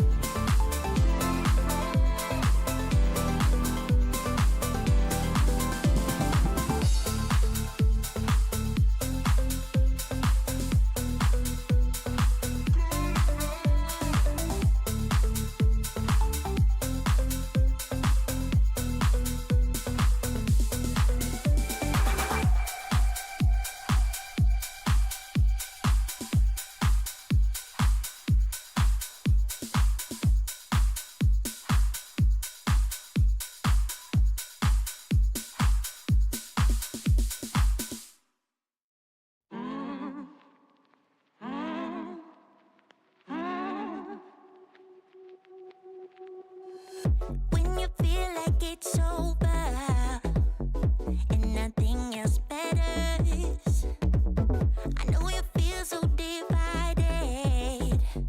Pick yourself up again and you better start walk, girl.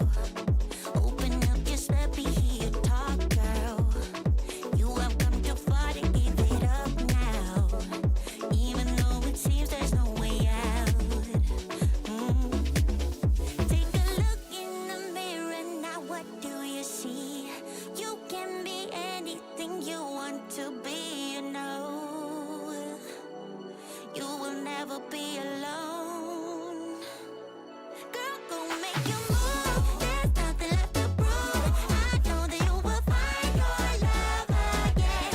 Don't be ashamed to cry, hold your head up high. I know that love will save the day.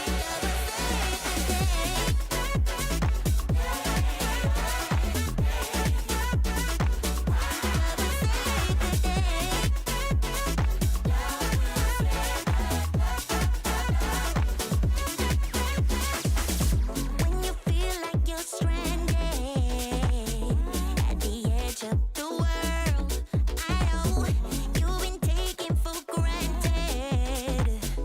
Give some love to yourself and you better start walk, girl. Open up, just let me hear you talk, girl. You have come too far to give it up now. Even though it seems there's no way out. Take a look in the mirror now, what do you see? You can be anything you want to be, you know. You will never be alone. Girl, don't make you move, there's nothing left to prove. I know that you will find your love again. Don't be ashamed to cry, hold your head up high. I know that love will save the day. So go make your move, there's nothing left to prove. Don't be ashamed to cry, hold your head up high. 'Cause love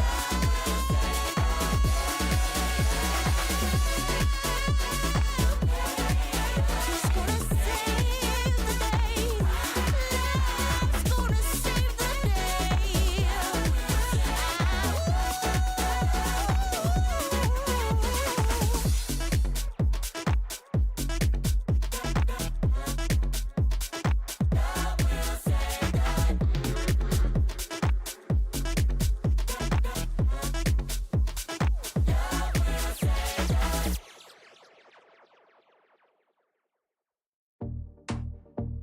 It's gonna be hard, but you can take it. Want you to cry, then you will fake it. Give it a beat and you will shake it. The finish line and you'll make it. Don't you let it get you down. Just keep getting up when you hit the ground.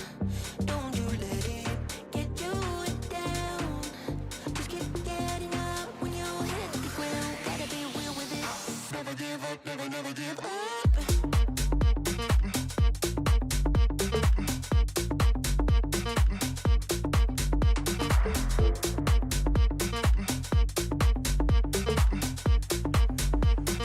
Never give up, never give up.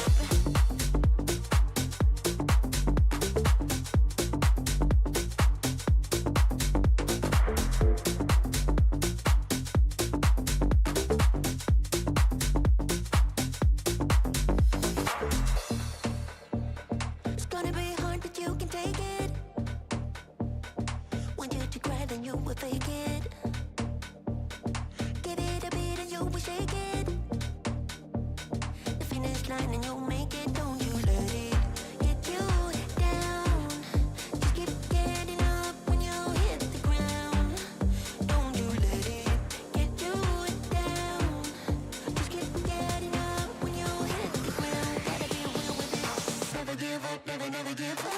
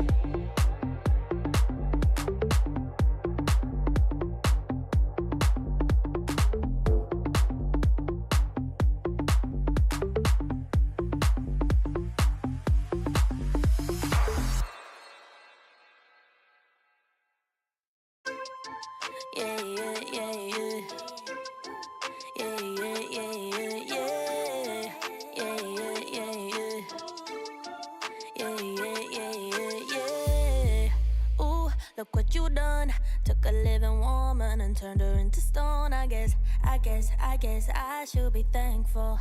You gone cause you chew with your mouth full. I should've run once I figured out that you can't work your tongue. I guess I should be grateful. You're gone, I mean that shit was painful. Like I said, I'm really glad you're gone, but I'm sad to see what I've become. I was burning like a girl on fire, then you came around and put it out. You really made me think we were lovers. I let you in and underneath my covers. All I wanted was a hot girl summer, but I'm a cold bitch now, what a bummer. You really played my heart like a drummer, mentally drained me kinda like a plumber. All I wanted was a hot girl summer, but I'm a cold bitch now, what a bummer, yeah. Who you think you are? Literally no one, if we're being honest. I guess you should be thankful. You got to spend time with an angel. You think about me, dream about me when you're asleep. Then you wake up so empty, so cold, just like me. You really made me think we were lovers. I let you in and underneath my covers. All I wanted was a hot girl summer, but I'm a cold bitch now, what a bummer. You really played my heart like a drummer, mentally drained me kinda like a plumber. All I wanted was a hot girl summer, but I'm a cold bitch now, what a bummer, yeah. Yeah, yeah, yeah, yeah. Yeah, yeah, yeah, yeah, yeah. Yeah, yeah, yeah, yeah. Like I said, I'm really glad you're gone, but I'm sad to see what I've become. I was burning like a girl on fire, then you came around and put it out. You really made me think we were lovers. I let you in and underneath my covers. All I wanted was a hot girl summer, but I'm a cold bitch now, what a bummer. You really played my heart like a drummer, mentally drained me kinda like a plumber. All I wanted was a hot girl summer, but I'm a cold bitch now, what a bummer,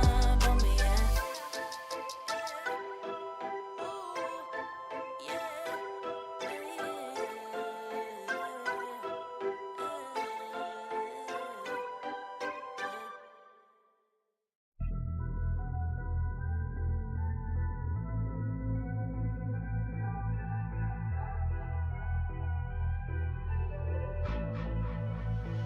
I've been giving you the worst.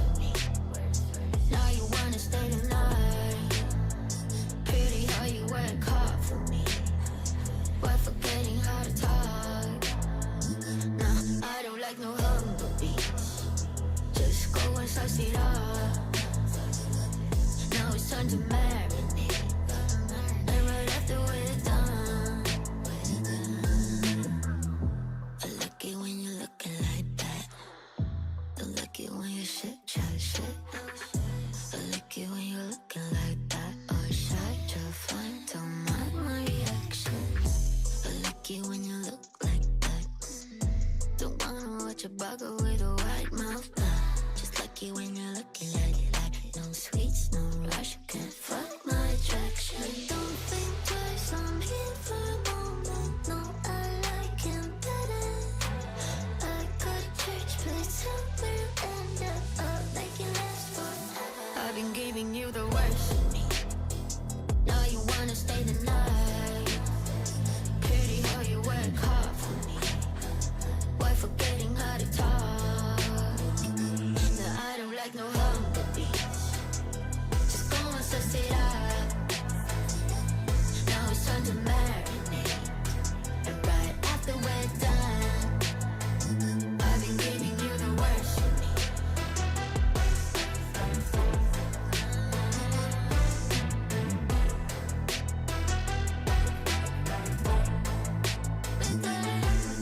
Give me a second, let me do it. I'm no vegan, a bee. I'm off the leash. Go down on your knees. Alright, I've just dealt with all of the people who weren't keeping their eyes on the stream, because this is going to be maybe the best map yet, Kyra. We've got a repeat, Zero Tenacity, Team Liquid Academy on Lotus. We saw it in the best of ones in the Swiss stage, but this is a different beast. Team Liquid Academy currently unbeaten in best of threes as things stand. Will they have made the necessary adjustments to this decider to get them through? I mean, that is the question. We've had a 13-3, 2 13-4s, and now a 13-8. Can we go one better? Can we go all the way? That's the questions that we'll be asking ourselves getting into this last map of Lotus. And do you know what? As we were talking about earlier, Lotus is an interesting map for both of these teams. Yeah, it definitely is. As I said, look, the history is already there, and in terms of what that history is for Liquid, well, it was their first best of one, their first map as a team in an official environment in the Upper Swiss stage. They played against Unsigned, they ended up losing 13-9. You could see individually there was promise, but as a team they didn't look concrete. They come back to it later on. We see it in, following series. Against Wild, for example, things look a lot better for them, but they're still playing a different composition. GSR on the breach. He's now moved back to the Teo, or moved to the Teo, I should say, the same way that he did on Haven. Now, the question for me is, do they want to stick with that version, similar in some ways to what we just saw on Haven, or do they go back to what was working for them before? The answer is no. They stick with the Teo, and we get the Teo head-to-head, as it's something Zero Tenacity have been playing religiously so far, 5 times out of 5. Yeah, I'm going to be honest, Hazza. I don't know if I'm fully convinced with the Teo just yet, but listen, I'm happy to be corrected. I think I'm just stuck in my ways. I'm an old man who likes to see the breach on like these like kind of three site maps. Sorry. Well, back in my day, we didn't even have 3 sites. Game's gone, man. Game's gone. Back in my day, we didn't even have Teo. Back in my day, we didn't even have abilities. We just had a nade, a smoke, you just threw it on the site, and that was it. Job's done. Moving into dangerous territory. Dangerous territory. Anyway, here we go. Map kicking off very soon. In terms of the differences between the two, a little bit more of a premium placed on info gather for Team Liquid Academy. They have the Fade lined up beside it. Ninja's going to be another one to look at. You saw him play with almost a full arsenal of guns on Haven. He's going to be bringing out the op on defender's side quite a lot. Do we get the same from Donatello?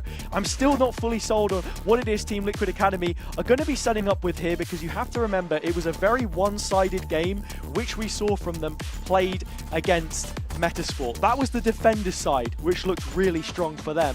They'll start off on the defense here again, and so put to the test immediately.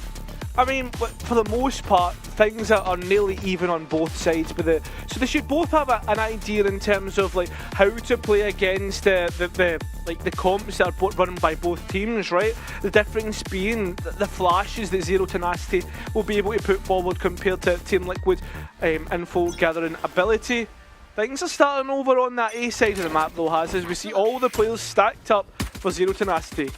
We're going to be seeing a lot of fights outside of A. Zero Tenacity with their own Teho comp, using it a lot against Enterprise, just firing the salvos off to clear players early. That's what's going to happen here in tandem with the nade. Electric dropped down to 40 points of health, but still getting away with the first kill. He fades away.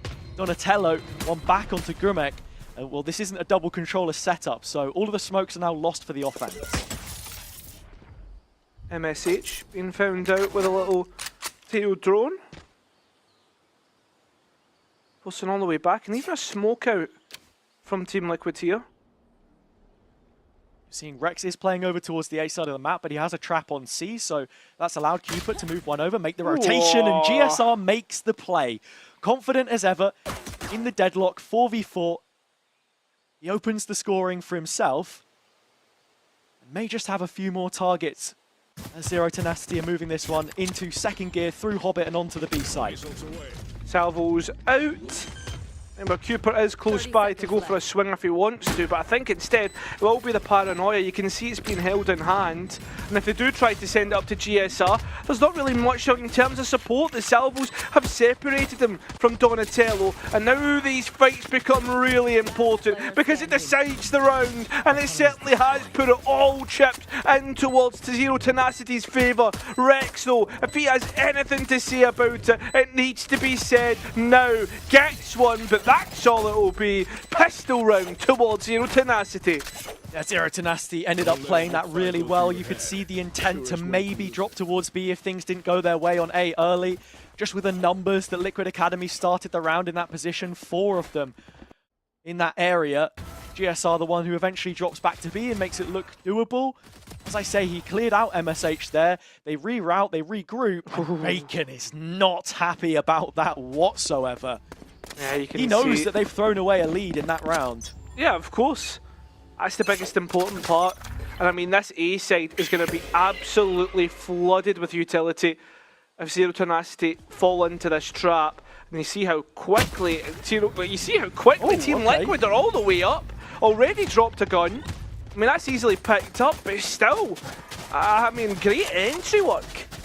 You're going to have an early cam here from Rex as well, so heads up on the C play before it's called in. Just needs to activate it, waiting for the steps. He hears it, and well, action stations for Zero Tenacity. They have not stopped. They're heading into C, and as it stands, they have numbers. Yeah, they know exactly where Rex is, but with just a classic in his hand, he needs to be careful. The players flooding his position. Players getting found out, but still the classics are working. Sheriff needs to land shots, but GSR's done it instead. 2v2. Gun picked up on the attack side, but still, it's just pistols, which Liquid Academy are trying to play through. Donatello landing another, and now all on Tyrex. A youngster in his own right, but he just crumbles under the pressure of the new Kings in this playoff push. Liquid Academy making it work for themselves and just keeping Zero Tenacity hot under the collar. How many fights were they forced to take which they didn't want to? Yeah, 100%. Team Liquid do so well, though, with what they had. Been able to find players that they can fight with. Not only that, though, has the other thing to mention here, it's just how, I don't know, just like Zero Tenacity's fact that they just keep on like banging their fist on the door, that to the point it becomes bloody and bruised. Sort of going for the easy option in a way, right? Yeah. Whereas Liquid Academy just have such a quick rotate. It's the gamble that you make as an IGL on a round like that. Cooper can double dip in this face check after first instance, spotting players. Pretty lining up those salvos to get into the B site, but already Liquid have numbers here. The door will be turned, but it's all just a ruse for now. 2 players dropped out the other side, looking for a cam which they'll eventually find, but the spike is not here. I like how they're moving the cam position around as well, so it can't be spammed out, and still get the information from it. So just 2 players towards there. Still don't know where the spike is. Rex needs to be careful. In fact, maybe he just doesn't. Maybe he just goes for these fights. That's insane. Yeah, he's very quick. He is very quick. Now, those numbers continuing to grow towards C. I mean, what do you want to try and do here? Drag one more player from the Liquid Academy side, see if you can then get into B late with the spike, because Grimmeck's got a cross, and 30 seconds he doesn't left. really want to go back towards spawn either, because that could potentially be compromised by now. Liquid, in the minds of Zero Tenacity, have a perimeter around the whole map. It's just shrunk in size. They've got nowhere to go, so to the ground it is. And with that, Liquid in the lead. Yeah, I know this is kind of going off the track in terms of the match, but I'd love to see a Team Liquid Academy matchup against BBL Pacific. I think that would be fun if we got the chance, just a sheer firepower on both sides.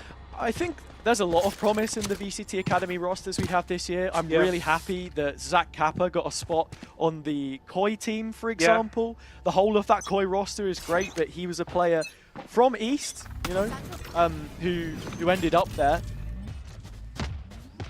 UK player, really. Yeah. So he is Mr. Northeast. But in this North versus East matchup, where actually really it is just East versus East. Yeah, exactly. Liquid Academy have the lead. Like they had a partnership with Apex before, but that didn't really count, so. Yeah, let's not talk about that. Slow start to the rounds, as you can tell. Yeah. Folks. Ninja getting the info, aggressive, finally suppressed, but it is just the one player, and the tail drone on the other side of the map has done work for Liquid as well. They should know, or at least have a rough idea what's going on. And they've even deposited a deep trap towards that side of the map as well, so that should be really easy to read right now for Liquid. That was nearly a nice combo. C's went in, didn't tether a player. GSR hot on it with the salvos. They should come up again before the round ends. But for now, it's Liquid trying to set up this contact piece. Ninja's in the corner. He has to fight from here. He's been forced to, in fact, and he's going to win the duel anyway. Yeah, and with that one in the duel, still the players need to get on towards the site. It looks like it is coming through, but there's still more and more delay to come through from Liquid. Finally, the spike makes its way in, but Rex gets rid of Electric, and that's a player that was in tree, trying to keep Tyrex up and alive, but it doesn't seem like Zero Tenacity along for this world has this Team Liquid get right on the board. I mean, I know that we had Tyrex like drinking out of a comically large juice carton earlier, but you'd think that Donatello had been on the caffeine with how shaky his aim is. But jokes aside, it's actually, you know, the style of aim that this guy has, right? And like some people opt for it. I think it's like kind of the Asuna style, if you want to call it that way, I suppose. Interesting. Here we have it, timeout from Zero Tenacity. And honestly, in this kind of position right now, you know that the next purchase you have is not going to come. Well, I say it's not going to come on the following round. I'm looking at it here. Light shields for every player, essentially, plus a rifle. You're one away from MSH's lockdown. You already have the Seekers. You know, you win out in the ult department here, provided that Donatello doesn't get the one to bring his showstopper online. Yeah. I think Bacon will know that in terms of how he's setting them up right now, because there are some big pieces to come in play. There are, and he'll be coming up with his own plans of how to maneuver around this. I mean, Nightfall will be great for taking away positions that, for instance, the lockdown might be holding. There'll be ideas put back and forth, but it'll be Zero Tenacity opting for only just the one hero rifle, looking towards the next. In fact, no, it's actually just going to be thrown to the wayside, a Guardian Bulldog instead. I'm going to stop trying to commentate on what they're buying. As I you said, get the idea. Back in my day, you couldn't sell a weapon in the first place once you bought it, and that was it. Yeah. There you go. Ninja op. Well, Ninja Not Sniper. yet doing too much. And, I mean, it pairs nicely with Fade's kit. You can sort of triangulate from the Prowlers. He has an idea of where one player is. Missed shot there, but shot in the dark nonetheless. Say it for what it is. Holding on to that haunt, the reveal, when it can find most use, which you feel like won't be too long from now. Yeah, at the same time, there's been a little bit of proactivity towards B main, so that's been cleared out, and that haunt has got 3 players tagged up. As for where the last 2 remaining players, this should be an easy guess towards C. Swinging out from the C's, Donatello, the confidence is insane! As I said, his crosshairs flying everywhere, and the salvos go behind him. He's tucked to the corner. This should be an expected clear. Here's Donatello, showstopper. And with it, should have been all of the opportunities in this round lost. They will be eventually. He goes up in a cloud of paint. Zero Tenacity not been able to really work the map too much. They finally get out onto the B site, but the damage has been done. Or so you would think. It is only just Ninja towards A for now. I mean, the thing is, though, is Team Liquid know exactly what's been going on. Like that haunt, there was proactivity towards B main, so the last 2 remaining players should be known about. As to where they are now, well, they'll be finally found out. Ninja finishing it off with a shotty. Well played all in all. And yeah, I mean, the effectiveness after the timeout hasn't come in. No.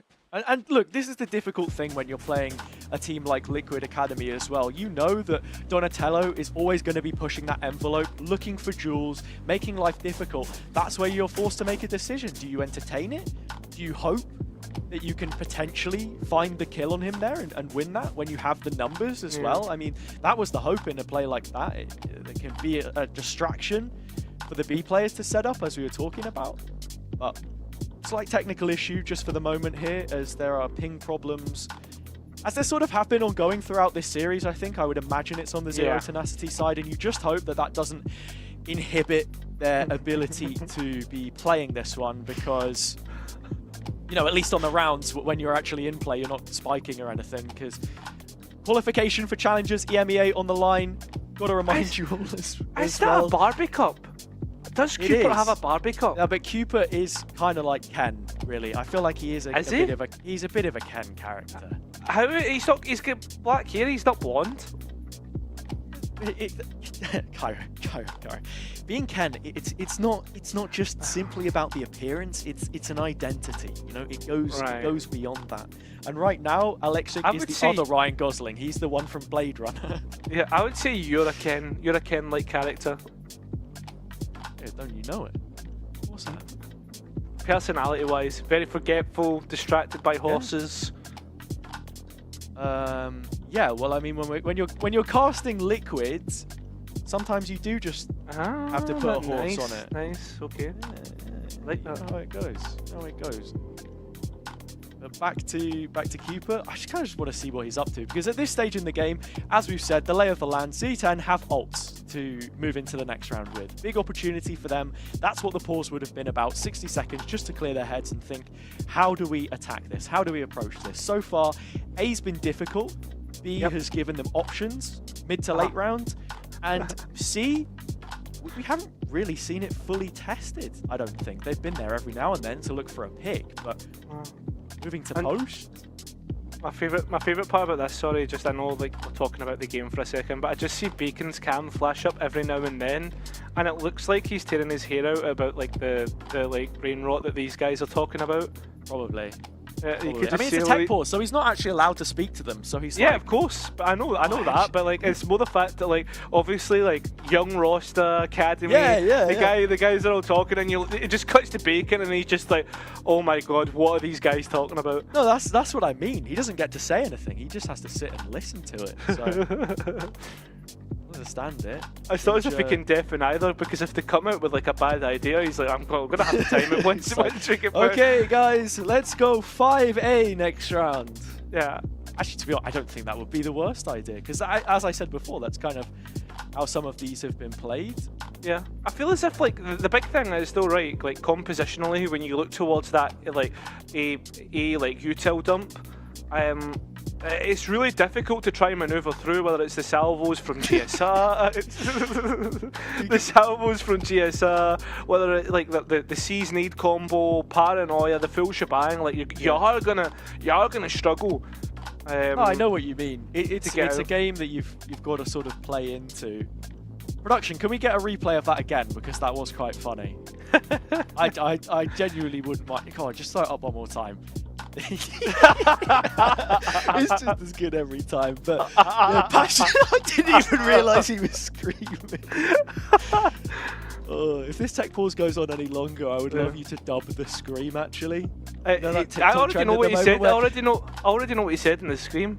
I do it. Okay, production, one more time. Right, I want you to lip sync this for us. Okay. Is it coming? Oh, here we go. Sausage rolls! Because he has a Geordie, hasn't he? He's what? He's a Geordie. Okay, yeah, sure. I mean, my team is losing, and I'm more concerned about what Greg's over the road is stocking up, apparently. I don't know. This has just evolved at this point in time. I have to say, MSH has quite a nice room. Those lights, they look quite expensive. Spotlights? Yeah. I'm liking the squares, the cubicness to it. I don't really know. I mean, Cupert's room looks very like European, you know, with the wardrobes in that. I'm liking the little Apple like partner store. I forgot what they're called, like the unofficial ones. Yeah, when you don't have an Apple store in your city, and you're like, hell yeah, bro, I'm hopping over to the iCenter. So that probably is actually what it's called. That's crazy. Yeah. I mean, just process of elimination. But he's enjoying it though. Yeah. I mean, what do you even talk about at this point in time, honestly? Because they're up 4-1.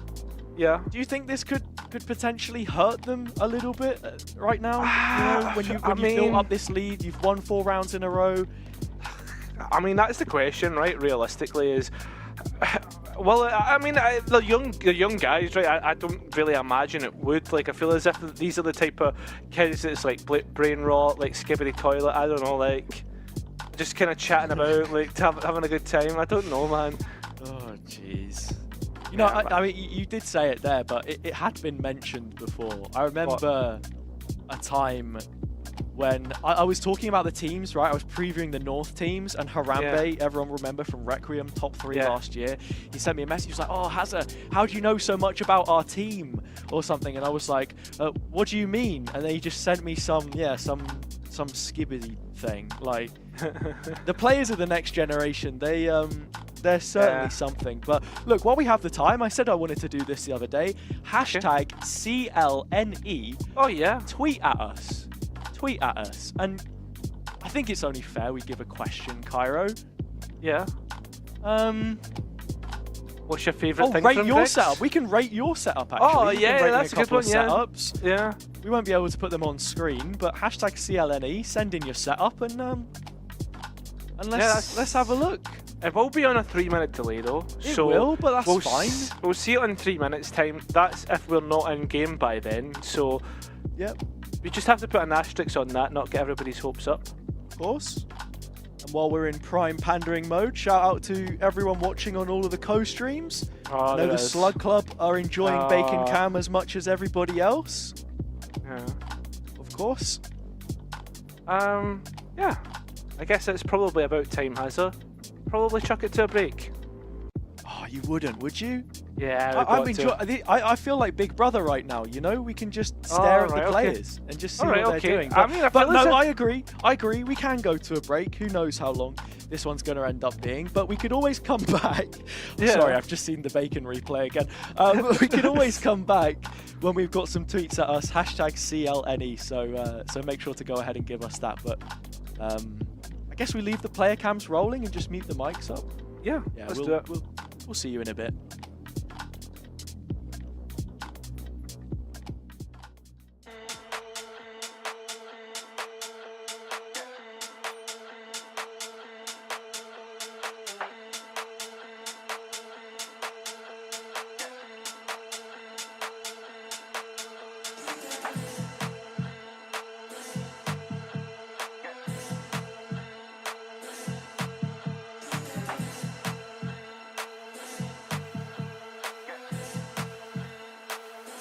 Got the best of me.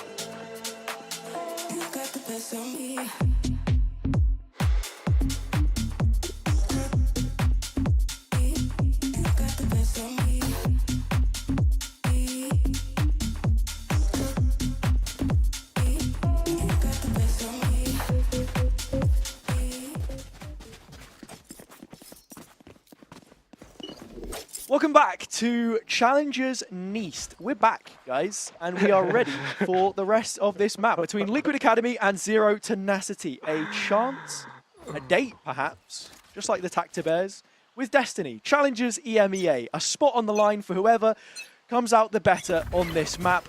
Liquid have won 4 in a row. Zero Tenacity with their timeout. They've got ults to play with. And after this extended pause, what kind of chaos can they create?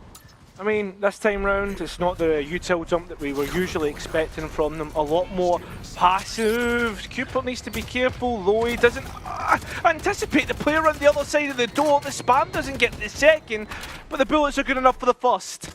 There's a lot of damage being done for Zero Tenacity here. Locating targets. Drone is down. Players then reveal towards that side of the map. Here is Ninja's op.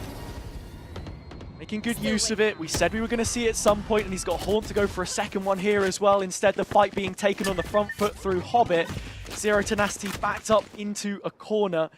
And with none of those ults to depend upon, so long as Grumek can't move himself any closer, Ninja's got to be looking at this repeat, which he will successfully be able to find the C's tether with. Pretty gets that kill.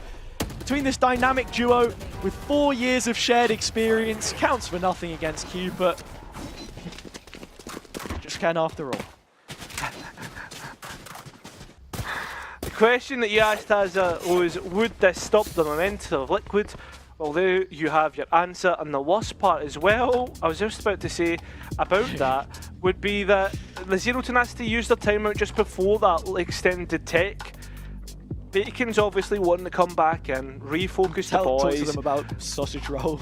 Yeah, maybe a steak bake, but depends on what meal deal he was going for. But they definitely, obviously, an idea about refocusing after that long extended tech pause. Yeah. I mean, I guess if Team Liquid Academy were talking about whatever it is they want to do next in the tech pause, Bacon has just had the full listening. Yeah. You know, like the uncensored voice comms type vibe. He's just had an idea, okay, what are we going to do here? We've just won the last round.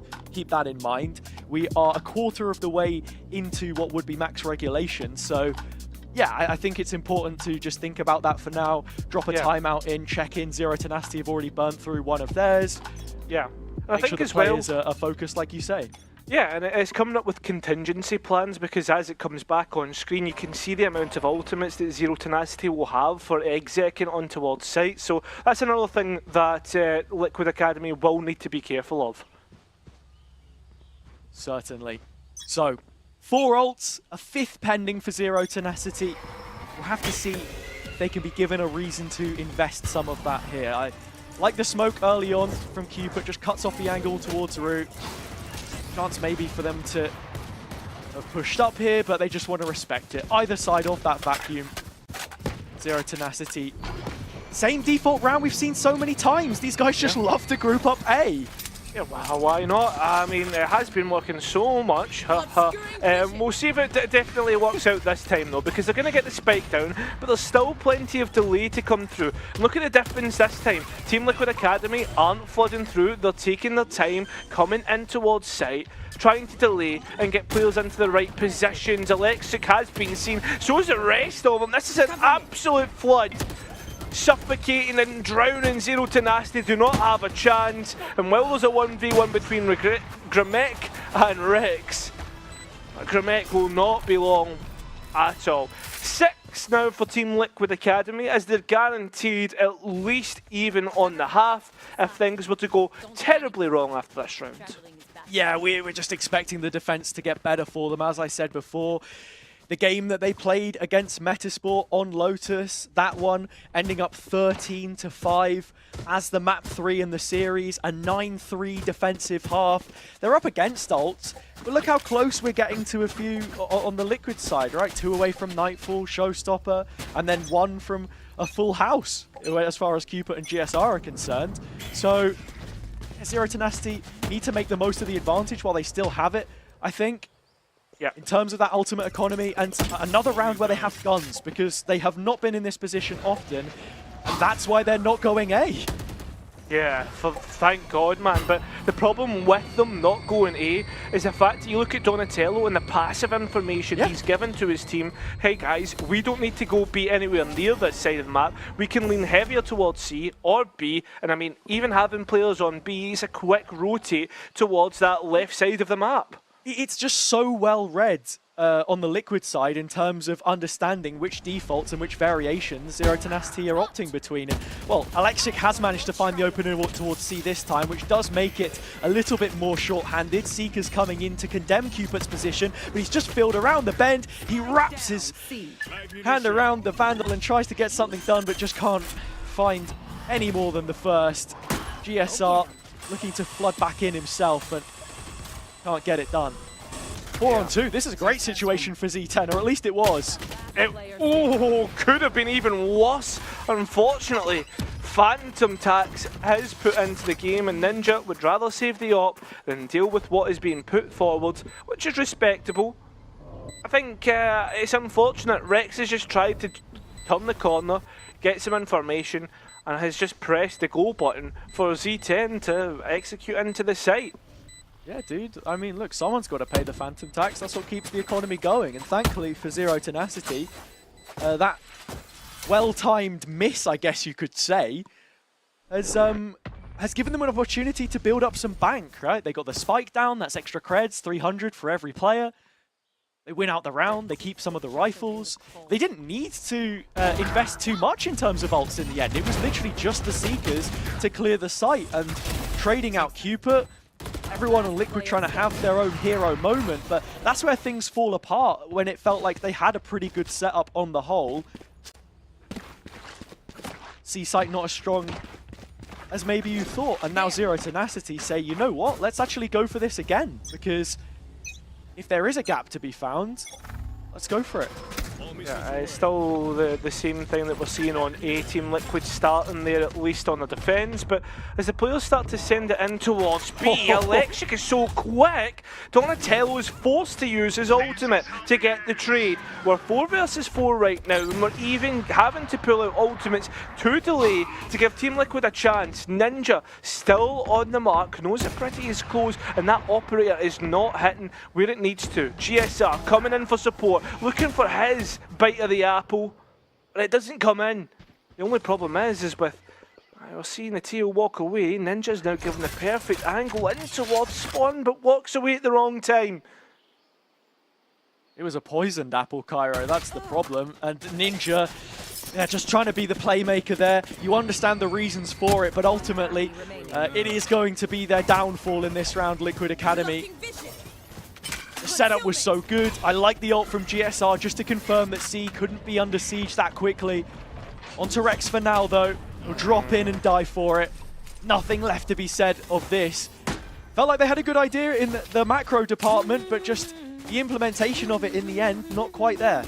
I mean, obviously we don't know what Bacon has seen, but I mean, he timed out at 5-1. They won the 6th, and then the next couple of rounds have been going Z10's way. Yeah. And the other thing that's going really well in terms of Zero Tenacity is how well they're spacing these ultimates right now. Oh yeah. Yeah, no, it's been amazing. They didn't need to use anything on the previous. It was the showstopper that went back against them actually from Donatello, and obviously the Armageddon from GSR. Quick B fake with just the duelist. Liquid did read that out, and that was why they set up well for the C exec. But as I said, can't help but feel they overplayed their hand just a little bit in that situation. Ninja now on B this time, haven't seen him here too often. One more kill and he has the Nightfall to maybe play back in towards A if needed, as that is the lighter setup of the 3 sites as it stands. The other one, of course, being Cupid, out on his lonesome in Mound, and he's got quite the target-rich environment to fight into. Yeah, he needs to be hot on the mouse here. There's plenty going to be sent his way, but he does have the TPs to get out and opts for them entirely. Doesn't want to have anything to be up, doesn't want to have anything to do with this. Armageddon being put in as well, but I mean, with all the utility put in, it's the second chance that he gets caught out. GSR is at least there to trade things through, and Donatello even helping out as well. Showstopper will put Zero Tenacity 1 player to the good, and perhaps 1 more as well as the operator introduces itself. Spike going down, another post plant where Zero Tenacity find themselves up in the player count. Yeah, welcome back to the Electric Show. It was only a matter of time before he could get things moving for Zero Tenacity again. This is going to be round number 4, and with that, the gap closed down to just 2. As I said, coming into this, it's a map which we'd seen them play a number of times and committed to playing this Tejo comp. And I don't want to be hypercritical, but I think even the ultimate that we saw used there gives a slight bit of space for Liquid to set up backside, and I thought that that little gap was enough for them to hold on, but just not quite making the most of the position. So Zero Tenacity doing enough. Closing that gap on down yet again, like I said. And for Liquid, they should just about be able to get a buy through here in the next. They've managed to hold on to the operator as well, and Ninja will let them know when the round ends. In terms of ultimates, they have been spaced very well for those last 3. You've still got a lockdown and a cosmic divide to use. The thing is if you're Team Liquid Academy, you're absolutely kicking yourself if you get into this halftime. Only at 6-6, right? So far in front. The ultimate cycle sure has maybe pushed things in Zero Tenacity's way, but there should be contingency plans, there should be thought processes there, and protocols which Team Liquid Academy can rely upon. They haven't worked out just yet, and now you can start to see the confidence start to build back up in this attack. Just early bit of info from Zero Tenacity towards A. That's all they've been using that side of the map right now as. A resource and a way to create pressure. You should run.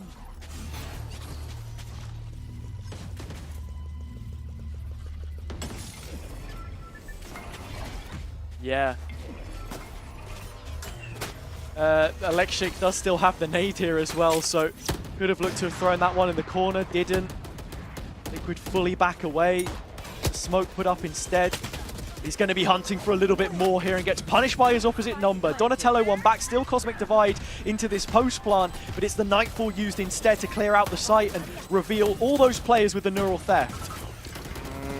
Cupid's still trying to dance with this angle, and well, all the utility being sent forward. It's MSH's rifle that's been doing so well. As this smoker off the crosshair was on the player, but Tyrex second guesses himself, and it'll be an easy defuse as the operator cannot hit the mark. Yeah, you can see when a man is defeated, and as soon as that crosshair moves away from the plant, he knew the game was up. Zero Tenacity will fall in this first half. 7-4 at the very least. Liquid keep their nose in front, but they want to maximize the advantage now. The attack side still, with their pockets lined, means that the op can be dropped for Alexic to maybe look for an early pick outside of C. They've not been peeking it, Liquid Academy. Cupid hanging on an off angle maybe and TPing out, but other than that,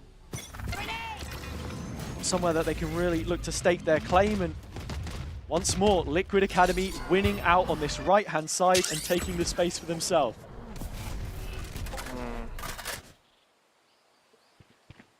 I like the aggressive smoke. I mean, even the drone just giving the info that Zero Tenacity are hung really far back in terms of this default. 100%. Ninja is known as they try to bring themselves back in. That's an old one. Can't break the Back in my day, you could shoot the birds. Not anymore. Not anymore. The only thing is, there won't be any more Ninja. That operator has been diffed by Alexic. As we were saying, that is his key piece. And Team Liquid are actually being drawn towards this C side of the map. Cooper, a little bit of info with the from the shadows, but it only puts him further away from the C site rotation. Saying that, quick pivot from Zero Tenacity. They had the space off the back of Pretty. Wall was set up for it. Head into post, and Liquid Academy won't get an idea until they see that spike flash up at the top of the HUD. They do now, and that's the call to action. Utility goes in, both the stun and the paranoia. Rocket off the end of it, and Donatello sets them on fire. Liquid Academy on spot, winning every single fight. Alexic the last one left from the 4v4, and only a single player will fall on the defender's side. The 8th round is as good as it gets, and good enough, I think it's fair to say. Yeah, that was very well played. Donatello really is lighting up the kill feed right now. And you can see that in terms of the scoreboard. We said it earlier, GSR is able to keep up his form moving in towards this last map. He isn't. But the good thing is the rest of the team are able to come and pick up the slack, and Donatello's doing well. Alexic not happy whatsoever. Yeah, I mean, Alexic, feel like on the player cams probably spent more time out of his seat than sat in it, whether he's doing exercises or just taking a breath, taking a moment not to tilt. Because this is someone who, as I said before, feels like feast or famine on that duel list, but this is where Zero Tenacity will be relying upon him heavily, and already are so when he has twice as many kills as the player in second place on the defender's side as the side swap over. 2 players here, one of them him. Can it be the difference maker because he's already being put under pressure? Certainly is. MSH goes right into Donatello's crosshair, and everybody's there to wipe any sort of defensive resistance. Spike can go down easily enough. As Pretty though has caught one player off guard as they try to get it into the prime position, the prime post plant. spot, Spike planted. and it's not going to work out. No, it's not. Pretty can't stop the pros-prompt positions. So he has to come back into the retake, not the pre-take. Yeah. He is with Tyrex. Man down, but head spotted. Ninja can't get it. Salvos flush them onto an angle where Liquid will be looking to punish, and it's given a window for GSR to cross. He takes the contact and in fact wins the fight, setting up the rest of Liquid Academy. And they are the ones schooling Zero Tenacity on this occasion. Another pistol in the bag. They've won so many this series. Yeah, and it's going to be such a deciding factor coming out of this series to see like what the difference would have been, right, with those pistols if they had gone the other way. But with that being said though, anti-eco to come through for double digits, it's going to make that gap, I feel like a chasm between the two teams. So we need to see the fight back from Zero Tenacity. As I will repeat once again, Challengers EMEA qualification on the line.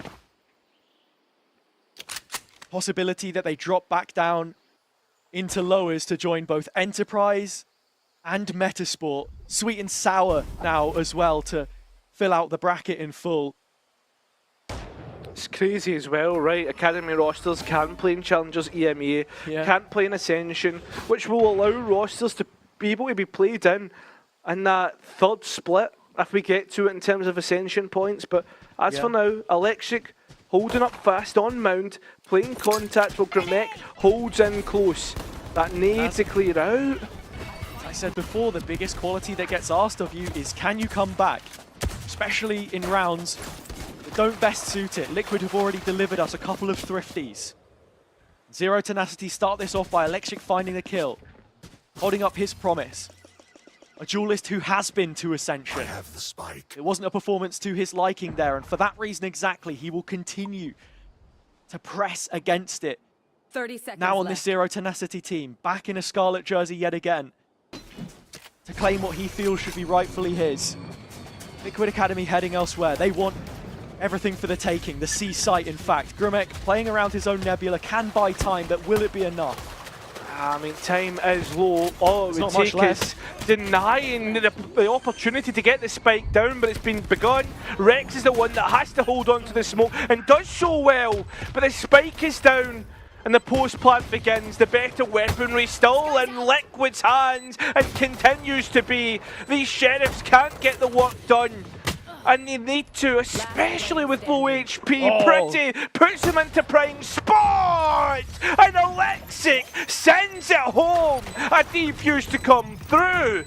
And an anti-eco denied! Fired over the line by his hand cannon 3 times over. Electric with the imprint on the round that you demanded of him. The thrifty, which Zero Tenacity demanded of their players. And so we get it. Bacon frustrated again, and you can understand the reasons why. That was Liquid's opportunity to move forward in this series and to reach double digits, put themselves within touching distance of that second Challengers EMEA spot. Mixed purchase on this offense, but again, this is one of those situations where you can cause a problem. It looks to be a B execute with Rex playing A late, but the difficulty is he's not going to get that space until late because Zero Tenacity will fight tooth and nail with their own util. 100%. In fact, he's not going to get a chance. He is gone. And that was the one purchase that you brought through. GSR immediately going to try and pick that up. But look at the delay that's coming through. Zero Tenacity not allowing anybody in. Not without at least a little bit of effort or a little bit of loss. It's coming through and the kill feed that loss. And you understand GSR's reason for acting of his own accord, but it just means that the team is that much more split up. Ninja will try his luck as well. It goes just the same as the rest. Flawless from Zero Tenacity. And in this story between the old guard of East and the new boys on the block, a first playoff match for the majority of this roster, with the exception of Rex and Ninja. You have to understand that this is Zero Tenacity's playground. Sure, they may not have made deep runs before. Gramek and Pretty dashed at the finish line by players like Electric. Well, now he's on their team, and he's shooting them through, and so is Tyrex. Missiles away. Well, this essentially becomes a bonus round for Zero Tenacity, has it? In terms of how the rounds fall.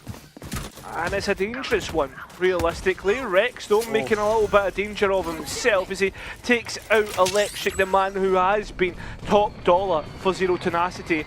And a lot of damage done to Gramek, who has to respect the push coming forward and allow for what you would assume to be the perfect plan, post-plant for Team Liquid. Yeah, regrowth there, gets his health back, 100 HP at the very least. Liquid with numbers.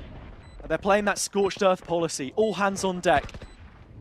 All 5 players on the site and the site itself. Finally the cage used to cross, so there's a little bit more cover towards Tree and they can play for this crossfire. It's heavy coming in from stairs and that will only benefit them. Oh, well, the players now, as they make their way in, are still losing. And oh my god, it's in Team Liquid. It's completely flipped. Cooper and Rex to hold on to backside, but remember, they're both low, and so is the time. Pretty needs to get a move on, or else it will all be done, and it'll be another Team Liquid round that seems to be double digits. There you have it. Get through it by the skin of their teeth in the end, Cairo. Like I was saying, Zero Tenacity going a little lighter on the push from upper. You had 3 players coming out from stairs. Liquid Academy already with backside control, and then that reposition from Rex's cage of him and Ninja to go Tree means that the crossfire was there. It did feel a little bit disjointed with some of the timing, but it was good enough in the end. That's most important.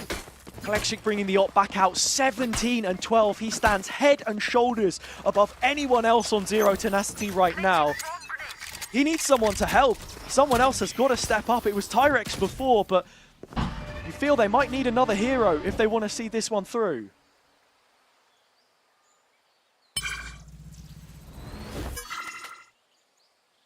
What did we say last night? Stand up and be counted. Well, it's time to be. The op for Electric still misses out the opportunity to get rid of Rex. And I mean, that's a position where Rex has fumbled a few times. But you've spotted Rex now, though, if you're Zero Tenacity. So you know that likely that would be the lurk. It's this drone from GSR that puts a bigger question on it, and you can see Pretty just considering a slight rotation from Waterfall, but he drops back on it. He stands on it as the in-game leader. Cupid with the spike cancels. Continuing to try and sell the idea from Liquid Academy that they're heading over towards A. But this is the standard C round. They're grouped up for it. They're ready to go, and Zero Tenacity there to greet them. Yeah, the delay's been absolutely spot on, as was that paranoia. But as they swing out, it's Rex that gets the first. Trades back and forth, but Team Liquid come out on top, and Spike to go down. Tyrex now trying to pose a different threat by coming through the door, and Alexix, the rocket, it doesn't hit. Now it's all up to the young gun to carry the team over the line, to get them closer to their opponents, but it just will not happen. 11 for Liquid, they are 1 away from map and series point. Oh, what does the purchase look like here from Zero Tenacity? You think that they're going to go for it with light shields, and Rex brings out the Outlaw. Or at least he was going to. I like the idea. A great opportunity to completely decimate this team. And yeah, he will opt for it in the end. But in terms of this round, I think the defense did a really good job to stack up the C site. They understood what was going on the map. Liquid continually feigning the idea that they would be over towards A. Same reclear with the drone. Here's Rex Outlaw. Can he just land one shot? No, it's a leg on Alexic. 6 HP, he gets out of trouble. Few times now that Rex has been isolated. Almost happened in the last round. Certainly happens here. And now Team Liquid go into this round with almost a complete post plant here with a person down. Yeah. But look at the tools for Zero Tenacity. Seekers and a Cosmic Divide, which could cut across Tree as well if they want to use it. It is just the first use rather than the latter. Donatello's brought his showstopper online and could just close the show here himself. Ninja also present. Man advantage for now. The Divide eventually comes in, and Liquid box to the site. MSH still though, and amongst the smoke, Gramek to come in here too. And you can see Donatello's looking to catch the players off guard. wanting to wait, but that's allowing time to tick away and Team Liquid to be put into the prime spot. Gramek now from up above, caught off guard. He's been lowered in the health count and it will not work out in his favour whatsoever. Trying to buy MSH time, space to come in. Gramek gets the first and they know that both players are in towards Tree. Have to get on the spike, but it's just a tap.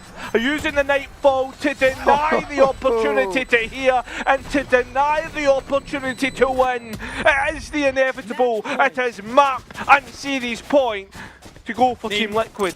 Yeah, Ninja with the drive-by at the end there as well. I was just wondering, dude, Gramek had a star that he could still have placed. He had his stun available. The gravity well wasn't there. He couldn't have used the pull, but at the very least you were thinking, okay, is this going to help MSH get out from stairs, maybe through that smoke which was being held? But it doesn't end up happening for them. Outlaw purchase from Rexstone was good on paper.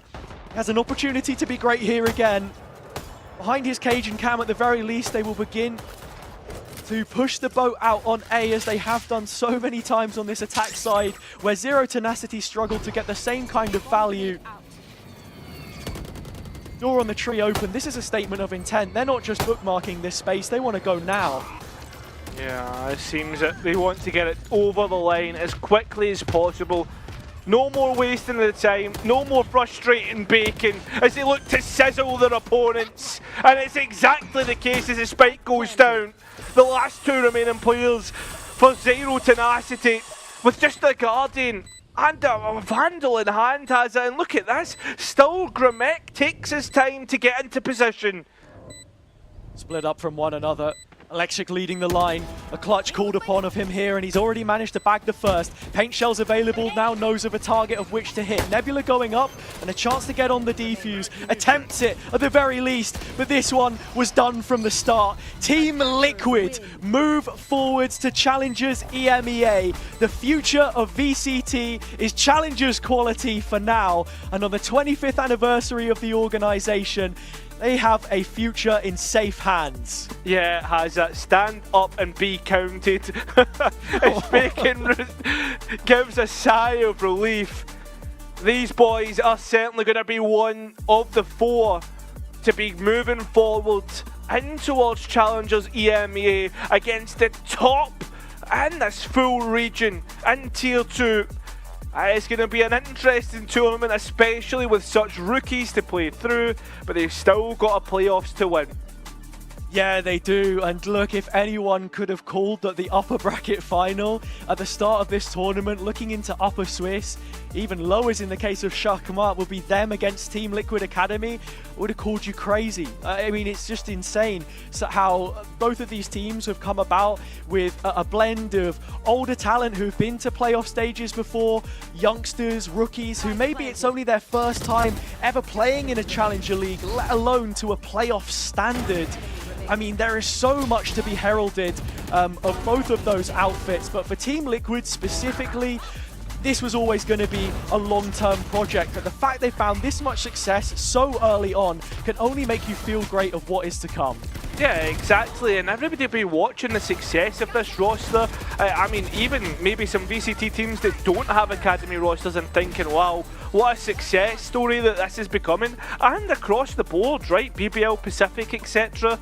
A lot of talent that is starting to come to fruition throughout all the regions, and I'm absolutely buzzing for Cooper, Bacon, everybody here, because they're showing up time and time again and proving the quality that is here. Yeah, I think you can only be happy for pretty much everyone performing on the Liquid side. Ninja included as well. I think someone who had a good performance on that map, who was unsigned the previous year as well, remember, with Chippy Chappers, as far as they managed to get an East, and has now landed on a roster which seemingly can prove themselves at a playoff level. And actually, on the opposite side, for Zero Tenacity, well, Electric is just as good of a player as you expect him to be. He won that grand final in the first stage against Chippy Chappers last year, but now has to look to the lower bracket, which is stacked, by the way, with quality, to keep making it through. And again, we have to ask of that same team performance from Zero Tenacity, because as good as different bits and pieces looked on Haven, it wasn't the full picture. We can get a look into that now with our interview coming up. We get to talk with Cupid again. Cupid, great to have you on here, man. I imagine that you'll be feeling good after the win. Walk me through it, man. What are the emotions? You've qualified for Challengers EMEA. And I can't hear him. Can't hear him. Hello? Does it work now? Hey, he's here. Hello. I was saying I wish I could be a bit happier, but I'm feeling sick. I'm just trying to get out of here, bro, and lay down. I've been feeling sick all day. I'm just trying to lay, sleep, enjoy my night. Yeah, well, we'll try and make this as quick as possible then for you to make it as painless as possible. But the question I've got to ask, like, how did it feel to go up against Zero Tenacity? A different opponent for you guys, a lot of experience on that roster.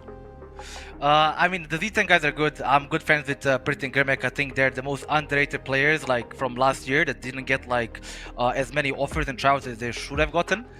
It was fun. It's a bit hard to adapt against them. I feel like they have a lot of individual players who make individual decisions, so it's a bit hard for us to anti, but we tried our best to, like, anti them. Worked out decent, but I'm so happy to play them, and I think we'll be playing them in Challengers as well. Yeah, I mean, we've seen you now use Teho on a couple of maps. We saw a first look at it on Haven. You've worked it into your Lotus. Is this something that you've been thinking about a lot, and was that the change that you wanted to make coming into this? Because, of course, it's a repeat matchup as well on that map specifically. Is that something you were thinking about? I'm seeing a smile. I mean, look, we are just changing comps all the time. As you said, it's a long-term project, which doesn't mean long-term in the sense of, like, we expect results later. What we mean by that is we are working now for the whole year and the next year for the young players. We're trying to teach them to be able to switch comps, be, like, creative, switch all the time. As you can see, GSR, like, can switch to Teho Breach in one day. If you look at it, like, last time we switched to Lotus, it was one day between our officials and we were able to make the switch. So we're just trying to improve the players long term, because I think Valorant should be played in this way, where you just switch up depending on who you're playing against. So for us, it's kind of like a little bit of an anti. Yeah, and as an IGL as well, just to kind of move on from that question, what's it like working with Bacon and you two coming up with, like, these different changes for the young players? Do you guys have like this aligned vision? Like, what's that like been for you? I mean, I've known Bacon for a while, so obviously, like, I scammed the org and got the job because of him, as you guys know on Twitter.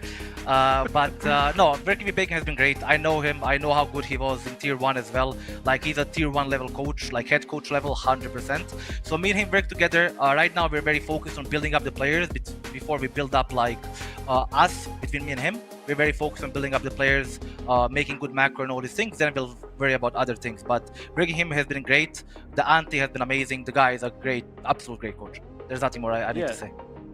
And what was it you were talking about in that tech pause? Well, because Bacon had a few frustrated moments today. Actually, you know, he was going through it in the coach slot. How do you guys keep yourself going then? Because obviously we were talking about God knows what. I mean, on our tech pause, we were just singing, making jokes, talking about, like, we were talking about, like, how this morning I went to physio and my back hurts and I got shocked, and we were saying, like, funny jokes, like shocked at my back, and, like, just a bunch of random stuff to, like, not get bored, because we have a bunch of kids. I can't say because there's a curse word, you know. So it's back on my something, you know. Keep it PG. Okay, man. Well, listen, don't want to keep you for too long if you're not feeling well, mate. So if you want to sign off the interview in any way possible, it's up to you. I mean, the only thing I want to say is I'm really grateful for the org for trusting me and Bacon to make this team, to make this talents and to build this talents. I'm really happy for the org and for Eamon, the manager. Like, super happy. I hope we can make them proud. And I want to shout out Sliggy. I don't know if he's still watching. I hope he is.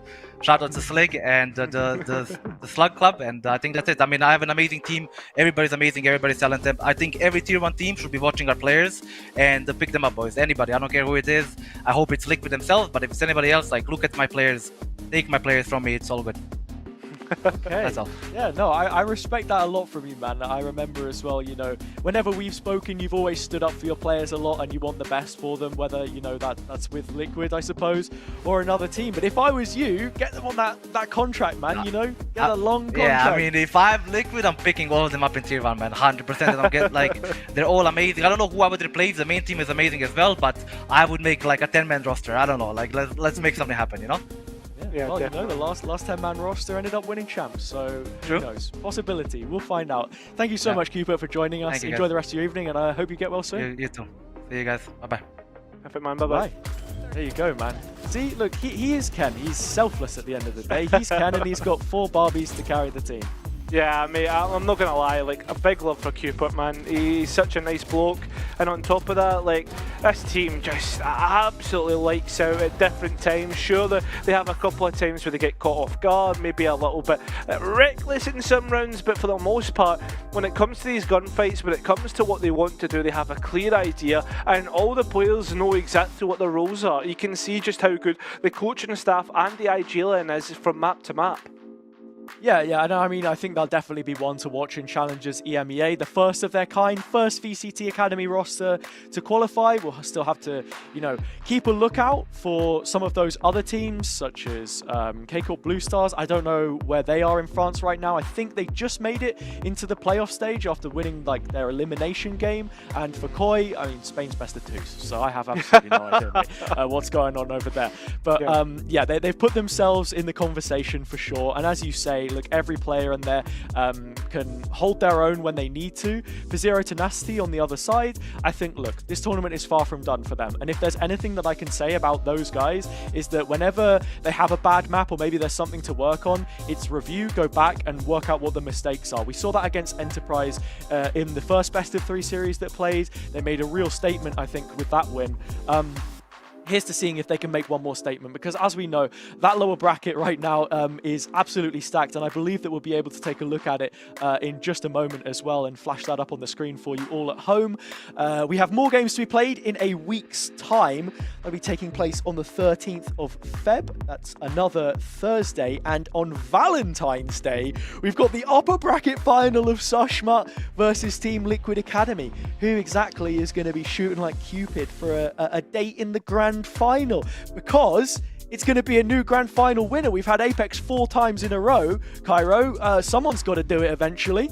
Yeah, thank the Lord, man. I'm fed up with saying, oh, congratulations to Apex. Finally, we can say congratulations to another team, and that's what I'm excited for, right? New winners, a new region, and new teams entirely. I mean, everybody that's come in so far has surprised. As you said, like, whoever those last 2 teams are to qualify into Challengers EMEA is definitely one to watch out for, because everybody looks insane. Everybody has their own problems. And we've got a full week of prac before we get there. Yeah, that we do. Shout out to everyone, of course. Watch partying along as well. Had a couple of people tweet at me, hashtag CLNE during the tech pause. Thank you all for keeping us entertained. Hunter, Sliggy, Liam was watching earlier as well. Look, man of the people, you got to give the guys their flowers, and here is the hashtag if you want to jump on it as well. CLNE, ValLeague_NE on Twitter, same as YouTube, and of course here, Valorant League_NE for Twitch. So make sure you get followed up. It's a week away from us, unfortunately, but when we return, the upper bracket final, more qualification games, we'll find out the final 2 teams for Challengers, and potentially the next team to lift the title and take that vacant throne for themselves. With Apex up in VCT, who knows who will be making the jump up next time? That's what we're waiting to find out, but it's been a great first stage and a great first playoff so far in Northeast. I've been HazardJC, once again joined alongside Cairo Cars. Thank you so much for watching, and we'll see you all very soon. But for now, good night. Good night.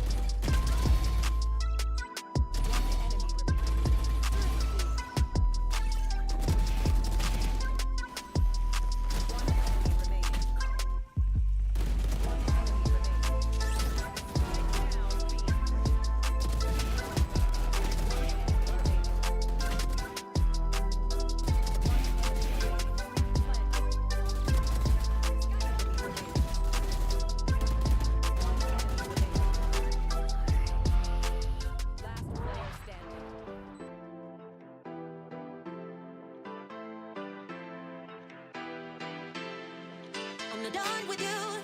I'm barely even started. I'm not done with you. I barely even started. I'm not done with you. I'm barely even started. And you won't even know what hit you when I'm done. I'm not done with you. I'm barely even started. I'm not done with you. I barely even started. I'm not done with you. I'm barely even started. And you won't even know what hit you when I'm done.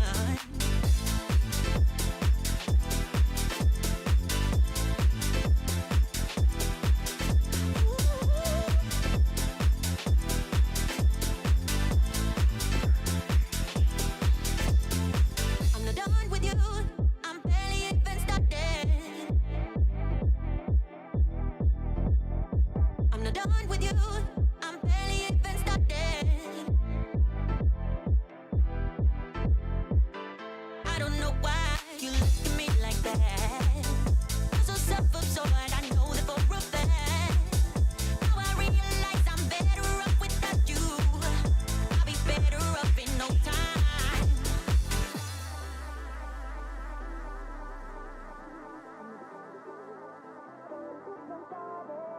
I'm not done with you.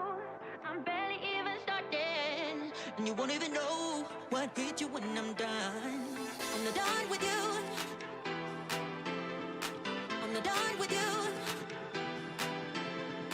I'm not done with you. I'm not done with you. I'm not done with you. I'm barely even started. I'm not done with you. I barely even started. I'm not done with you. I'm barely even started. And you won't even know what hit you when I'm done. I'm not done with you. I'm barely even started. I'm not done with you. I barely even started. I'm not done with you. I'm barely even started. And you won't even know what hit you when I'm done.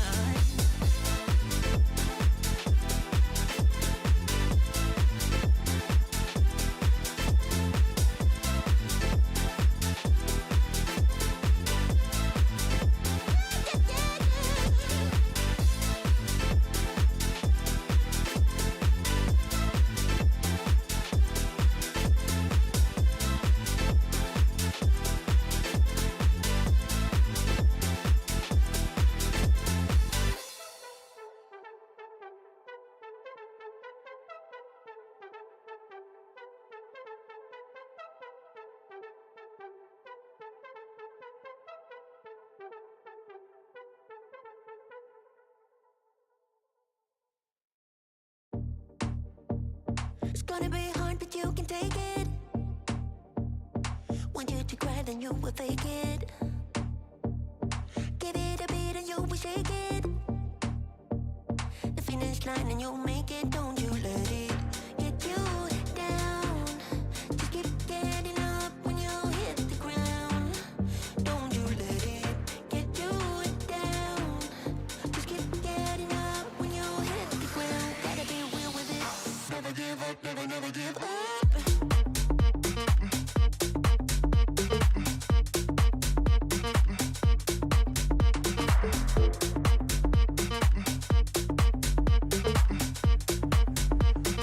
Never give up, never give up.